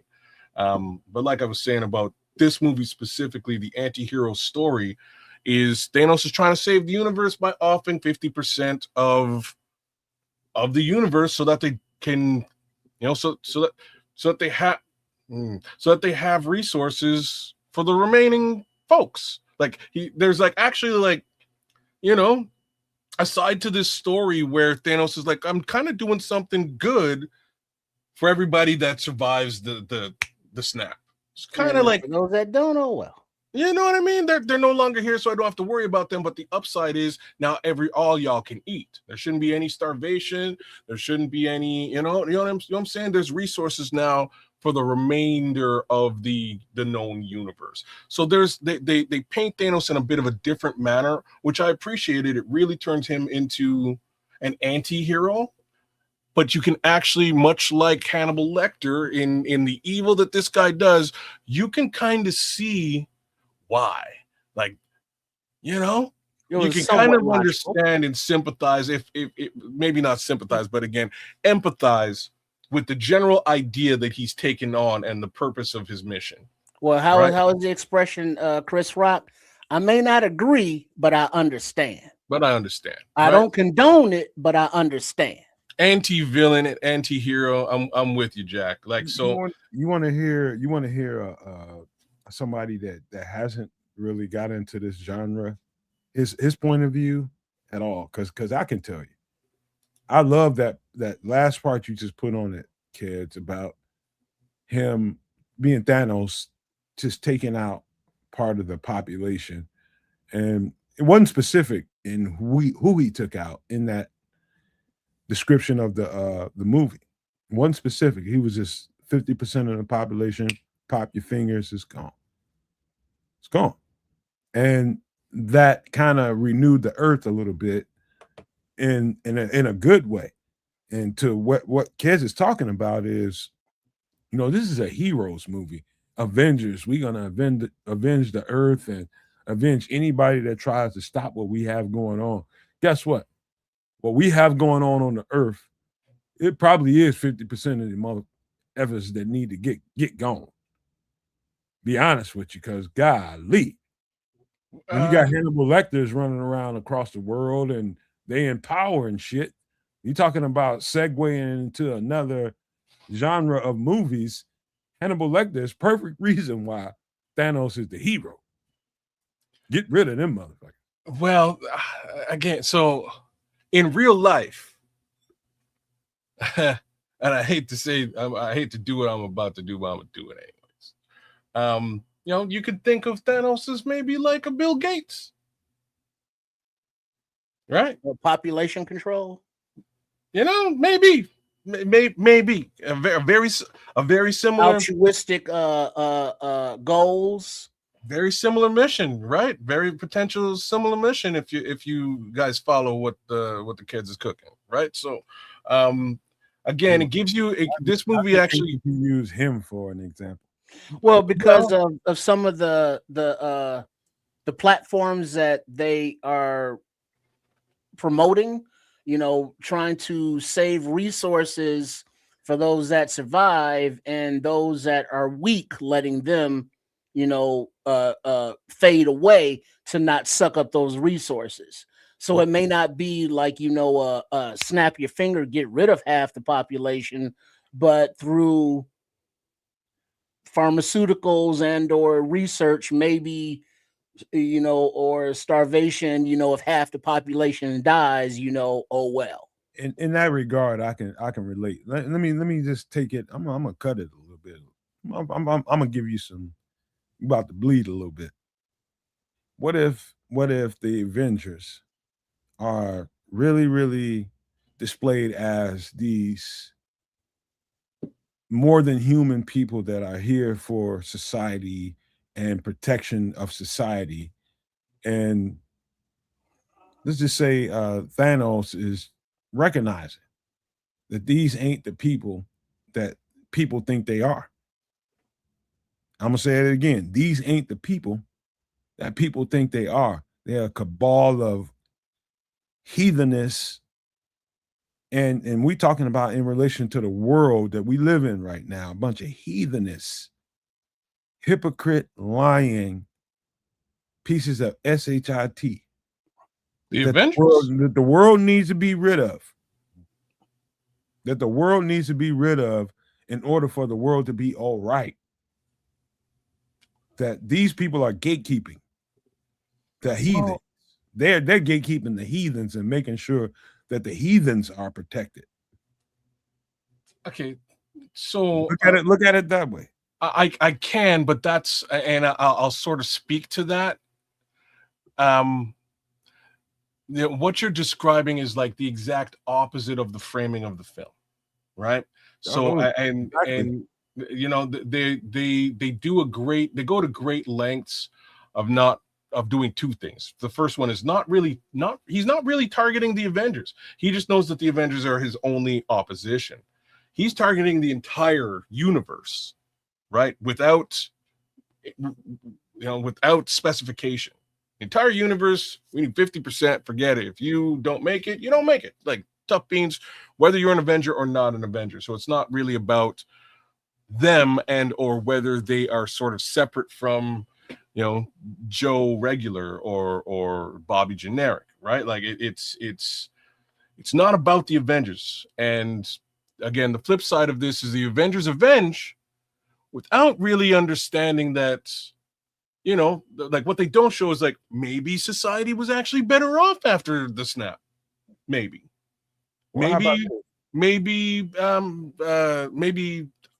starvation has been eradicated and there's food for everybody now, right? Like these are little things that they decide not to do. They definitely paint it as overall villainy, but they do give you a glimpse into the mind of the villain. And this particular villain might have had some general positivity about his mission. Well, what the mission entailed is pretty evil, though. I think Scroll just compelled me, and just by the way he said it, and it's only because of certain words you put in there. Scroll's the only reason why I deleted that comment. It's not that you're not right. I'm just trying to keep right with YouTube. That's all. But he's right, and I'm gonna put it to you in a different way of saying it. And so, in the grand scheme of things, we're talking about gatekeepers, and let's just say the Avengers are the gatekeepers of this disgusting society that's been protected for hundreds and hundreds of years, maybe more. Let's just say at least a few hundred years. We'll leave it there. Been protected and been setting policy for the entire planet and setting up the design of everything that we deal with today, bills and the pressure that everyday working people have to go through and shouldn't have to go through. The design of that. Let's just say the Avengers are the gatekeepers to keep these people in power so that they can keep where they are. They want to maintain their status because they like their status.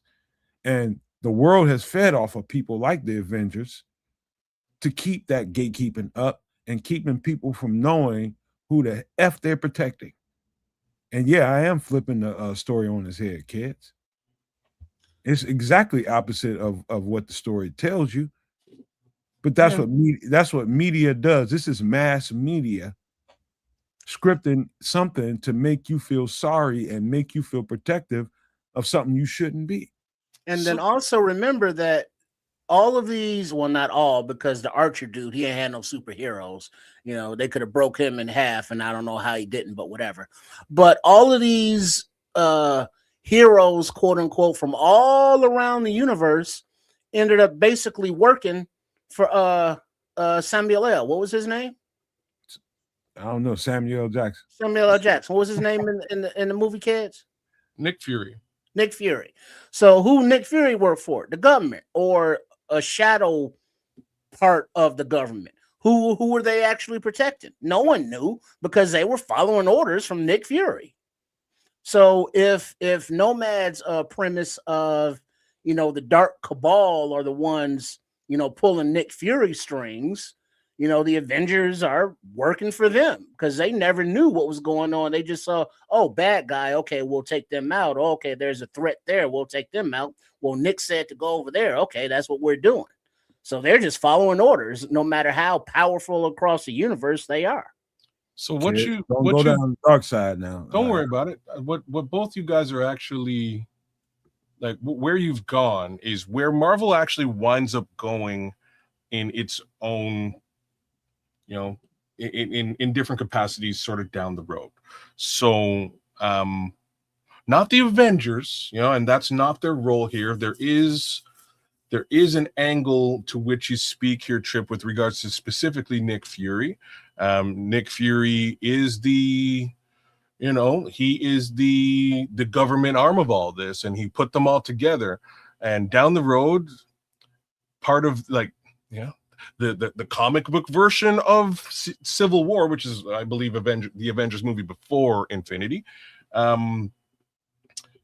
is a lot closer to what you just described. It's really the Civil War is really between the government mandating some stuff and certain Avengers falling in line with that government mandate versus how it's really meant to scrutinize against the world. And then a sect of, Avengers under the same pretense leave the fold and they wind up clashing, right? A much more similar situation. And then to Nomad's point, you sort of describing them as a cabal, again, that's not really how this film goes, but the cabal idea does wind up existing in Marvel Comics, and there's a group of heroes / villains that they call the Illuminati, and I'll tell you who those heroes and villains are. It's an odd group. It's Professor Xavier, the Black Panther, Namor, who's the Submariner, Reed Richards from the Fantastic Four, smartest man on Earth, and Tony Stark, Loki, Doctor Doom. The Beast from the X-Men also winds up joining in some capacity too. Now, that group, basically, they come to know that these events are happening that are basically putting the entire universe in jeopardy.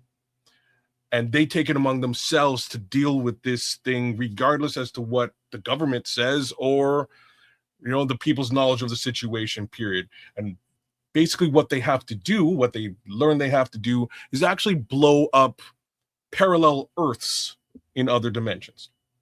Because other dimensions are crashing into ours and will eventually take over our dimension or cause two Earths to collide and both of the planets blow up. Like two black holes colliding with each other? So, imagine a single black hole with one-dimensional Earth and our Earth being sucked into the black hole from both sides. Mm-hmm. They collide and there is no Earth anymore. They destroy. So what winds up happening is the Illuminati blows up the other Earth. And in many cases, they wind up going to the other Earth, meeting themselves and be like, yo, y'all, we're going to collide. We got to blow your planet up. And then they fight with themselves and wind up blowing up that planet and coming back to save ours. And they continually do this, and they're starting to get to the point where they're like, yo, we are unaliving billions of people on a planetary scale to save our planet. We're not good guys anymore, really. We're gods, right? We're deciding the fate of entire planets, and this is crazy because once the Earth is destroyed in that dimension, the entire dimension is destroyed because the Earth is the center of that dimension, right?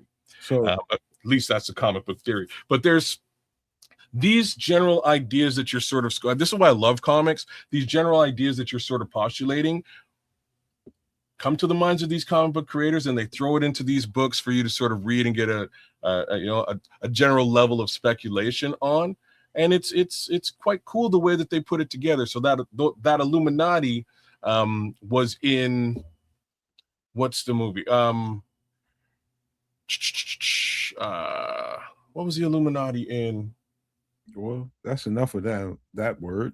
Can't remember. Well, it's why there's nothing wrong with the word Illuminati. It's a word. That's a trigger word, man. It's from, we're talking about comics. Damn it! I know that. I'm just saying it is. You know what I mean? I'm telling YouTube now. I can't do nothing about that. I'm telling YouTube. That is the that's the. There's actually a movie where they bring in a bunch of characters, including Professor Xavier, and it's Doctor Strange, the last Doctor Strange movie. They actually bring the Illuminati in and give them a little bit of an understanding as to what this group or this cabal is all about. And yeah, so it's in the Doctor Strange film just as much, as far as the idea that you were putting together, that cabal idea of heroes or anti-heroes. Similar scenario. I'd say this, man, just to try to round this out. I see through movies now, and especially big productions and where big money is spent. I don't see them as just a movie. I see them as precursors. If that makes any sense to anybody listening to my voice, see them as precursors to, maybe the struggle, turmoil of what. And you can't really look at the Avengers, the comic, and what they brought to the screen. It's absolutely powerful, and I never was into these movies. I like Thor now. I like what's the other movies where they got the talking raccoon? I like that movie. I like the series Guardians of the Galaxy. Yeah. I love all those things, and I never was into these movies until recently. Like when my girlfriend's mother was here, and she just loved the imagery and all the lights and the flashing and all the stuff that comes with it. She just got at where her mind was. She totally got into this stuff, and we'd have to sit there and watch those movies over and over again. I love Thor when he was he got into a fight on a rainbow kind of on the Rainbow Bridge. Yeah, it's a rainbow bridge, and the music that came with it and all that shit, and the graphics that came with that stuff.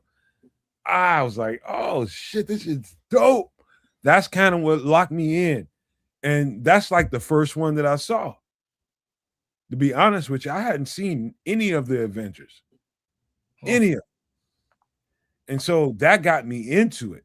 You got what's his name from the UK? He's playing a certain character. Like Idris Elba, you're talking Idris about. Elba is playing that role. You got all these other actors, and the whole thing is dope. That movie was dope on screen. That Thor movie was dope.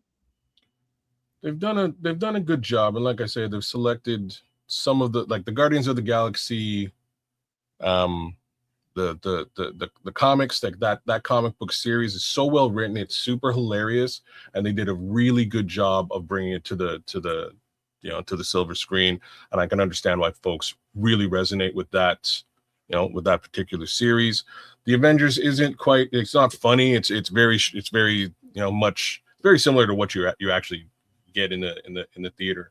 But I think the overarching point here is this movie is a bit of a normalization or a rationale behind, the hoarder class or the elite class potentially getting rid of us. So that's really the overarching theme, and giving us, the viewer, a look at the mind of the elite and why they might not want to have us around. So hey, I'm with you on that, Patrick. Leave the World Behind is something we'll talk about soon, but I don't know if these two guys seen that movie, but that is never heard of it. I've never heard of that movie either. I'll have to maybe I'd say go watch that. Okay. Go watch that as soon as you can. I'm gonna ask you too if you have, and this is got nothing to do with the topic, but it's a movie that I need us to do at some point. Y'all ever see the movie Moving? Who's in it? Richard Pryor. Oh yeah. With the truck and he made the end at the end with the big fat guy. Yeah. All right. Butterball. It was actually King Kong Bundy, but whatever. What I'm talking about. I do. I'm glad you know what I'm talking about. So one of these days that's one of my favorite comedy movies of all time, and we gotta find some time to discuss the movie Moving, because most folks actually don't know about this movie. It's not one of Richard Pryor's more popular films, but it's definitely one of my favorite movies of all time for sure. Mm-hmm. Yeah, all King Kong Bundy, the wrestler. That's right. Mm-hmm. Yeah. Let's he kicked King Kong Bundy's ass. Let's close the show this way, man. And you can give some pleasantries if you want to, but I'm gonna lead this close with this. We talked about Avengers Endgame at the very end of the show. We were talking about movie reviews. And before that, we were talking about the Silence of the Lambs. And the contrast between those two things couldn't be more stark. Very, very different, but very poignant in their own ways. I'll just say that. And I just want to say this, man. We're talking about Avengers Endgame.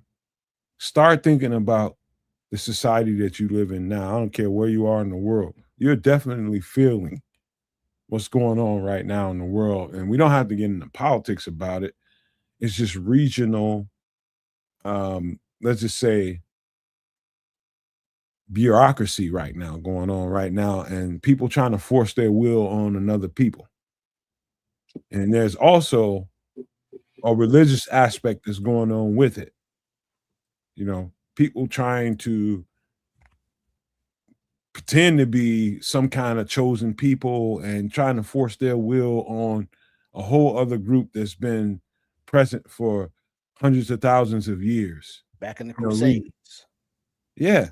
And you're just going to supplant yourself into that role of, oh, we're the good people in the world and everybody else must be evil kind of mindset. And I'm not being political about it. I'm just being real about it. And we're on the verge of something really bad if people don't speak up about it and use their platform to speak about it and not get into politics. It's just talk about it in general if you want. But this is really bad, man. Really, really bad. Trips? Oh, are we talking about that or are we signing off? We were signing off and talking about that to sign off. Yeah, I mean, it's when people say you care about these things or don't care about these things, that's not always accurate because a lot of people care, but it's like, what can you do? You say, well, you vote, and it's like, cool, all right, in 6 months we'll do that. But until then, what do you do? Protest or, what I mean? It's like, so with all the responsibilities that we have in our daily lives, and what do you do? Because you care about what's happening around the world, but you know what I mean? So it's not like we can change anything right away or drastically, or some of us at all. But as long as I think we keep the mindset that, yeah, we know the difference between right and wrong, and you keep doing the right, and you don't, Thanos the ones doing wrong, you don't silence silence of the lambs, the ones doing wrong, we got to figure out how to work with them or not. But it's a very precarious situation that we are living in right now.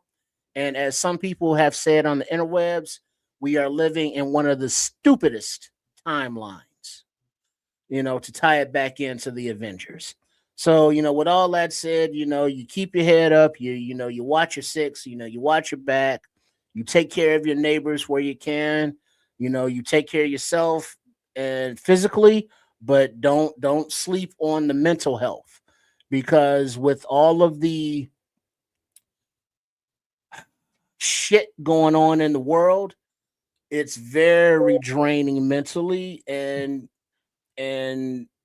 that can put you in a spiral of darkness that we spoke about earlier, that is not healthy for anyone. So yeah, we want to make sure that our voices are heard in a legal, peaceful manner where possible. So yeah, just keep up the good fight, if you will, for lack of a better words of encouragement, and just call out the bullshit where you see the bullshit, and don't let the hypocrisy or the the alternative facts fog your vision for what reality is and what we think the world should be. And so we keep working, we keep striving, we keep doing our thing, but every day try to make the world a better place. Kids, I ain't touching none of that. I'll be the good soldier today. Long story short, we got into anti-heroes today, and it's kind of an interesting view. Some of them are crazy. Some of them are children. Some of them need discipline. All of them need discipline. Some of them have crazy ideas that might potentially be for everyone's good, but they go about it the wrong way. You know, maybe they're misunderstood. Maybe they should be avenged. You know, I don't know. But that's kind of what we got into today. The one thing I want to say is a lot of the time in movies like this, you know, they're showing us stuff that they want us to sort of think about and have an understanding of without telling us what it is. And I tried to make, I tried to point out exactly what that was with respect to Avengers Endgame. As far as Silence of the Lambs is concerned, geez, I don't know. I don't know what they're trying to say, but maybe it was just, let's take a look into the mind of an evil genius. And that's kind of what I think about that particular film. But moving back to the Bears, we gonna see what we gonna see when the draft is done. I think that's the only thing that we can say right now. Some folks are super happy. Some folks are, you know, okay with it. Other folks are on the fence. Again, once the draft is done, we'll have a much clearer understanding as to what Ryan Poles is really trying to do. And, you know, for all intents and purposes, let's just hope that we come out of all this better, right? With all that said, big shout outs to all you guys in the chat. David Larson, The Scrolls, Patrick Higgins, AC Adam, BT9. Who else was out there? Carter Slade. There's a ton of folks. Oh, Chris Foster jumped in for a minute. Good old Jack was here. I'm not going to say the front part, Jack. You know what it is. How We Are Bears. Mutt Greer. The Black Echo. Daniel Barris. Yo, shout out to all you guys. 2010 Rogers. Thank you guys for coming through. Mike Donnelly County as well. You know, you guys are super interactive tonight, and we appreciate that. One more time, give us a like, share, subscribe. Bunch of love for the 3 channels here. We triple stream every Wednesday and every Sunday. And that's right there at Sports Chicago Style, right there at the Nomad Network, and right here at Keds and Canuck on YouTube. Thanks a million, you guys. See you next week. See you Sunday. Amen to that, man. And you guys, thank you for being here. Patrick Higgins, Scrolls, David Larson, everybody that Keds just mentioned. I don't need to say that again. I just wanted to say thank you to everybody, man, just for being you and being here and being a part of what we do. It's special because we're able to go through all these different subject lines and have all these different conversations, and you guys receive us.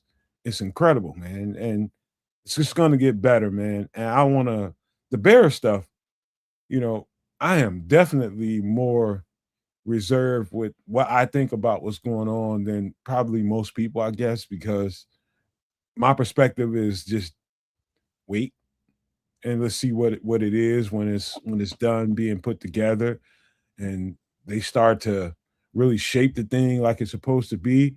Right now, it's just too incomplete for me to be really up in arms about any of it. It's just not at that point. No.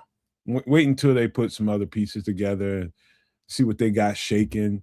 We'll see. You know, it could be some financial constraints that could be keeping them from, you know, really acting the way they want to act. I'm definitely over the whole Max Crosby thing. If we got him, we get him. That's it. You saying that watch him sign him tomorrow? No. Yeah, for that third round pick and a motivated Dale, you know, they better take that and be happy. Man, what did y'all? That's one thing. All I had to do was say Max Crosby, and y'all interrupted my close. Sorry, brother. It's just one thing we didn't talk about here today. What did y'all think about that whole Dale chat? What are you talking about, man? Oh, you missed it? What?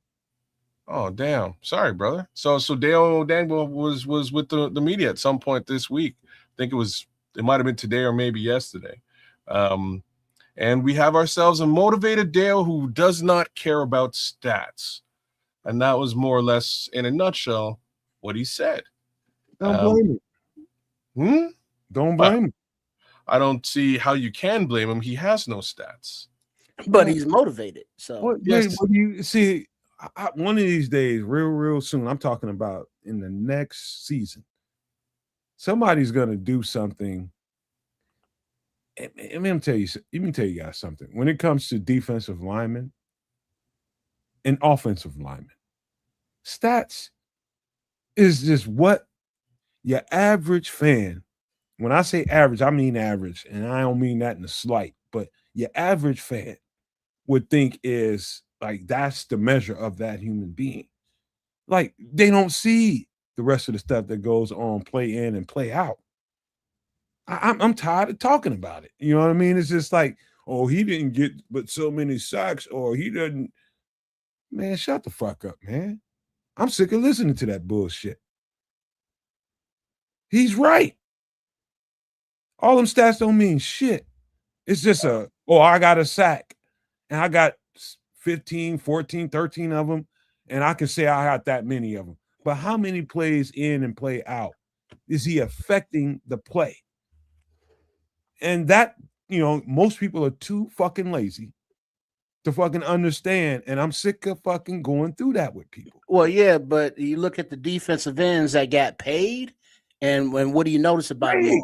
Great they got sack numbers. Great for them. That's the financial aspect of it. When I'm talking about X's and O's, who can help the Bears is what we're talking about. Here's what I'm talking about. I don't think there's any proof with respect to X's and O's of Deo Odangbo doing anything either. All right. So, we can just leave it. We could leave it there and understand why he's not a fan of the stats. Y'all got to understand. I ain't saying you're wrong. Bear with me. I'm not saying you're wrong in a general statement. It gets on my fucking. But with that specific player, I don't say it as much as I should, but I'm gonna express it right now. That shit gets on my fucking nerves. Well, it gets on fans' fucking nerves when Ryan Poles signs a guy for $15 million who ain't got no stats, and then he's immediately out. And now that's not Ryan Poles' fault he got hurt. It's not Dale's fault he got hurt. He ain't got no stats. What the fuck does that mean? God. Well, here's what Kez was referring to. Here's kind of a translation of what it means. It means he played a couple of games, got hurt, and signed a $20 million a year deal. So there's no, even if we're talking about X's and O's with this particular player, there's nothing to refer to here. I'm giving you Dio energy. I know what you're saying.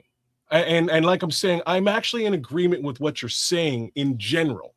As a general statement, stats aren't the measure of the man. It's actually really what he's doing on the field. There's many different ways of looking at it. If you're handling the edge secure, you're keeping the edge secure, there's no stat there, right? Like there's different ways of looking at this. And I fully understand what you're saying. But with respect to this particular player, we can't even say that. Dog, so oh God. I will never be able to convince y'all. I will never. Well, no, until he does it on the field, it's all just of somebody's work, especially you, Trip, of somebody's work that doesn't have a certain numerical value to it. I will never be able to convince you of that. If you ain't convinced by now with all the talking I've done after all this time. Well, that's what it is, but we don't have to have a certain numerical value to your stats to be an impact player on anybody's team. Yeah, we get that.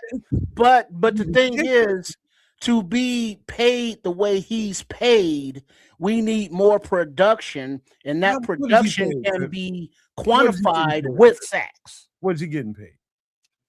15-20 mil a year. He's taking a good chunk of the cap right now, like a good chunk. And so far, you haven't seen $15-20 million a year worth of production, right? No. He was hurt.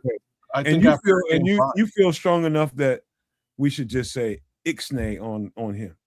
No, I'm not saying that. I'm saying that we can't depend on him because we ain't seen shit to depend on. Okay. I understand that. He got hurt midway through the season. Yeah. Yeah. That's partly why I'm saying there's no if I'm to step away from stats and say, all right, scheme and setting the edge, there's only a couple of games to look at.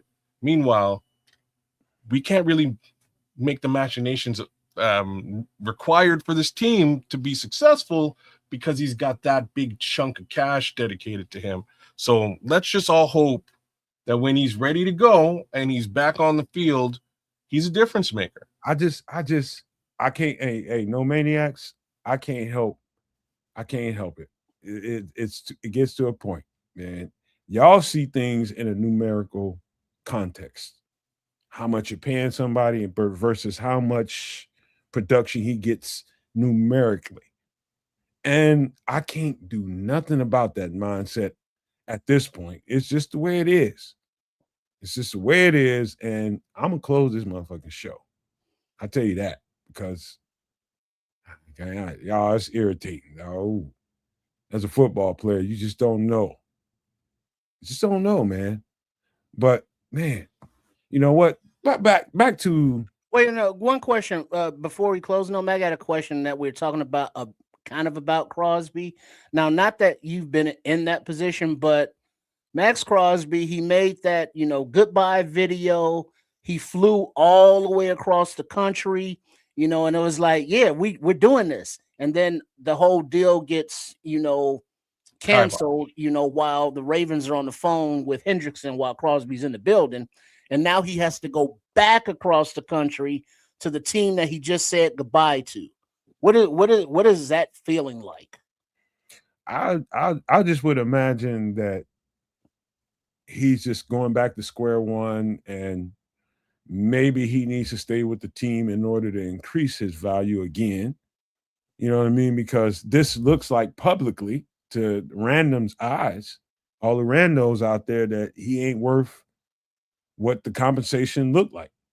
And in order for you to get your value back to what, I wouldn't do shit. I just go back to Vegas. I wouldn't take, because everything else is going to be beneath what the asking price was in the first place. Go back to Vegas. Just go back to Vegas and think nothing of it. And then when it's your time again, you get out there and make that shit happen. But as far as the Bears go, man, dude, I don't know why in the fuck would anybody want to even entertain this if he didn't pass a physical with all them doctors looking at him. Why in the hell would you want to do that here? Other than, Max Crosby, get the fuck out of here. Why would the Bears do that? Why? Well, I have an answer. You don't. We ain't seen Max Crosby post this fucking injury. The simple answer I have, and it ain't the greatest answer. What you're saying, it does not, make what you're saying irrelevant. The simple answer is they were pushing pretty hard for 2 first-round picks. What if you can get Max Crosby for, what did you say, Trip? A Deo and a 3?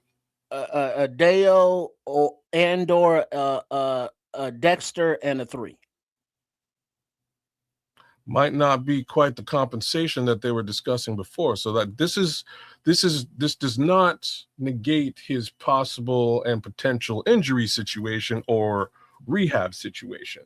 Mind you, you may be able to invest in a player that you've seen perform at an elite level for pennies on the dollar with respect to what you had already offered a little while ago. So you might be able to get him for a lot less capital, and if that's the case, and because this is also a question. First of all, it's Deo, whatever, man. What the hell? Well, but the question is, there's a understanding that Crosby just had surgery on his meniscus, so everybody around the league, medical wise, understood that right now he's not like physically able to play. So the thing is, the example like Roberto Garza's contract got canceled. Then he came here to the Bears, and the medical staff cleared him, and he played. Had a good career. So maybe the Hallis Hall medical staff is willing to sign off where the Ravens wouldn't for 2 first-round picks. Whereas, like, all right, for a third or a player or not that high a draft capital. it's worth the try, the swing. You know what this is similar to? This is similar to the Larry Ogunjobi original signing that Ryan Poles did up front when he first got here. You know, he signed Larry Ogunjobi to a big money contract, brought him in. The medicals didn't jive, and he backed out of the deal, which led Larry Ogunjobi to Pittsburgh, I believe, at a much lower contract case scenario. It was much smaller money for Larry and for that deal to actually go through. So, you know, just similar conversations, similar things. Very possible that, again, now that he's sort of fallen out of favor with regards to the Ravens deal, maybe we can get him a little bit less expensive. Or maybe not, because he's not a goddamn fit. Well, we don't need a third down pass rusher, or do we? He plays like $40 million a year, damn near. He plays. It'd be closer, anyways. He plays all the downs. I agree with Nomad on that part. That, you know, as great as a player that Crosby is, he's on the back end of his career. Oh, God. So, you know, that's why I would not want to offer, you know, two first-round picks or a first-round pick for him. But, you know, something later, sure. But, you know, Vegas is not going to just sell for pennies on a dollar just to sell, I don't think. So it's like, yeah, I'm good with passing on him, but it's just the way the whole thing went down is just like, what the hell are we doing, NFL? Okay.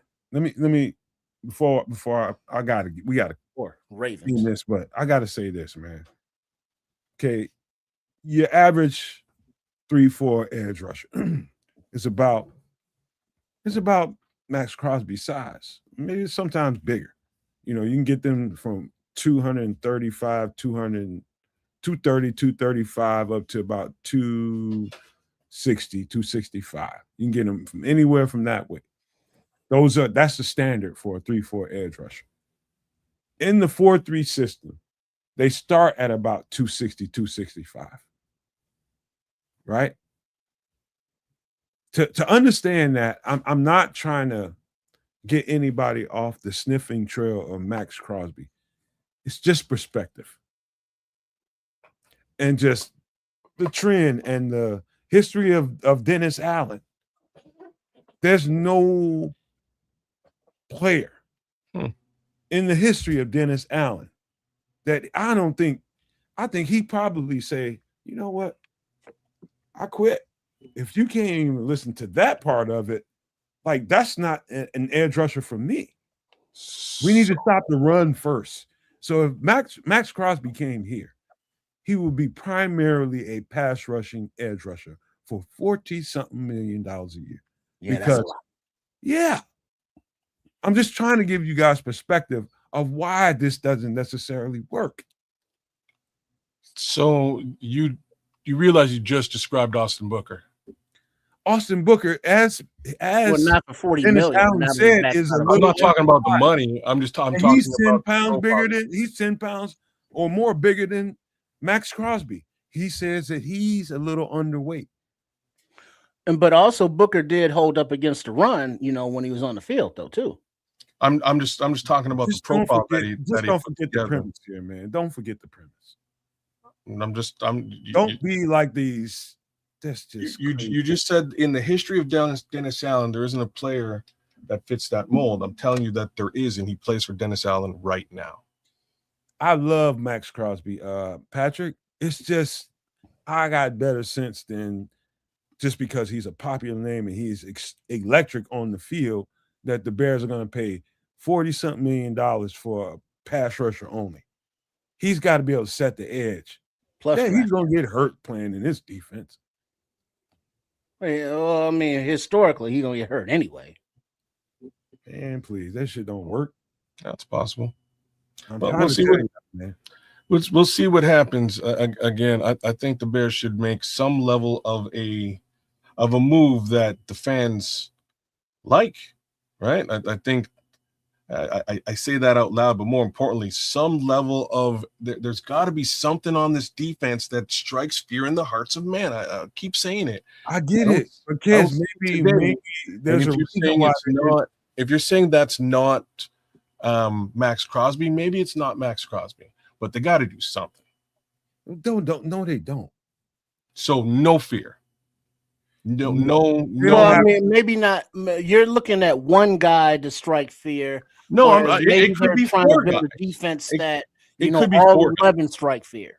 It could be 11 guys, but right now, do you believe that these 11 guys today strike fear in the hearts of men? No, because they're not done with it. Fair. So let's hope that they get there.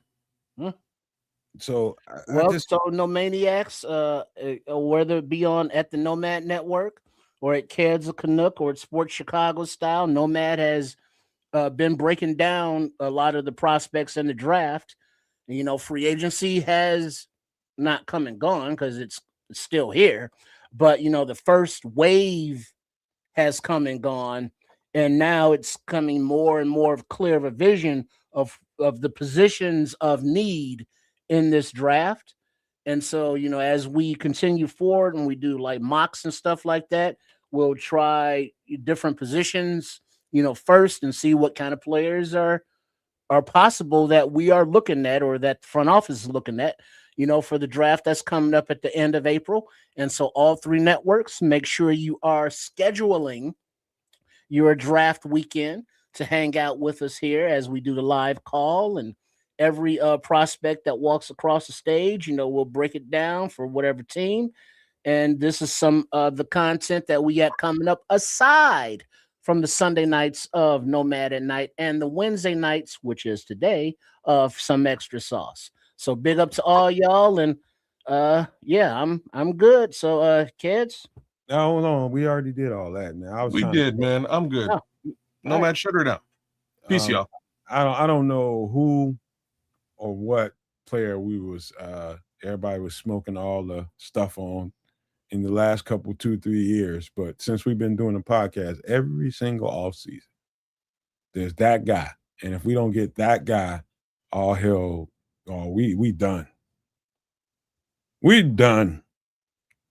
But I'm tired of listening to that. I really am, and I ain't talking about these 2 guys here. I'm talking about the entire fan base. We get so keyed up on a particular guy or 2 that ain't nothing good gonna happen if we don't get that particular guy or 2. And not seeing the big picture, I don't think I can do it better than I've been doing it. Just like it's more to it than that. It's more to it than a player or 2 that you're gonna spend all that money on with a quarterback that's gonna come into a contract soon. You know what I mean? It's just all kinds of stuff going on. There's gonna be opportunity later in this free agent period for some guys. And then there's also some trade opportunity that could be going on that we don't know about. Whatever those trades are, but there's reasons why the Bears are kind of stepping lightly. And I'm just trying to, keep that picture in profile. Keep that picture in your mind that the Bears are doing things and we just don't know exactly what they are. And even though you don't feel quite right about what's been going on so far, doesn't mean that the plan ain't right. There's finances that goes with this. There's 2 and 3, 4 years, 5 years down the line in trajectory that they're thinking about. And so it ain't just about satisfying the fan base and making sure they're satiated. It's not that. I'm not going to be like every other podcast that wants to, there's a chance for Max Crosby. Let me make a podcast. Let me make a video. Fuck that. Nope. Not here for it. Not here for it. If they do it, they do it. That means that they're thinking something I'm not thinking. But I don't see it. Just don't. But that's okay. We'll be fine anyway. If you've known anything else about what this team can put together with the limited resources they had in one freaking offseason and damn near got us to the Super Bowl, if you can't trust them now, what's your problem? Is it personal? You just want to get a certain player for your own gratification? What is it? Trust these dudes. The picture is incomplete. It's incomplete. Let them put this offseason together. Let them put this draft together, and let's see what it looks like post that. Be cool. I know the offseason ain't winning for you, but be cool, man. Let them put this thing together, man. We're going to be all right. I'll leave you with this, man. In the end part of this show, when we was talking about the world and the nature of societies that we have and that's been built, there's truth, a lot of truth to the fact that we are protecting a bunch of filthy ass people, and they run governments. And that's just being honest. Leaving politics out of it, we are protecting a bunch of filthy ass people that run governments and huge businesses. Hence, while we're in the situation that we are, these people have no scruples, man. They will plunge this world into chaos if you don't get more alert about all of it. And I just want to leave you with that, and that's probably the least I can say before I leave you with these famous words. Love, peace, and hair grease, y'all.